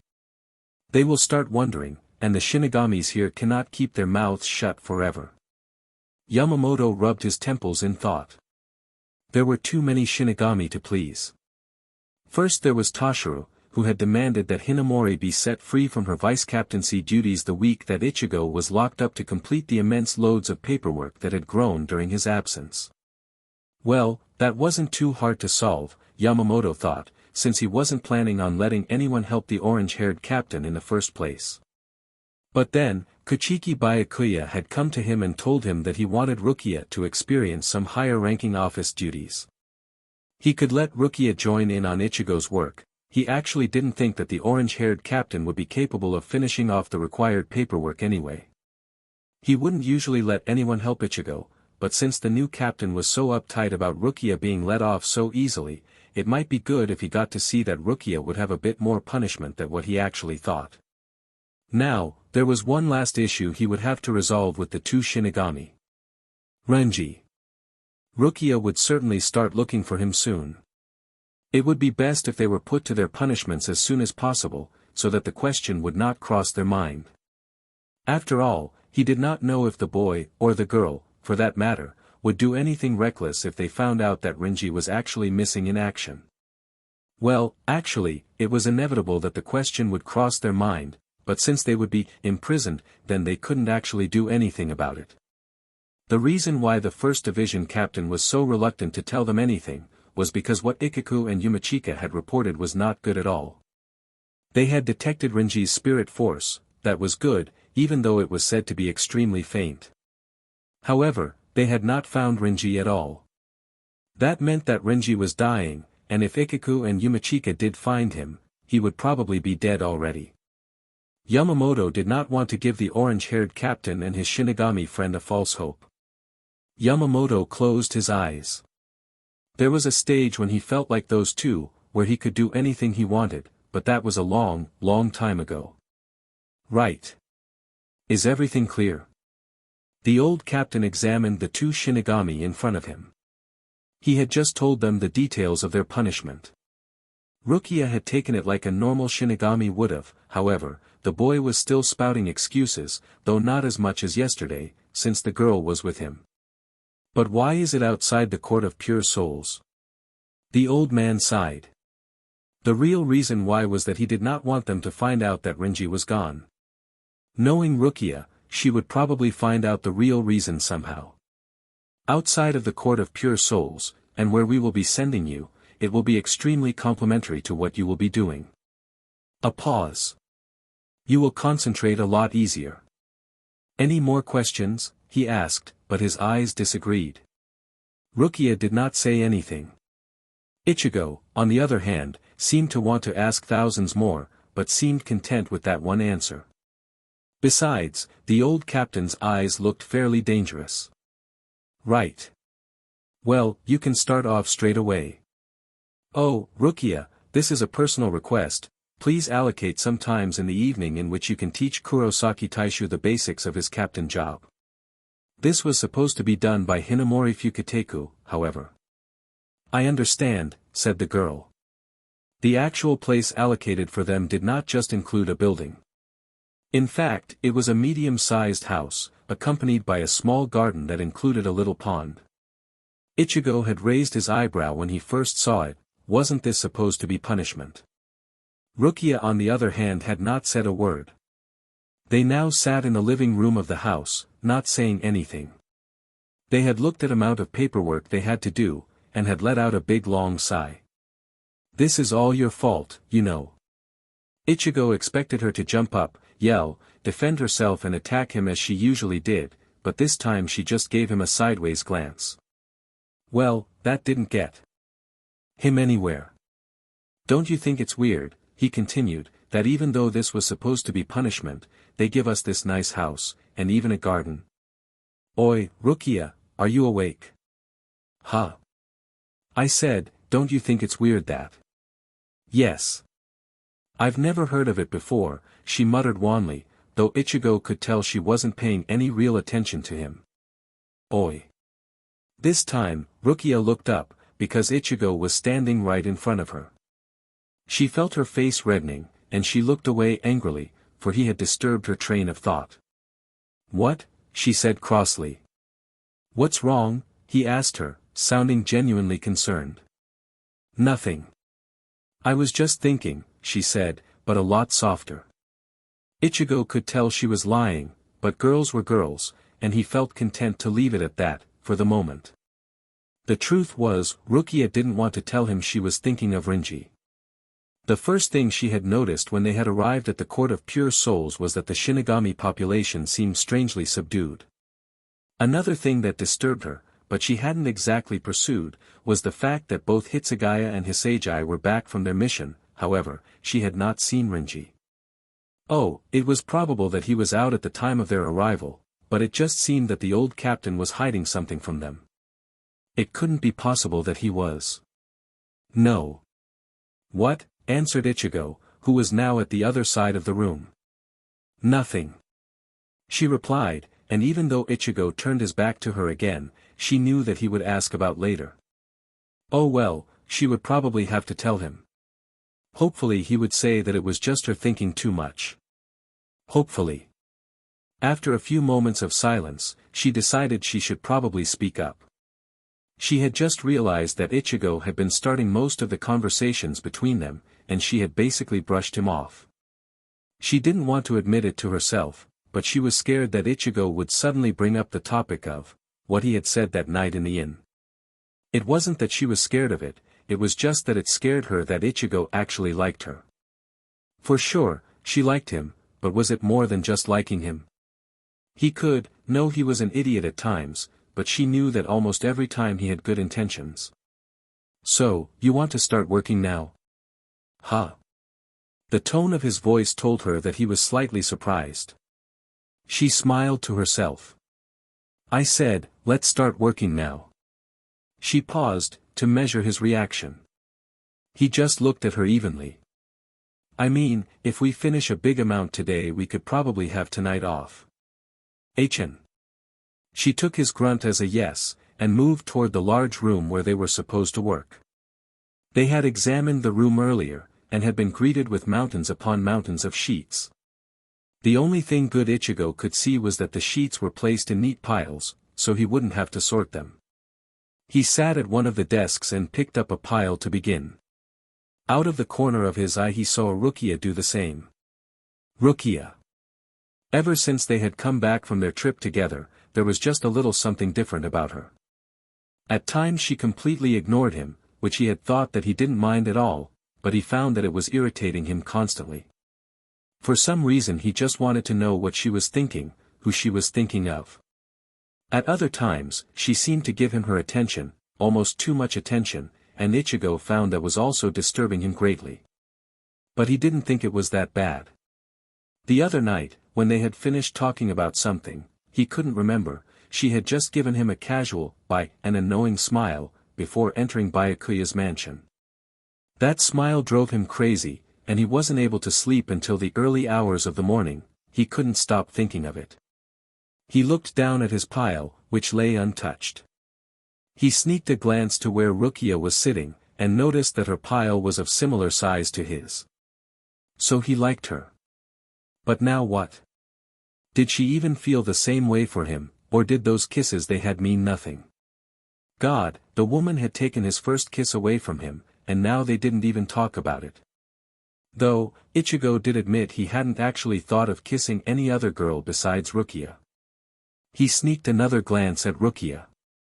She was sitting with her elbows on the desk, face between her palms. It seemed like she was deep in thought. Well, so he thought, until she turned to look at him. He immediately lowered his gaze, and felt his face heating up. DMN Rukia. Now she probably thought he was doing something stupid, like staring at her. Not that he was, or anything. Desperately, he tried to find something to do, something that would take his mind off the event that just happened. He grabbed the top sheet of his pile and furiously started working. He finished it in record time. He picked up another one immediately, and started on it. It wasn't till the sixth sheet when he summoned up enough courage to look over to where Rukia. She was sitting there, a small smile on her face as she worked. Hey. After finishing off the sentence she was writing, she looked up at Ichigo, who was looking at her paper, not at her. She allowed herself a small smile, when she remembered that she had caught Ichigo staring at her. You said that if we worked the whole day we could have tonight off. Yeah, and? She seemed surprised at Ichigo's expression. He looked at her carefully. Rukia, didn't you notice that you've been working non-stop? It's already night outside. What? Look, I even turned the lights on, he said. Oh yeah, you did too, she said, more to herself than to him. I guess I was a bit engrossed. TCH, shut up. Don't tell me you like doing this stuff. They sat on the wooden porch, looking at the small Japanese garden. The gentle sound of trickling water was the only disturbance in the still night air. All in all, it was peaceful, but Rukia knew better than to believe that the peace could last. Somewhere out there Aizen was planning something that would disrupt the balance of the three worlds forever. Rukia. She was so lost in her thought that she didn't fully register that Ichigo was speaking to her. Rukia, he said, this time a bit more forcefully. Yeah, she answered, turning to face him. Aren't you going to tell me? What? Ichigo let out an annoyed breath, and looked straight ahead. Don't act like you don't know. You've been preoccupied ever since you came here. I know. What the hell is I? No. That doesn't tell me what I want to know. Again, Ichigo expected Rukia to yell back at him. No, he actually wanted Rukia to yell back at him because that would mean she was feeling normal, and everything would be all right again. What she said next shocked him. Sorry. I don't want to tell you. Tell me. Rukia drew in a deep breath. I think something's happened to Renji. Renji. Of course, he should have known. Oh. Rukia heard the sudden change in his tone, and immediately regretted telling him. But, she had already said what she was basically thinking of, so she would probably have to follow through now. It's not like that, Ichigo, she started, even though she didn't even know herself what that meant. I mean, I'm just thinking, why would they put us here in some deserted place? Hitsugaya Taishu and Hisagi Fukateku are back, but we didn't see Renji. Didn't you notice that everyone was being strangely quiet when we entered the Court of Pure Souls? Yeah, was his response, though it sounded like he wasn't fully convinced. It's not like that, she said again, frustrated that Ichigo would take her the wrong way. It's fine. It's understandable that you would worry about him. With that, Ichigo stood up. Wait, Ichigo, she said, trying to put as much command in her voice as possible. Stay. Why? He replied, still standing up, but at least not moving. I should just leave you to think of Renji, since you're so worried about him, obviously trying to sound uncaring. No. Of course I'm worried, but, I want you to stay. I like being with you. Ichigo glanced down at her. And then sat down, but he refused to look at her. There was an awkward PRD of silence. So, Ichigo started, you think that something has happened to Renji? Yeah, she replied, looking at him, trying to will him into turning around and facing her, but his face seemed set straight forward. I don't think he is. When Rukia sighed, Ichigo let out an irritated breath. Look, it's not like we can do anything about it, if something has happened to him, right? So stop worrying about it. For some reason he felt Rukia would accept his lame explanation. And she did. He could see her visibly loosen up. That was all he wanted. But it was obvious now that Rukia still had heavy attachments to Renji. And, for some reason, that hurt him. He didn't feel like he belonged next to her anymore. I'm going. What? No, stay, Rukia said. This time, Ichigo looked at her. Why should I stay? Something clicked, and his response suddenly made sense to Rukia. He was jealous. Of course he was. Now that she had heard his confession a couple of nights ago, everything made sense. She stopped herself from smiling, because she knew Ichigo would take that the wrong way as well. Ichigo, I want you to stay. He didn't say anything but he got up once again. Rukia sighed, and smiled at the ground. She reached up and pulled on his shirt sleeve just as he was about to go. She felt no surprise when Ichigo didn't give much struggle at all. She pulled him down, pulled herself up against him, closed her eyes, and kissed him deeply. As she felt him slowly start to respond to her kiss, she pulled away gently, before she got too carried away. She gave him a small smile, and then sat down, pulling him next to her, winding her arm around his. It was something she had always wanted to do. She could have just explained to him that there were no special feelings between her and Renji. She could have just told him that she liked him.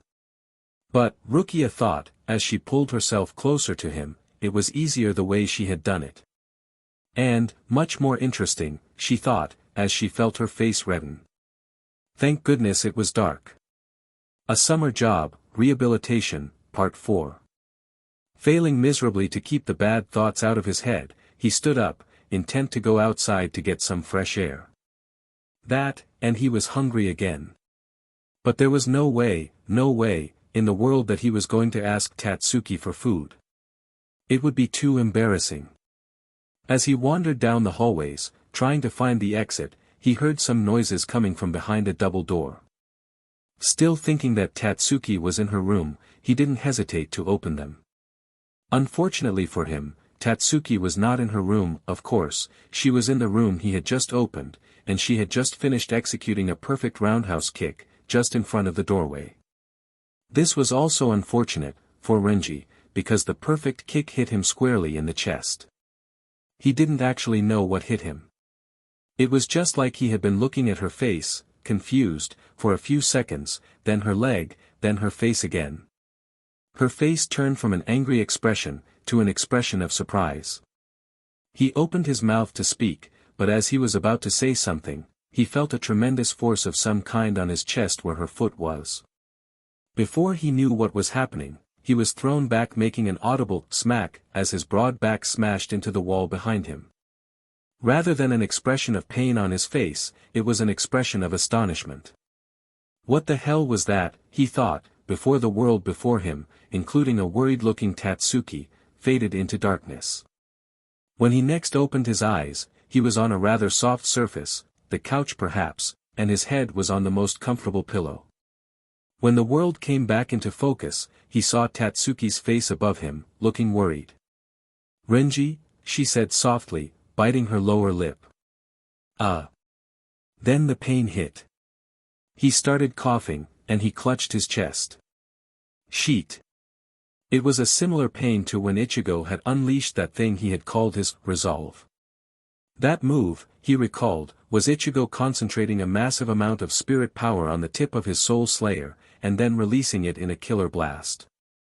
But there was no way in the world that Tatsuki's kick had replicated the same effect that Ichigo's terrifying Getsuga Tensho had. No way, he told himself, as he looked up into Tatsuki's worried brown eyes. Even if she did have spirit power, releasing it like that was just insanity. When Shinigami fought, they usually just summoned their spirit power when they needed it. It took a fair amount of skill to concentrate spirit power in any area of the body. The more spirit power, the greater the difficulty. The longer one held it in, the greater the difficulty. It was one of the skills that distinguished normal Shinigami from stronger Shinigami. The reason why Ichigo's attack was so devastating, was because he was able to concentrate such a high amount of spirit power. Amidst his thinking, he had failed to notice that he was lying in a very comfortable position, namely Tatsuki's lap. "Renji, are you okay?" He looked at her, managing a small smile.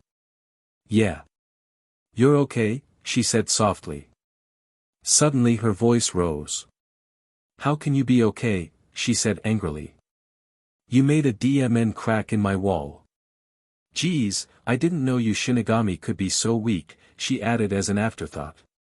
Renji blinked up at her, realizing in her outburst that he was lying on her lap. Due to his discovery, his harsh reply wasn't so harsh. "It wasn't my fault," was all he could say.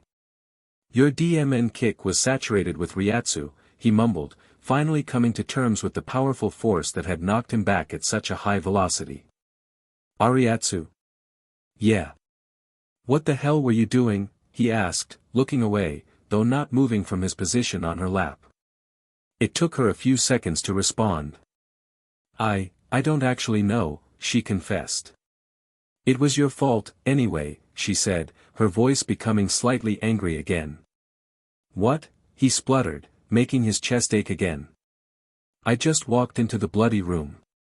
"Yeah, but you hadn't run into me before, I wouldn't be angry, and then I wouldn't have resorted to training and then." She trailed off, looking away, slightly embarrassed at her outburst. "Oh, so now it's my fault that I was walking around?"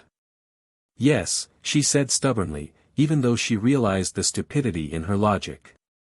Renji smirked. "What?" she asked him crossly. "Can you get off now?" His response to that was to start coughing violently, and to clutch his chest, resulting in her angry expression turning into a, somewhat cute, worried face. Inwardly, Renji grinned. "Are you sure you want to do this?"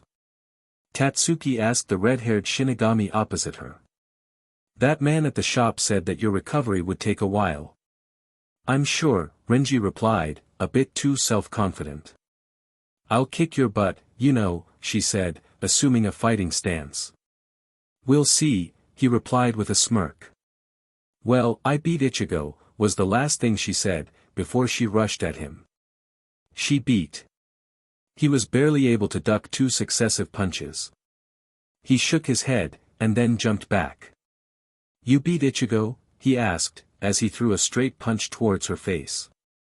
She easily deflected it, and then counterattacked with a kick to his side, before replying. "Yeah. He used to do karate." Renji opted for blocking her kick, instead of dodging. It was easier for him to attack back that way. He advanced forward, intent on tripping her, but she jumped back, assuming a defensive position. He smirked, and said, "So, you beat him in karate?" he asked as he started circling her.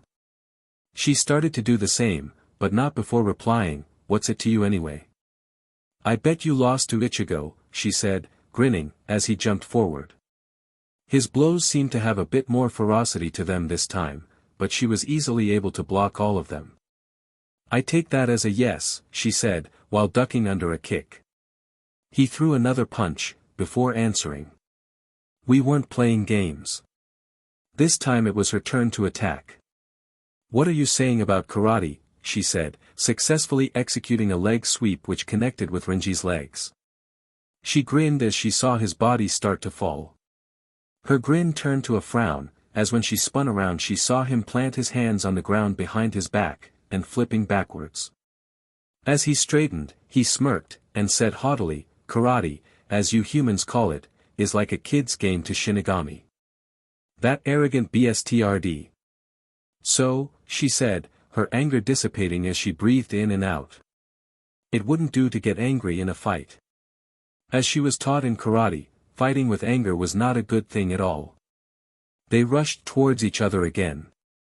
As he returned her kick with a kick, she continued to speak. "So, if you got beaten by someone who does karate," she stopped speaking as she jumped his leg sweep, "wouldn't that be?" As he straightened up from spinning around, he was met with a perfect kick, in the stomach. Embarrassing, she finished with a smirk. But Renji just grinned. Yeah. It probably would be embarrassing, he said, not moving. Tatsuki frowned. She was sure that kick connected quite firmly. Unhesitatingly, he grabbed her ankle. That was a pretty strong kick, he said. His voice suddenly took on a more serious tone. If I was a normal human, you would have knocked the wind out of me. But that kick, he said, as she felt his grip tighten around her ankle, was worthless. She looked at him, slightly annoyed. Your point is, she said, trying to wriggle her leg out of his iron grasp. My point is this. As he said this, she felt the familiar feel that Ryatsu gave, gather around her ankle. She saw his hands let go, and she felt herself flying across the room. If it hadn't been for her fast reflexes she would smashed against the wall. Fortunately, she pulled her legs behind her so that she hit the wall with her feet, minimizing the damage done by rebounding off, and landing on the floor. She felt herself breathing heavily. BSTRD, she snarled, though she couldn't help marvel at the difference in strength when he used his Ryatsu. Keep in mind, he said, not moving from his position, that I can't use as much Ryatsu in this Medjigai. I know. No need to rub it in, you idiot. There was a short silence, before she spoke again. But how come, my earlier kick affected you, yet this one didn't? Renji was about to answer her, but before he could he dropped to his knees. Sheet. I'm still not fully recovered. The world blacked out, for the second time that day. The feeling of déjà vu hit him as he opened his eyes to look into Tatsuki's worried brown ones. Without the usual fire in them, he thought to himself, they were actually pretty. You idiot, she said, when she saw he had opened his eyes. I bet you used too much spirit power, when you weren't supposed to, right? Renji rolled his eyes. Shut up. She grinned. Serves you right for being mean. I wasn't being mean. I was, helping you, he said with a smirk, when he remembered the shocked expression that she wore when he had propelled her across the room with that small amount of Ryatsu. She snorted. Helping me, my butt.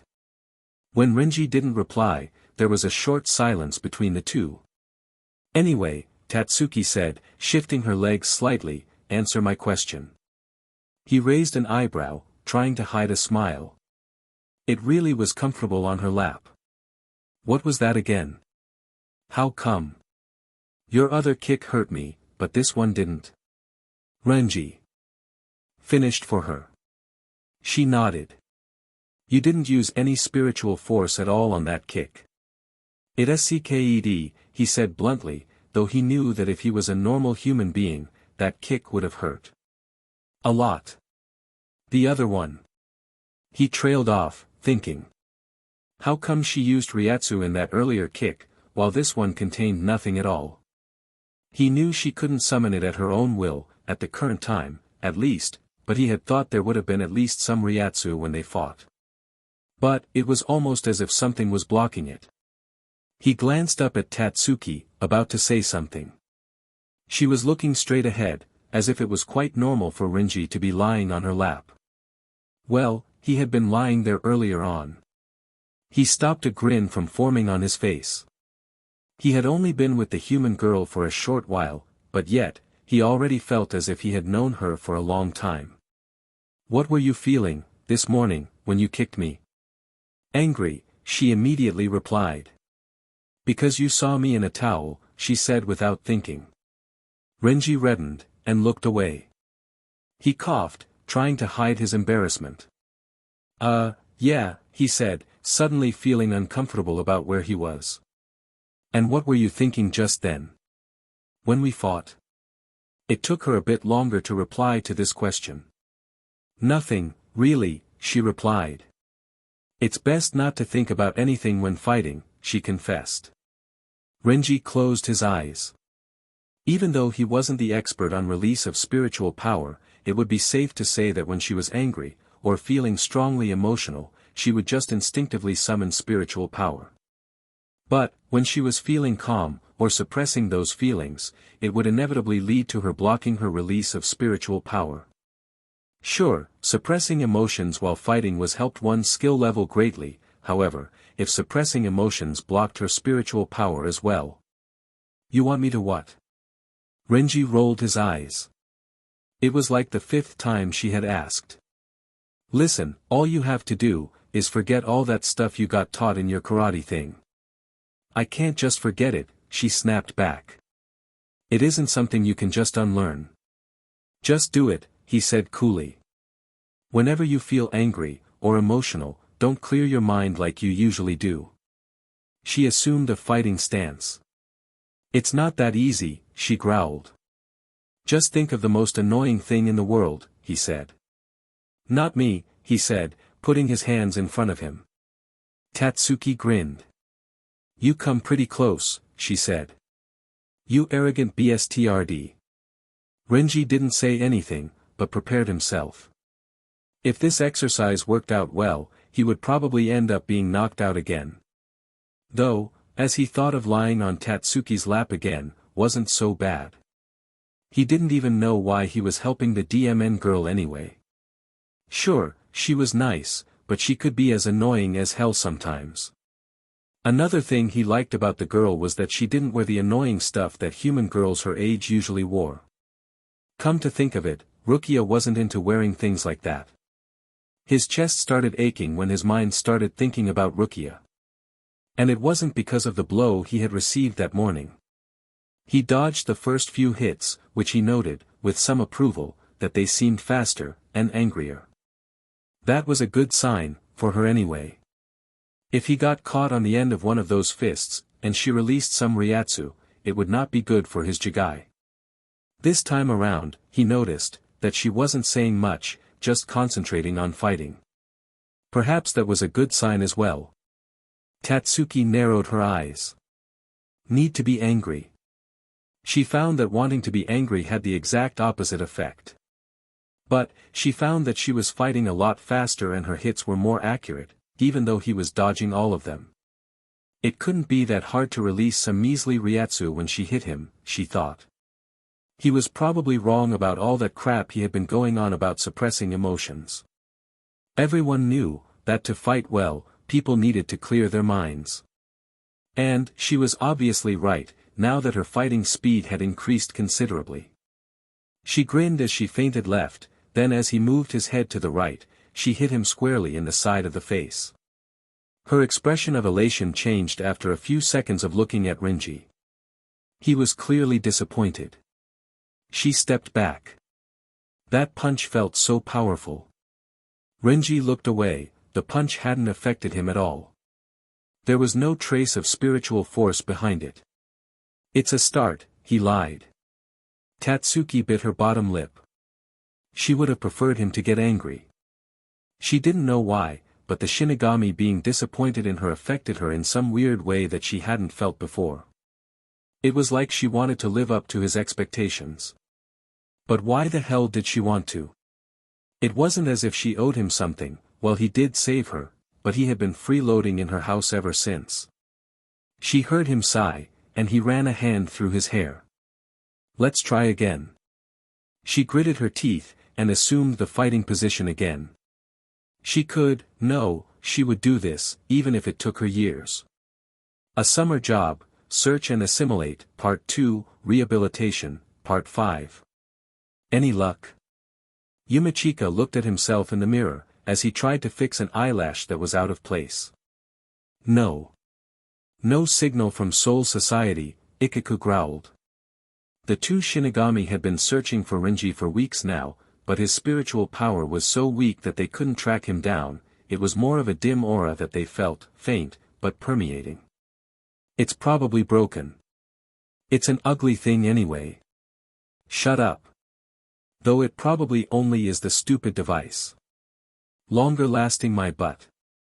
Mayuri makes sheet, Ichigo added as an afterthought. Yumichika suddenly turned from the mirror, his face serious. And we still haven't found Renji. Yeah. But he's somewhere around here. I can sense him, he said, pacing the floor of Kigo's home. Thank goodness that sister of his wasn't home yet, or else he wouldn't get this quality thinking time. We'll go looking tomorrow. If we can't find him then. Yumichika didn't finish his sentence. They knew he was alive, it was just that, they had a bad feeling about the broken link between Soul Society and Earth. Even though Yumichika didn't like the weaselly 12th Division captain as much as his friend, they both knew that Mayuri wasn't the 12th Division captain for nothing. He did know his technology, and the device wouldn't just break down, just like that. He turned back to the mirror. The device looked okay, and it had been broken a little longer than 3 weeks. What was even more disturbing than the broken device, was that neither him or Ichigo held in possession with them a hell butterfly, effectively cutting off their passage back to Soul Society. Normally, it wouldn't have been a problem, but there had been no hollows appearing lately, nor were there any ghosts. It was almost as if something was blocking them. There's something big happening in the city tomorrow night. Maybe he'll be there, Kigo interrupted the Shinigami's thoughts. The two Shinigami looked at him. They had been looking for Renji for the better part of the past month, but there was still no sign of him. They had forced Kigo and Mizuru to come with them on most days, as they knew the area. But Renji never seemed to be out and about. They had even gone and asked Urahara, well, they would have, if it wasn't for the extremely large sign saying he was away on a holiday. Something big? Ichigo asked.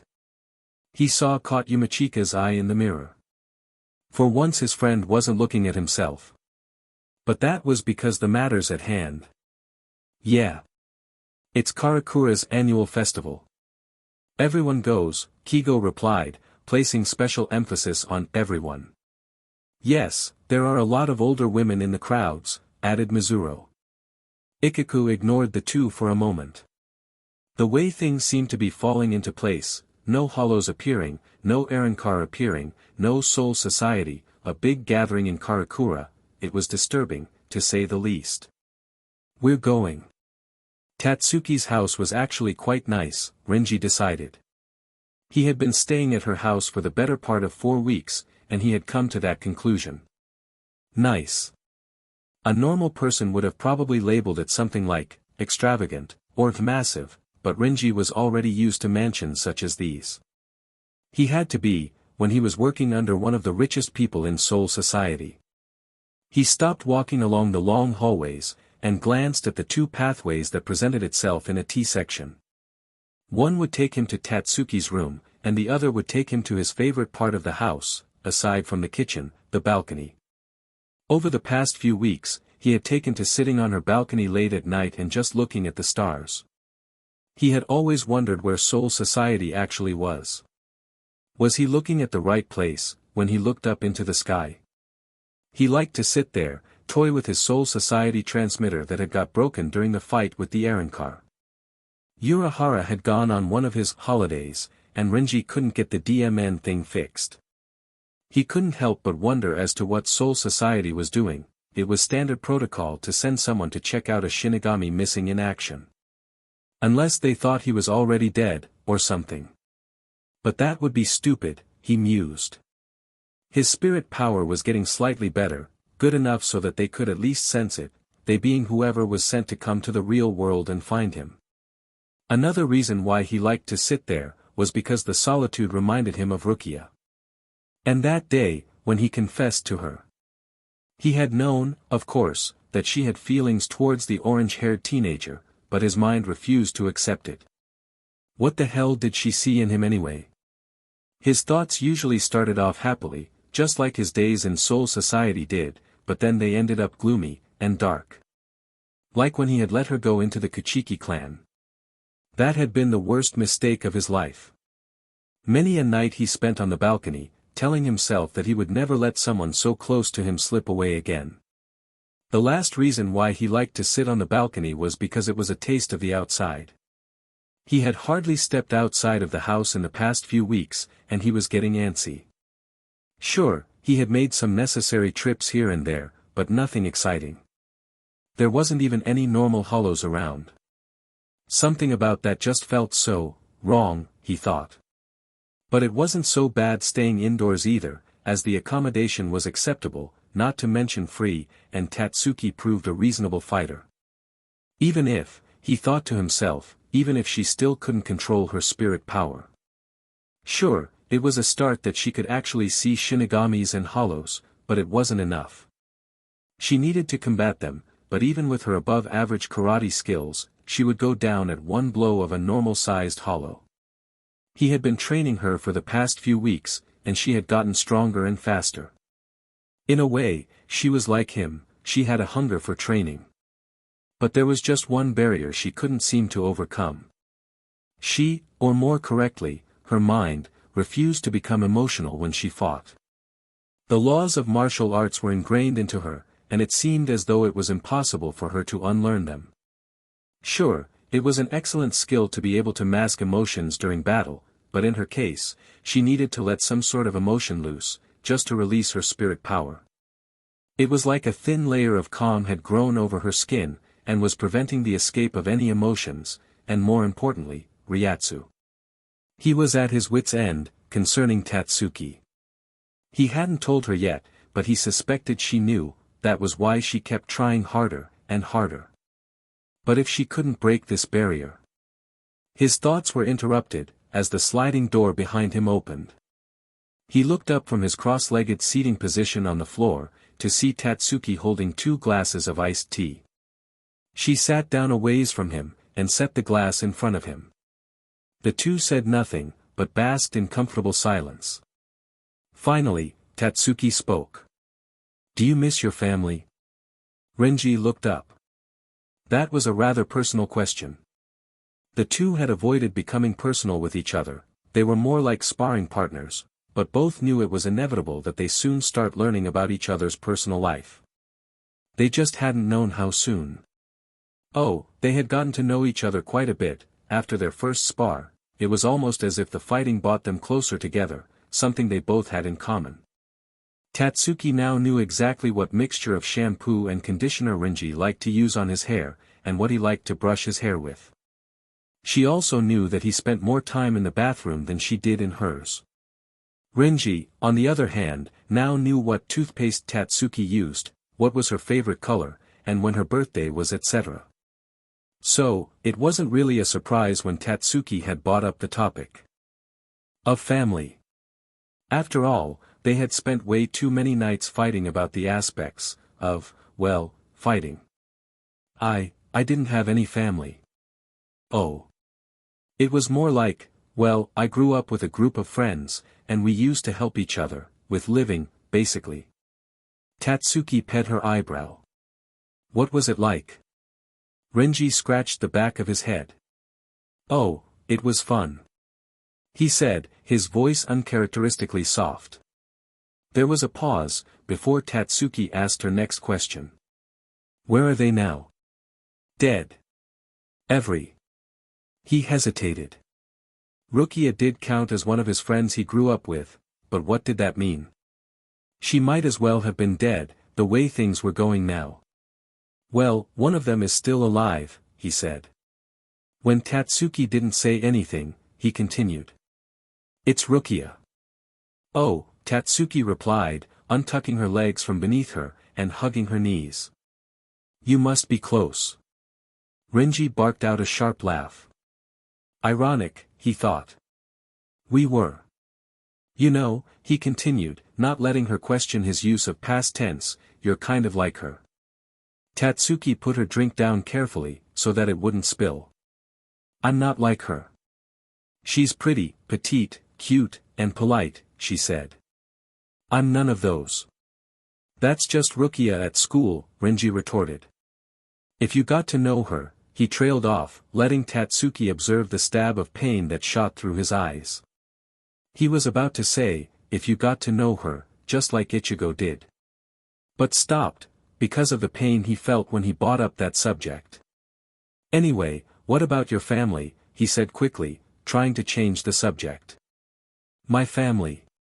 Tatsuki paused for a moment, thinking of how to reply to his question.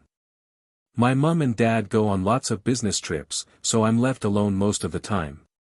I don't have any siblings, she finished, as if that was supposed to imply something. Renji didn't really know what to say, so he kept his silence. I guess that's why I was good friends with Ichigo, she continued.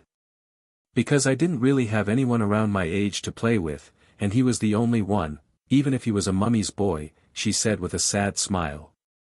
But, after his mum died, he was never the same. And then Rukia showed up, and it almost seemed like he got worse. Renji merely grunted.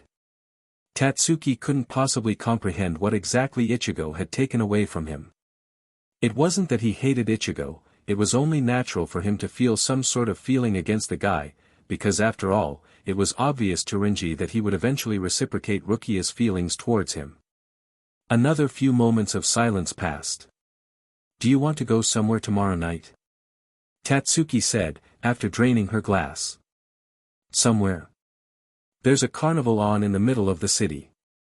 Usually I'd invite Orihime, but... Renji saw a familiar pain shoot through Tatsuki's eyes. It was similar to the pain he felt when he lost Rukia. Yeah, he said, not really caring. He was too engrossed in trying to find out what that expression of pain meant. It drew him closer to her, because he felt as if there was someone out there who knew what it was like to lose a best friend. When Tatsuki left a few minutes later, he looked down and realized that he had totally forgotten about his drink. He looked at the glass, somewhat amused. He thought that there was only one person that had had that effect on him, Rukia, but obviously he was wrong. Renji tried not to look disappointed when Tatsuki landed a punch on his arm, but nothing happened. Nothing.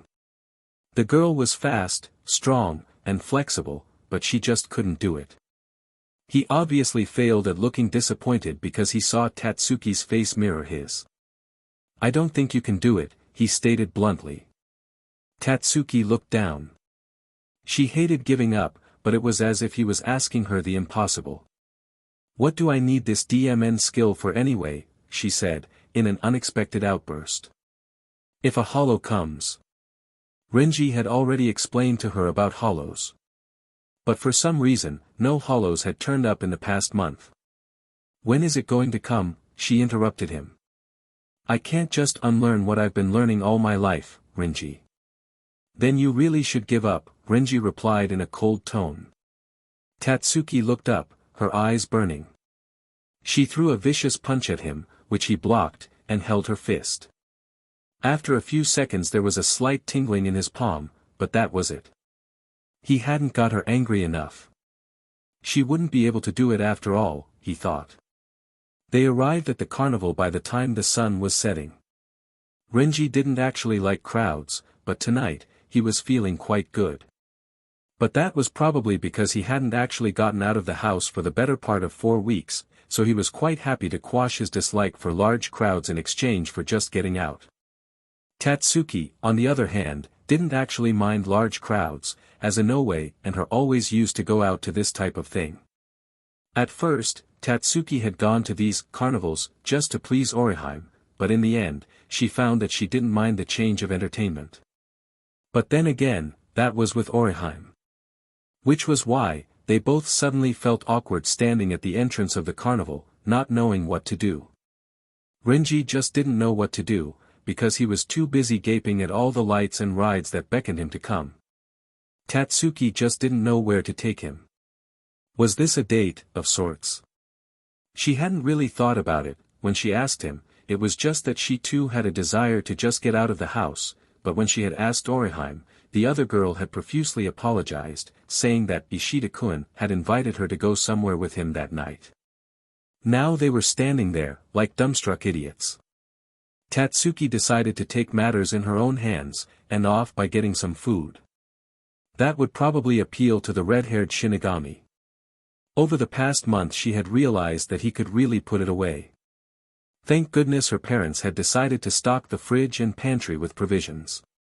However, when she turned around to tell Renji exactly what she wanted to do, she was shocked to find that he had disappeared. Knowing that his sense of direction wasn't that excellent, nor was he familiar with the surroundings, she quickly scanned the surroundings. There, she thought, as she ran off in the direction of the hot-headed Shinigami. What are you doing? She exclaimed somewhat angrily, as she reached down to grab his hand, intending to drag him to the food stalls. "I want to eat first."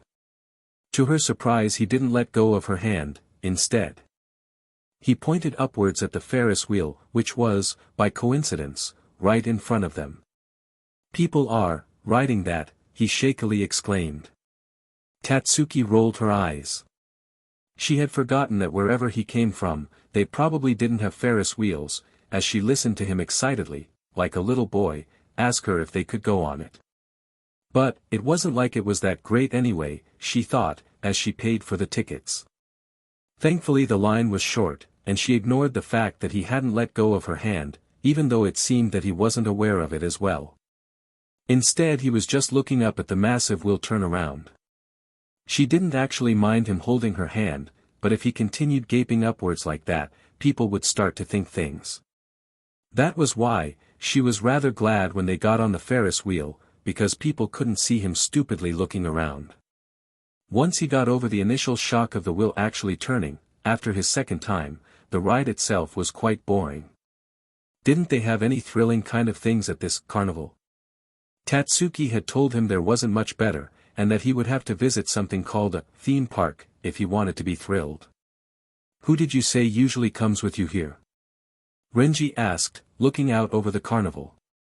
There seemed to be a dark place in the middle of the carnival. "Oriheim. But she told me she had somewhere to go tonight." Something in her voice sounded bitter. "With?" Renji asked again. From what he remembered of the girl, she didn't seem like the type to go somewhere alone. Yuryu Ishida. The name hung in the air between the two. Somehow Renji knew not to make the usual smart aleck comments, because Tatsuki sounded deadly serious. "Oh," was all he managed. When Tatsuki sighed, he trusted himself to look at her. "Those two have been getting closer ever since they came back from last holidays. I don't really mind, since Ishida seems like a good person, but it's annoying." "I know." Tatsuki looked up. "No you don't," she said. You don't know what it's like to lose one of your only friends to an almost complete stranger," she finished in an almost complete whisper. "No. I know," Renji said, looking out over the carnival again. The dark spot intrigued him, as he thought of a response to give Tatsuki. "Rukia was one of my closest friends, and then Ichigo took her away," he said quietly. "So I know exactly what you mean." "You." Tatsuki was at loss for words. He wasn't just saying that he understood, after all. She had heard him muttering to himself about Rukia, but hadn't really known the true nature of their relationship. But just now, when he had said her name, it sounded like something he had lost. Do you love her?" She didn't know where that question came from, it just had popped out of her mouth. What's that dark spot there?" Renji asked, changing the subject quickly. Tatsuki looked out over to where Renji was pointing. "Oh that's a small lake. They can't really put any lights over it, so it's a bit darker, even though it's in the middle of the carnival. Besides, there are a bit of trees around it, so they don't bother." "Oh. So," Tatsuki said, reminding him of the topic at hand. "Do you love her?" Renji was about to answer, but instead swore quietly under his breath. His heartbeat nearly doubled, and it seemed like the happy carnival music had turned into something much more foreboding, something much faster paced. And scary. "Sheet. We need to get off this thing. Fast," he said urgently, not taking his eyes off the lake in the middle of the carnival. They were going down now, and it was harder to see amongst all the hung lanterns and lights. "I think this is the last turn." "Why?" Tatsuki asked, curious. There was something in the tone of his voice that told her that he merely wasn't trying to change the subject. Renji didn't answer, but dragged Tatsuki by the hand off the Ferris wheel as soon as it stopped. Taking her a fair distance away, he sat her down on a bench. "Whatever you do, don't move." "I'll be right back," he said. Leaving her before she could say anything, he ran towards the lake, where he had felt that presence. Thankfully, it was just as Tatsuki had said, it was dark around the lake, and he pushed himself out of his jigai. As he placed his jigai in the shadows of a tall tree, his pulse suddenly seemed to be a lot louder. Thudding in his ears. He walked to the edge of the lake, each step making the hairs on his body stand on end. At the edge, he unsheathed his soul slayer. Sheet. Zabumaru, I don't know if I'm fully recovered yet. But even if I was. I know you're there. Show yourself, Renji called out across the lake, his voice surprisingly low and steady. The sounds of the carnival were strangely drowned out, and silence reigned for a few seconds. Finally, at the other side of the lake a white-robed figure stepped out from behind a tree. And here I was, just admiring the happy scenery. The sneering voice, coupled with the eerie smile plastered on his face, confirmed Renji's suspicions. Soul Society would never forget that smile. Renji tightened his grip around Zabumaru's hilt. He knew who this man was. When he growled out the other man's name, the carnival music and buzz seemed to stop completely. Ikamaru Jin. A Summer Job, Battle Calm, Part 1. The dirt tasted like sheet. This was similar to a situation he had been before, back when he challenged Byakuya. He didn't want to admit it, but that time he was totally and utterly wasted by the great 6th Division captain. And now, he was in the same position. He gritted his teeth. At least he wasn't shaking now. Why the F did you come, Jin? Renji spat out. He knew it was useless, and even if he was in his best form, he probably didn't stand a chance against the former 3rd Division captain. He had no idea the guy was that strong. The man opposite him stretched, balancing his sword on his finger. Oh, I missed you guys, he said, flashing his malicious grin that would make anyone doubt his words. Oh well, at least it seems you guys have gotten a bit stronger since I've left, he continued, looking at the fallen bodies of Yumachika and Ichigo. Even Ichigo didn't stand a chance. If this is how strong they were, then Soul Society was doomed. Renji propped himself up on one elbow and looked around him. Ichigo lay in a pool of blood, his fight was longer than the others, but he inevitably was beaten. And since he wouldn't stop fighting, Renji had seen Ichigo skewered in front of his very eyes. Yumachika fought bravely, like a true 11th Division member, and fell, just like the others. And now the BSTRD, Jin, was prancing around in front of them. Damn it. Shut up. Tell me why you came. He hated being weak. Touchy. The other Shinigami walked back a few paces, before speaking in his heavy accent. If you really want to know, Aizen sent me here to ensure there was no problems in our little surprise that we have for this carnival. Surprise? This carnival, Renji, is one that nearly everyone in Karakura attends. Renji's eyes opened wide. You wouldn't. The other Shinigami grinned. Indeed. I wouldn't. But when my friend comes over to do his dirty deed, well, I wouldn't want you guys interfering and all. Renji spat. I'll kill you, Jin. He said it with such malice, but in reality his body couldn't move one bit. My, how scary. Well, I'm afraid my time here is up. Bye. The former 3rd Division captain waved in a disgustingly sweet manner, before ascending into the night sky. The atmosphere seemed to distort, and as Jin walked into the gaping opening, another being stepped out. Sheet. Tatsuki was never good at waiting. When she was younger, she was extremely impatient and hot-tempered, so it usually meant she got what she wanted. Now that she was older, and after doing years of karate, her self-control had gradually built up, and she had learnt to control her impatient nature. Most of the time. Now was not one of the times. Besides, Renji had been gone for too long, and as much as she didn't want to admit it, she was worried.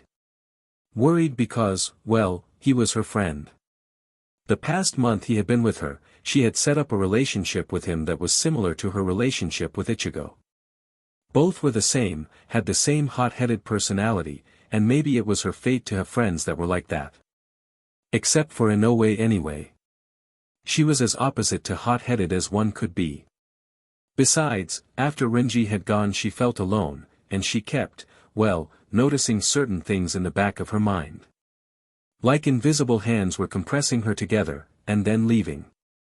Like the pressure in the atmosphere was rising, and then falling. There were too many ups and downs in this thing she had called pressure, but she wasn't sure she liked it.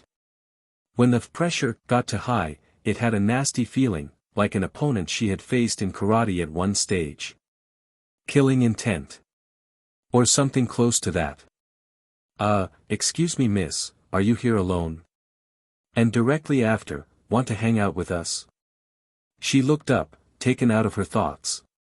A group of guys, probably good-looking by a normal girl's standards, stood in front of her. She forced herself to smile, but she really didn't know what to do. Usually Inoue was the one who was constantly being hit on, and she was the one who was constantly protecting her. She opened her mouth to respond, and say that she was waiting for someone, but something above their heads caught her attention. No way. She said to herself, not knowing she had said it out loud. The group looked stunned. Obviously they hadn't met a girl that wouldn't hang out with them before, but before they could protest or make excuses, Tatsuki had already barged through the group, running to the center of the carnival. The sight there confirmed her worst fears. Renji lay in a pool of his own blood, and next to him were two other Shinigamis, she presumed. She knelt down in front of Renji, taking his head in her hands. She should have known that he would have gone off to fight. By himself too, because he had probably thought she was too weak. Renji? No answer. He was out cold. Tatsuki? She looked up, and saw the scared faces of Kigo and Mizuro. They were standing behind Renji's fallen body, and looked like they had seen a ghost. Why you guys? What happened? She exclaimed. We came with those two, Kigo started, pointing at the other two next to Renji.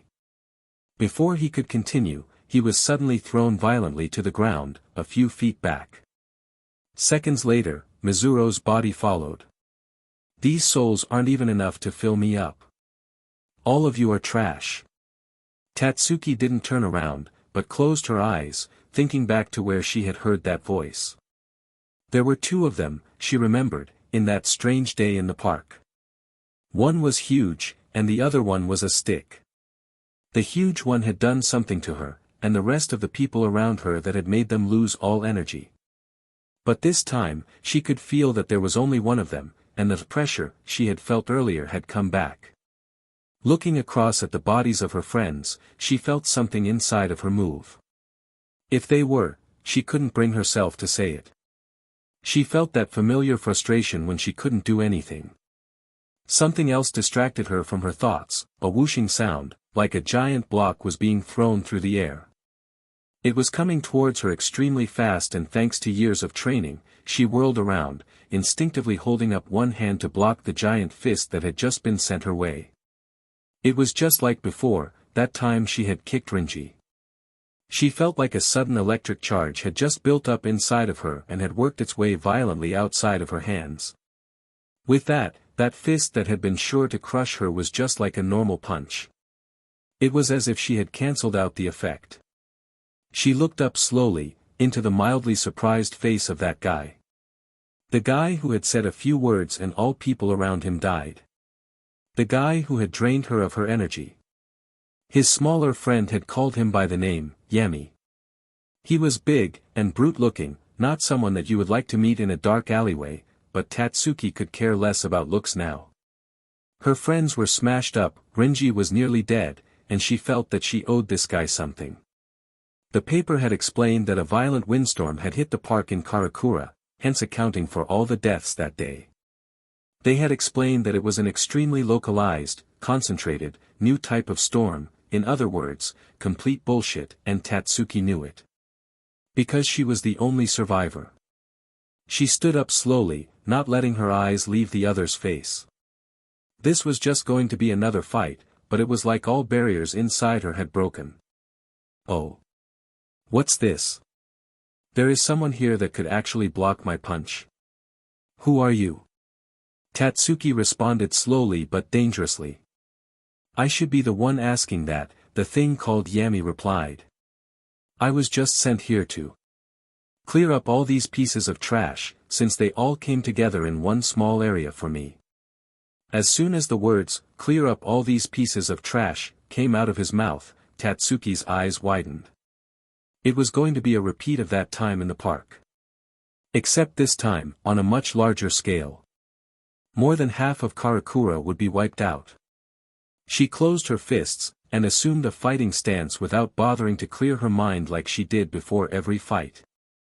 Outwardly, she looked calm, but inwardly, something was whirring violently inside her, something that wanted to come out. And she wanted to let it. It seems like I'll have to deal with you first, said Yami. It's okay, one should always have an entree before the main course. She ignored him, but the thing that Renji had called spirit power was growing inside of her. And it felt good. Bring it. Yami's face twisted angrily.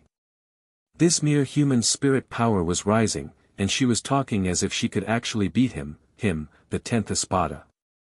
Anyone knew that was ridiculous, but there was something slightly worrying about her increasing spirit pressure. It was slowly rising. He would put a stop to that. She could see his punch coming from miles away. Instinctively she threw up her hand to block it, releasing some of that strange spiritual power in order to cancel out the velocity. Jumping back, she assessed her situation. She had been extremely angry when their fight had started, but now, once it had started she could feel the instinctive calm that always came during her fights with anyone. Her sensei had told her that the calm she possessed was the reason why she was always winning fights. Because she took control of her power.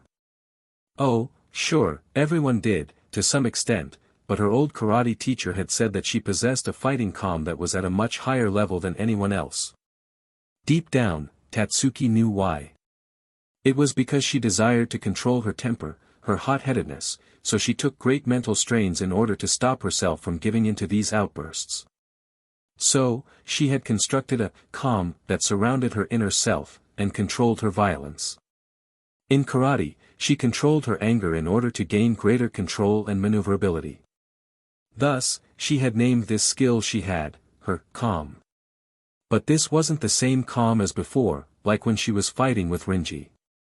It was like the tranquility she possessed had jumped up to a whole new level. She still had her calm, but it was like instead of having the skill to control a small plane, she now had the skill to control a huge jumbo jet. And she liked it. Even though Renji had told her that she must get rid of her calm way of fighting in order to release this spiritual power, she knew that she couldn't have. It was a living, breathing part inside of her, and it seemed like the spiritual power inside her agreed. So, instead of getting rid of the calmness she had been building up all these years, her body simply adapted it, and made it much bigger. Larger. Stronger. Another punch was coming her way, most likely heavy with power, but she could see it, dodge it, without interrupting her thoughts. In karate, she had narrowed her opponents down to two types, ones who were fast, and ones who were strong. Generally speaking, the ones who were fast didn't hold much strength, and the ones who were strong were usually very slow. With this guy's weight and muscle, she could definitely see that in the latter group. With those that were in the strong and slow group, it was much, much easier to fight them using their own power. How long are you going to just stand there and dodge? Tatsuki looked up at the errand car. Do you know stupid that sounded? That earned a snarl from the errand car, and sure enough another punch came her way. Tatsuki was sure that if any of those punches hit her, she'd be gone. Even on this massive power high she was having, she could still feel that there was something more dangerous behind those punches, than just a normal big punch. The fact that she had to release some of the power that was building up in her arms, just to cancel it out, was testament to the fact that they were strong.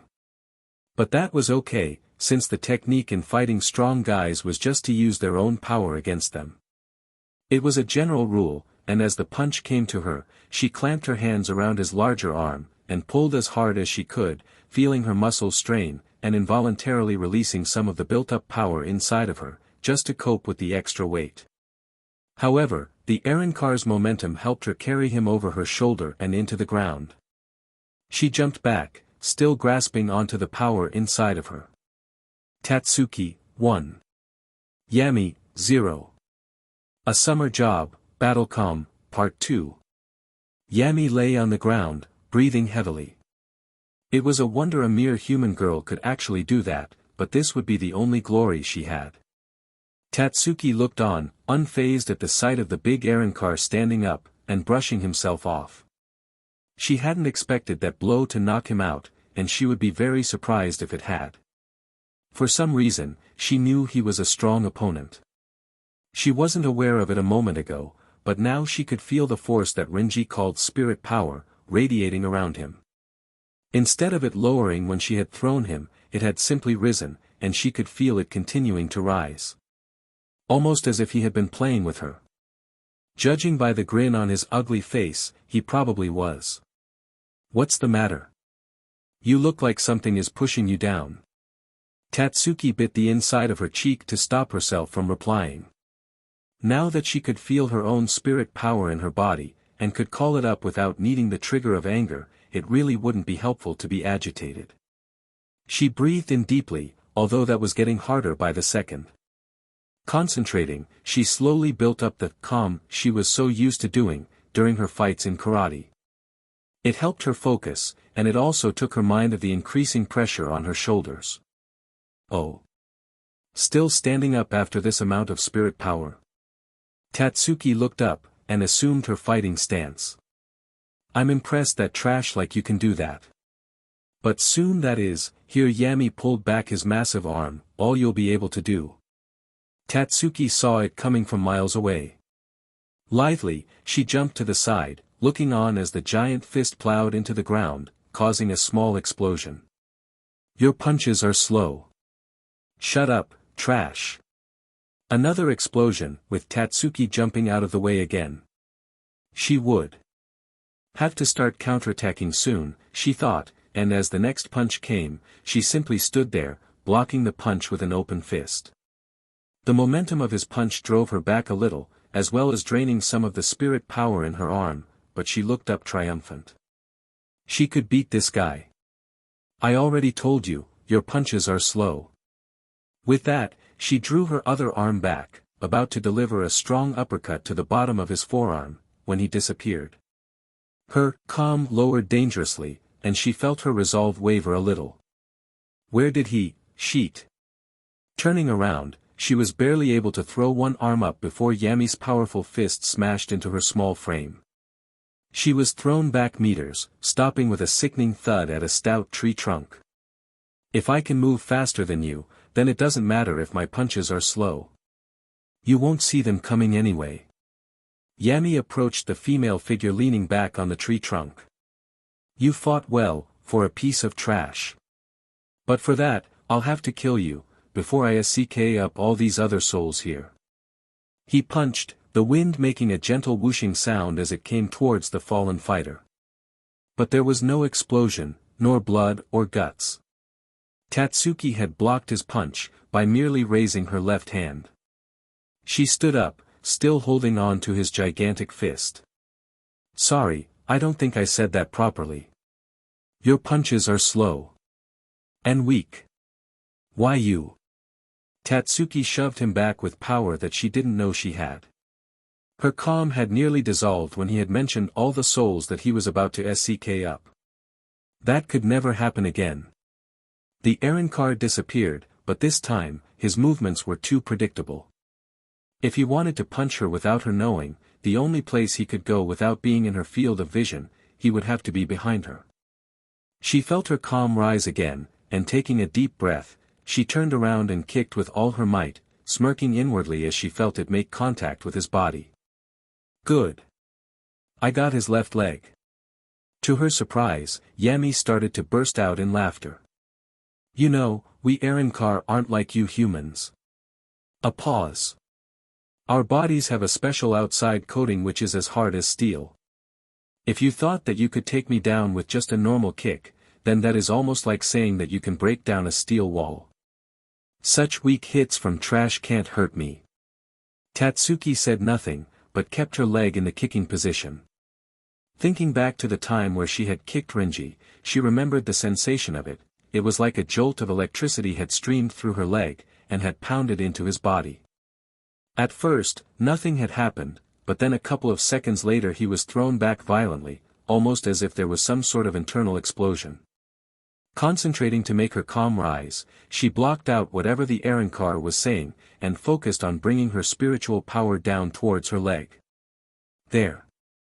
She could feel it streaming through, just like that time with Renji. However, this time it felt much more compact, more powerful, and more controlled. She looked up, as the errand car showed her a puzzled look. "What the hell was that?" he asked, somewhat surprised. "It felt like someone had tickled me or something." "Sheet. That didn't even do a thing." Tatsuki jumped back, fast. This person was a monster. She shook her head. She couldn't allow those thoughts to enter her mind, as they effectively dropped her calm, that she was so proud of. She concentrated again, and her calm easily came back to her, a product of years of practice. Whatever that was, he disappeared. "It didn't do a thing," he said as he appeared behind her. Tatsuki swung around without looking, intent on catching the same leg again, but her fist met air. "Bala." 1. That was the only word she heard before she saw his fist coming, from behind her. He had used that weird technique to get behind her the first time, and as she turned, he had used it again, catching her completely off guard. It was already too close to dodge. To her surprise, a circular white flash appeared in front of her, and before she knew it, she was thrown back violently, her ears filling with the screaming wind of the explosion. You know, to increase the strength of physical attacks, you add spirit power to your punches, or kicks. I guess I underestimated you when I tried to defeat you without using spirit power in my punches. You are persistent, but in the end, trash is still trash. You should be thankful that I used that attack to kill you, not with the technique I'm going to use to SCK up all these. Yami stopped abruptly, his face distorted in agony. My leg. What the F just happened to my leg? Just shut up about all this crap about strength and spirit power. It still remains a fact that your punches are weak. What the hell? She's still alive. She took a bala at point-blank range and survived. Why the hell didn't Aizen-sama tell us about this girl? Even though she is new to what she's doing, she could still become a threat later on. DMN that Ichigo, sharing around his bloody spirit power. He feigned an uncaring face, though his leg was killing him. Even though you say that, isn't it my weak punch that made you like that now? You look like you can hardly stay on your feet. Aren't I the one supposed to be saying that? Tatsuki replied, dangerously cool. He looked down at his leg. It hurt like hell, and was shaking uncontrollably, but the weird thing was, it looked perfectly normal, aside from the shaking. There were no bruises, no scratches or slashes. It was as if something had eaten him from the inside out. You beach. What the hell did you do to my leg? Internal hemorrhage. No, it's much more serious than that. Oh. Yes. Internal hemorrhage could never make someone's leg shake that uncontrollably. Besides, look at his standing position now. His body is tilted towards the left, and he is sinking ever so slowly. It's probably more, munch, munch, total muscle implosion, munch, munch. And maybe the bone as well, judging by the way he's standing. Probably the only thing holding him up is their steel layer of skin. Oh. And what the hell are you doing eating popcorn at such a serious time? Because it's a good fight, and the vendors were selling it cheap when we came here. Idiot. Be quiet. They might hear us. I'm surprised they haven't heard your munching. Maybe you should turn back to a woman. At least your voice isn't as annoying then. You just want to see me naked. Oh ho ho, now why would I want to see that? Just a hunch. I wonder why her attack only had effect now. If you give me back my popcorn, I will tell you. Sheet. Even though I said all that, it was really only luck that I got my hands up in the nick of time. And it was really only luck that I had that much spirit power in my arms at that time to cancel out most of that attack's effect. To take away all the spirit power in my arms, and still hurt me this much, that attack was amazing. Hey! I said, what the F did you do to my leg? Oh. I thought it only tickled. Beach. I wasn't planning on using this here, but my whole leg seems like it has turned to mush, and she will surely defeat me if I don't do it. Feel privileged that you are going to see this. I didn't even use it when I fought your orange-haired friend. What? Yami grinned, in spite of his pain. My Zanpakuto release. Zanpakuto release. Yami continued to grin evilly. With this, she didn't stand a chance. Remember this well, trash. Dejiki, Subashikoi Kanedzuchi, 2. A Summer Job, Battle.com, Part 3. Hey, don't you think we should probably step in now? No. That's funny, I always thought you would be the type to rescue a damsel in distress. Ah, if only Tatsuki would look like a damsel in distress, then I would save her. You're right. She's coping quite well. Did you know of this, Kisuke? The man shook his head. Nope. Aburai Renji must have done something pretty wild to get her power to awaken. Pretty wild? The talking cat tried its best to imitate a human expression of bewilderment. Yeah. Didn't you ever wonder why Tatsuki's power didn't awaken at the same time as Chad or Inoue? Well, wasn't it just because they had come in contact with hollows? Partly. But since she has been around Ichigo the longest, her power is more like his, though obviously there are some differences. The green-coated man placed his hand in the bag in front of him, munching on its contents. Oh. I see, so what you are saying is that, her power needed to be awakened the same way as Ichigo. Contact with a Shinigami? Correct. Close contact. You are a dirty man. How do you like this, trash? Tatsuki tried to stop herself from staring so openly, but she couldn't help herself. It wasn't every day that a person transformed in front of her, into something like this. Well, heck, it wasn't every day that she met a guy intent on wiping out most of Karakura. Yami, the Arrancar, didn't seem to have any trouble standing now, and his grin was cocky. Which probably meant, this form was powerful. She had watched the transformation. As soon as the words were out of his mouth and his sword out of its sheath, he had stabbed it into his right hand. From there, it had grown, with his right hand now resembling a giant, evil-looking hammer. His other hand was similar, minus the hammer. Across his forearms was a blue metallic substance that looked as thick as steel, but the most unusual thing about his appearance was that he had small holes, with their diameter being about 1 or 2 centimeters all the way through his forearms. His legs from the knee down had changed to that strange blue substance, and his once shaking leg had stopped. It was almost as if he had donned armor on his forearms and legs. And, judging by the size of the hammer, it looked dangerous. But, Tatsuki thought, eyeing the hammer, with a hammer that big, there was bound to be some drawbacks, and in that case, it would have to be its weight. Surely carrying around something that big would have to be heavy, and that would mean his swinging time would be slow at certain points. That would be the time she would attack.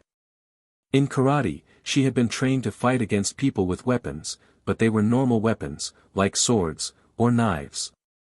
She really hadn't been trained to fight someone with a gigantic hammer. You look stupid. In fact, he really did, according to any human standard. But these people weren't human, she thought as she readied herself. It was obvious, as soon as that hammer hit her, it was over for her. Besides, that other attack that she had taken at point-blank range was having its effects on her. She watched as he pulled the hammer arm back, and was surprised when it came down at an extremely fast velocity. Rolling to the side, she barely dodged the brunt of the attack, feeling the ground shake and underneath her. Looking back to where she just was standing, a massive crater had appeared. Next time you won't be so lucky. Sheet. How could that guy move such a gigantic thing at such a fast speed? Didn't these kinds of people follow the laws of gravity? What made it worse was that her reaction time was getting slower. If she were to win, she would have to do it now, while she was still feeling a bit more energetic.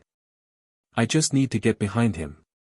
Feinting left, she sped around to his right, before he could turn back.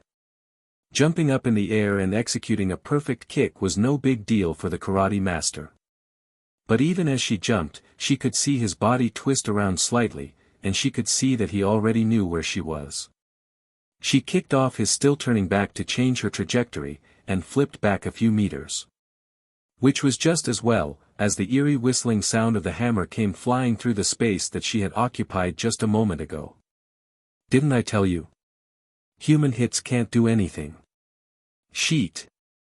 How the hell does he move so fast with that massive weight on his arm? I bet you're wondering why I can move so fast with this weight. Can you see these tiny holes in my arm? They decrease this hammer's actual weight by 50, allowing me to move quickly, also with a dangerous weapon. The holes are going right through his arm. Then where is his arm? My Zanpakuto release temporarily changes my forearms and legs from the knees down into pure steel. The holes in my arm reduce weight, and thus I can attack as fast as I want. The Arrancar's face twisted into a mean grin, and Tatsuki had to stop herself from stepping back. Earlier on, she had thought she had some kind of chance. Throughout the battle she could feel the amount of spirit power flowing from him, and knew unconsciously, that, if she released her maximum amount, she could probably beat him. But now, with the transformation, she noticed that his spirit power had risen significantly. There was no way that she could possibly top that. She still stared him down though, it gave her a false sense of strength that she needed. What did you do to my leg before? She kept looking at him. She didn't actually want to admit that she had pretty much no idea of the logistics of that strange attack. I don't know the exact details, but I'm sure the end result was something like this. Yami lifted up his leg, and brought it crashing down to the ground. Well, what would have been the ground, if it wasn't for Rinji's leg? Tatsuki blinked once, as if unwilling to comprehend what just happened. The leg looked sickeningly flat. Is that an angry expression? The Arrancar bared his teeth again, and raised his foot once more. He brought it down, but found that he couldn't bring it to reach the ground. Tatsuki was kneeling under his foot, holding it up with both hands. Yami felt himself being thrown up and backwards. As he fell towards the ground, he saw a blur approach him from underneath. Urahara folded the popcorn packet neatly on his lap. He sure knows how to get someone angry. The cat next to him mused. Do you think she might actually win? Urahara turned and looked back over to the fight, where it seemed like Yami was getting beaten up from all different directions. From an untrained fighter, it would seem as if Tatsuki was winning. By a large margin. Urahara's eyes narrowed. She's going to lose.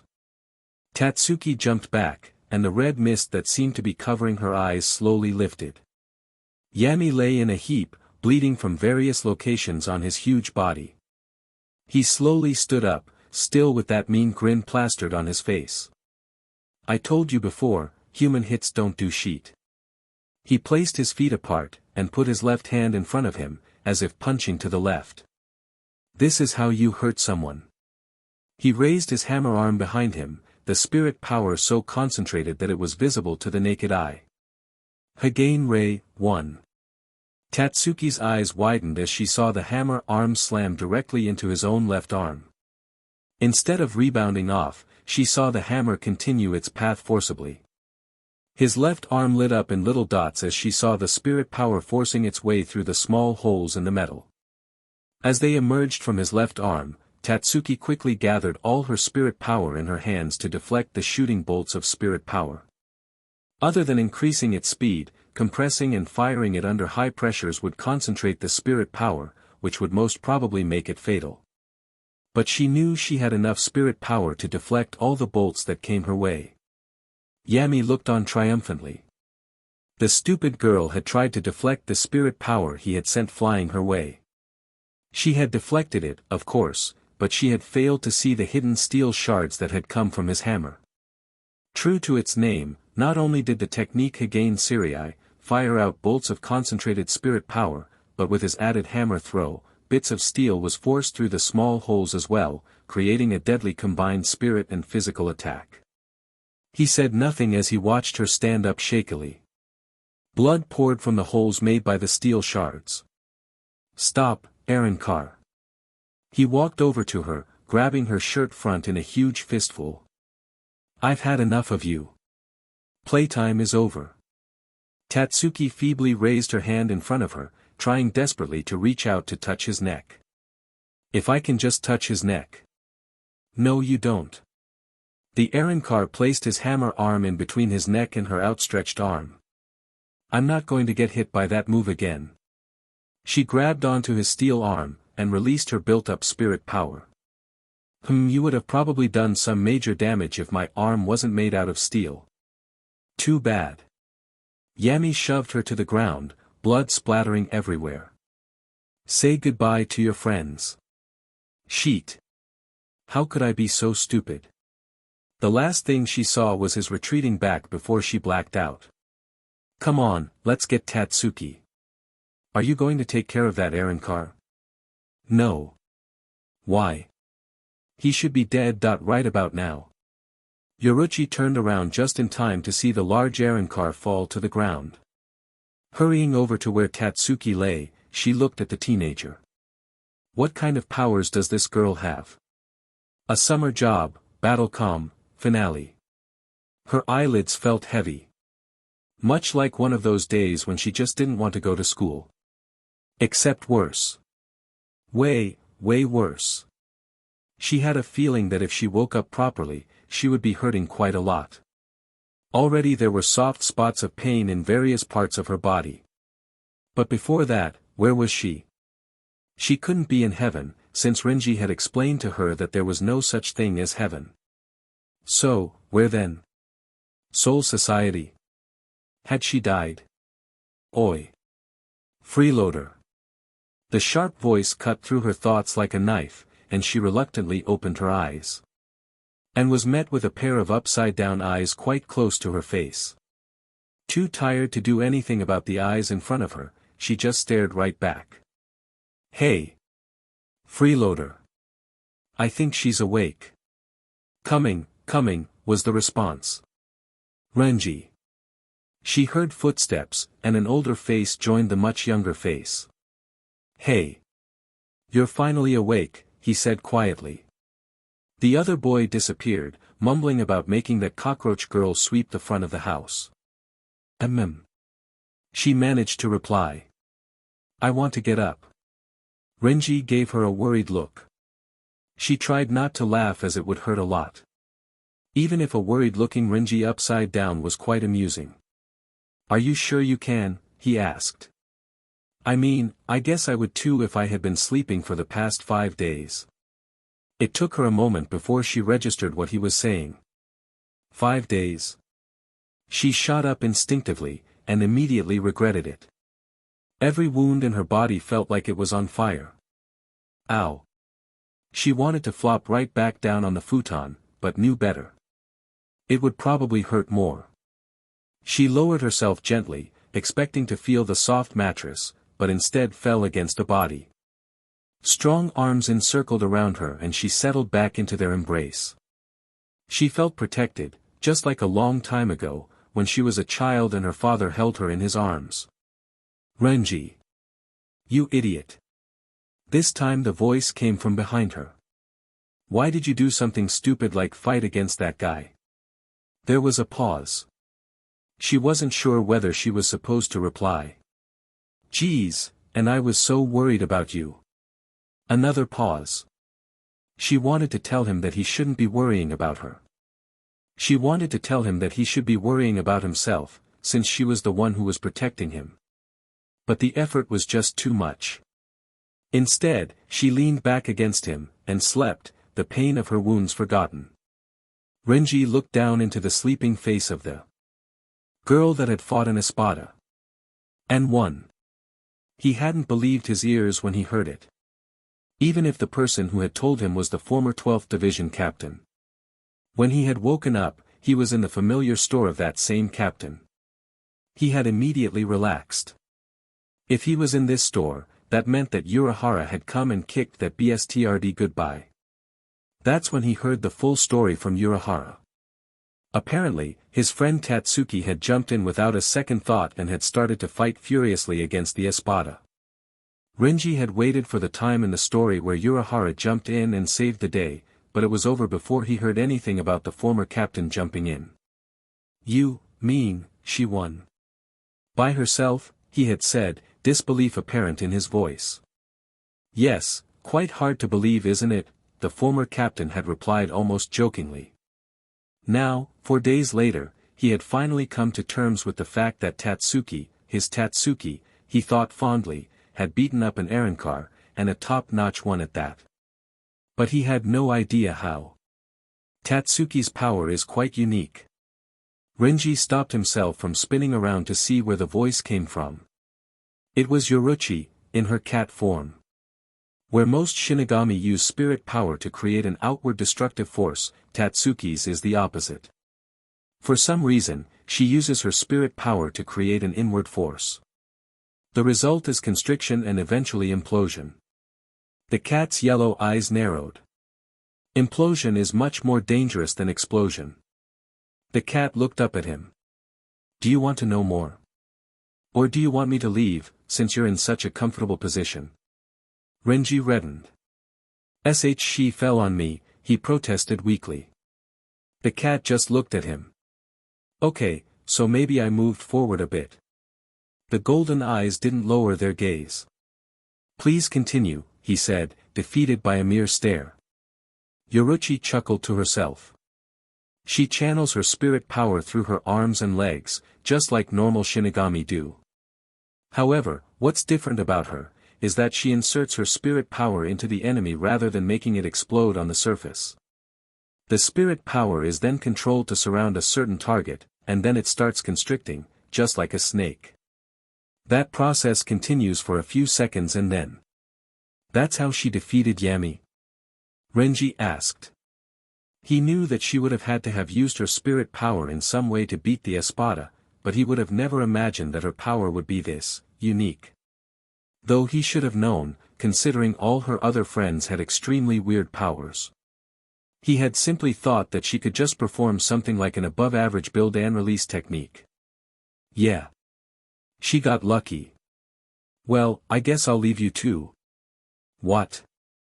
Don't you want to be alone? A familiar striped hat peeked into the doorway. Don't forget to use protection. Urahara dodged the sandal that was flung at him. Shut up. Renji looked at the now closed door. They had gone, and he had better go too. To train. Thanks, he said to no one in particular. He bent down and kissed her lips softly. With that, he gently extracted himself from her, and lay her down on the futon. Tatsuki waited a full 10 minutes before she opened her eyes, bringing up her hands to her burning face. What the hell was that? What? Training again? Tatsuki hated whining, but she needed to get out of this somehow. Renji folded his arms. Don't be stubborn. Yoruchi is going to teach you, since your technique is most similar to hers out of all of us here. Was her only reply. It had already been 2 days since Renji had done that. It had taken her a while before she could look at him in the face again. What the hell did he do that for anyway? Over the past 2 days she had been arguing in her mind with the reasons of why he did it. It was a thank you, she told herself continually. Of course, there was that annoying voice inside of her telling her that no, it wasn't a thank you at all. Who the hell says thank you with a kiss on the lips? She felt herself blushing again. Perhaps going to train with Yoruchi was actually a good idea. She would be away from this hot-headed idiot. You'll be going somewhere fun, she heard the hot-headed idiot say. Yeah, without you, she replied. She had meant that it was a good thing to be away from him, but he took it a different way. What, you want me to come? He asked, meaning to be serious. She stared at him for a long time, and then abruptly left him, leaving Renji scratching his head. The day he understood women, was the day that Byakuya and Kenpachi were gay lovers. He shook his head. That was gross. Okay. We're here. Tatsuki looked around. It was such a cliché training ground. They had gone down a very long ladder beneath the store, and she had found it hard to keep her mouth from gaping. They had been walking for a few hours before they stopped at a huge cliff. Without warning, she felt herself being thrown forward. Before she knew it, she was holding on for dear life to a thin horizontal bar that was hanging randomly in the air. The bottom is about 100 meters down, yelled Yoruchi. If you let go, you'll die. Tatsuki's eyes widened for a moment. What the hell is this? She yelled back. It's training, came the reply. How long am I supposed to stay here? Until that calm of yours breaks. Tatsuki looked over to the edge of the cliff, and watched helplessly as the black cat sat down. The distance between her and the cliff was too large, and she could barely see the other side. Yoruchi watched her intently. It would probably be more accurate to say, until that calm of yours expands. Battle calm trained from childhood was impossible to break. It could merely adapt to certain circumstances, and in this case it needed to adapt to spirit power. All Shinigami usually learned how to control spirit power before trying to attain a perfect battle calm. Those who had mastered both were extremely powerful, such as Yamamoto, Kuchiki Byakuya, and most top-ranking Shinigami. However, this girl was the complete opposite. She had attained a perfect battle calm before gaining control of her spirit power. During the fight with Yami, Yoruchi had seen Tatsuki's battle calm expand and let her use her spirit power. Though, right now, Tatsuki couldn't use a shred of spirit power, as her battle calm had contracted around her once again. But if Tatsuki cleared this hurdle, she would be able to adapt her battle calm to work with her spirit power. And then, she would be a valuable asset to the inevitable war that was going to take place. That rod you're hanging on to turns into a flying device as soon as spirit power is injected into it. However, the string that's attaching it to the ceiling is going to break at midnight tonight. You have 7 hours. Urahara. Yeah. Do you know what type of training they're doing down there? Renji asked, gesturing beneath them. The former captain lifted his fan to hide his mouth, while laughing a little, ho ho ho. I don't think I'll tell you. But you should know what two women do when they're alone. Shut up. Urahara cracked a small smile. There was a small chance that the girl wouldn't make it. And if she didn't, they would have a very, very angry Shinigami on their hands. A Summer Job, The Office Romance, Part 2. 4 weeks before Tatsuki defeated Yami. The first day of their punishment had been great. Just great. Of course, some parts of that day were better than other parts. It was quite ironic that they were ordered to share the same punishment, Ichigo thought. It was probably that old man's plan. Byakuya would definitely not be happy if he had heard of this, that even though it wasn't as if he could do anything about it. Yamamoto always had the last word. He was really happy about their first day of work. What he wasn't happy about was that it was now the 6th night of their punishment, which meant that tomorrow would be their last day and nothing, absolutely nothing had happened between him and Rukia since then. He sighed, turning over in his futon. They had talked like friends. Now, there wasn't anything wrong with that at all, it was just that he had thought their conversations would involve more serious topics, they could get closer, and, he let out a breath, if she could kiss him again, that would be just great. He frowned without opening his eyes. It certainly didn't feel like she was avoiding him, or else he would have felt that horrible heavy atmosphere. It was more like she was avoiding a certain thing, a certain topic. And, if he was guessing correctly, he was probably unconsciously avoiding that same thing. It was probably more accurate to say that he didn't have the courage to bring up that. Every day had become a routine. Wake up, eat, do paperwork, eat, do more paperwork, eat, then sleep. Ichigo had learned to appreciate those moments where they could actually eat together. It was the only time he could sit opposite her, and look at her without it being called staring. But even during those times, there wasn't much chatter going on. No, progress. Yes, that was the word, progress. Another thing that bothered him was if Rukia was feeling the same way he did. Every single night he had played around with all these ideas in his head, and every single night he wondered if Rukia was thinking that exact same things as him. If she was certainly good at hiding it.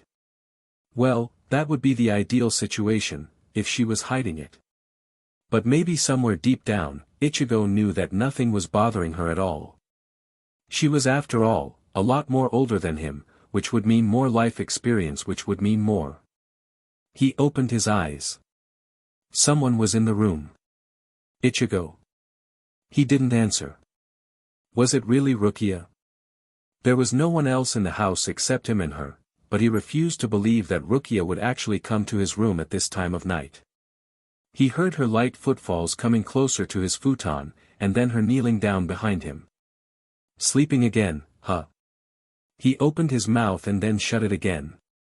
What did she mean by again? He nearly let out a yelp as she started to run her fingers through his hair. He only started to relax again as she started to hum a song that he had no idea what it was, though it seemed very familiar. Something he had heard in his dreams. Every night. Something that came from her lips. Don't tell me. Before he could confirm his suspicions, she was already gone. He sat up abruptly, listening to her pour herself a glass of water in the kitchen. Rukia's room was right next to his. Rukia sighed a tired sigh. She knew she ought to stop going to Ichigo's room late at night while he was asleep. After they had kissed, after she had kissed him, on that first night, she wasn't able to sleep. Instead, she had crawled into Ichigo's room for about 10 minutes before finally feeling sleepy. It had unconsciously become a habit. Something like a sleeping pill, she thought, before ambling sleepily towards her room. When she walked in, she immediately knew something was wrong. Someone was in the room. Her soul's lair was leaning against the far wall, so it would be risky to make a dash for it, though if she ended up getting it, her chances of defending herself would be much higher. But before she could move, she was pushed up against the wall, her assailant placing both his arms on either side of her so she couldn't escape. Rukia. She heard him say. There was a pause. Wasn't Ichigo asleep? Ichigo. Is that you? She already knew the answer. A single moonbeam illuminated the space directly next to them, allowing her to see the outline of his set jaw. She suddenly felt hot, and it seemed a chore just to breathe. Yeah, he replied, coming even closer to her face so that their foreheads were touching. Ichigo, what? What were you doing in my room before? He interrupted her. She froze. He was awake. Even though that piece of information wasn't really important at the moment, Ichigo was acting really weird, and it was scaring her. Why does it matter? Because I can't understand you at all. The voice in his brain yelled out. You. She looked up at him, expecting to see passion, or fire in his eyes, but instead she met sad, lonely eyes. You're right, he finished. What he really wanted to ask was, did you come to my room every night, and how come, but he just couldn't get it out of his mouth. Ichigo, why are you sad? She asked, relaxing a bit. Because. He trailed off. I miss you. In the following silence, Rukia felt herself blush. Ichigo swallowed. I know it's only us in the house, but even then, it's like we aren't talking anymore, like, we're growing apart. Rukia never knew Ichigo felt these types of insecure emotions. It amazed her how much she thought she knew about him, and then suddenly he opened up a whole new side.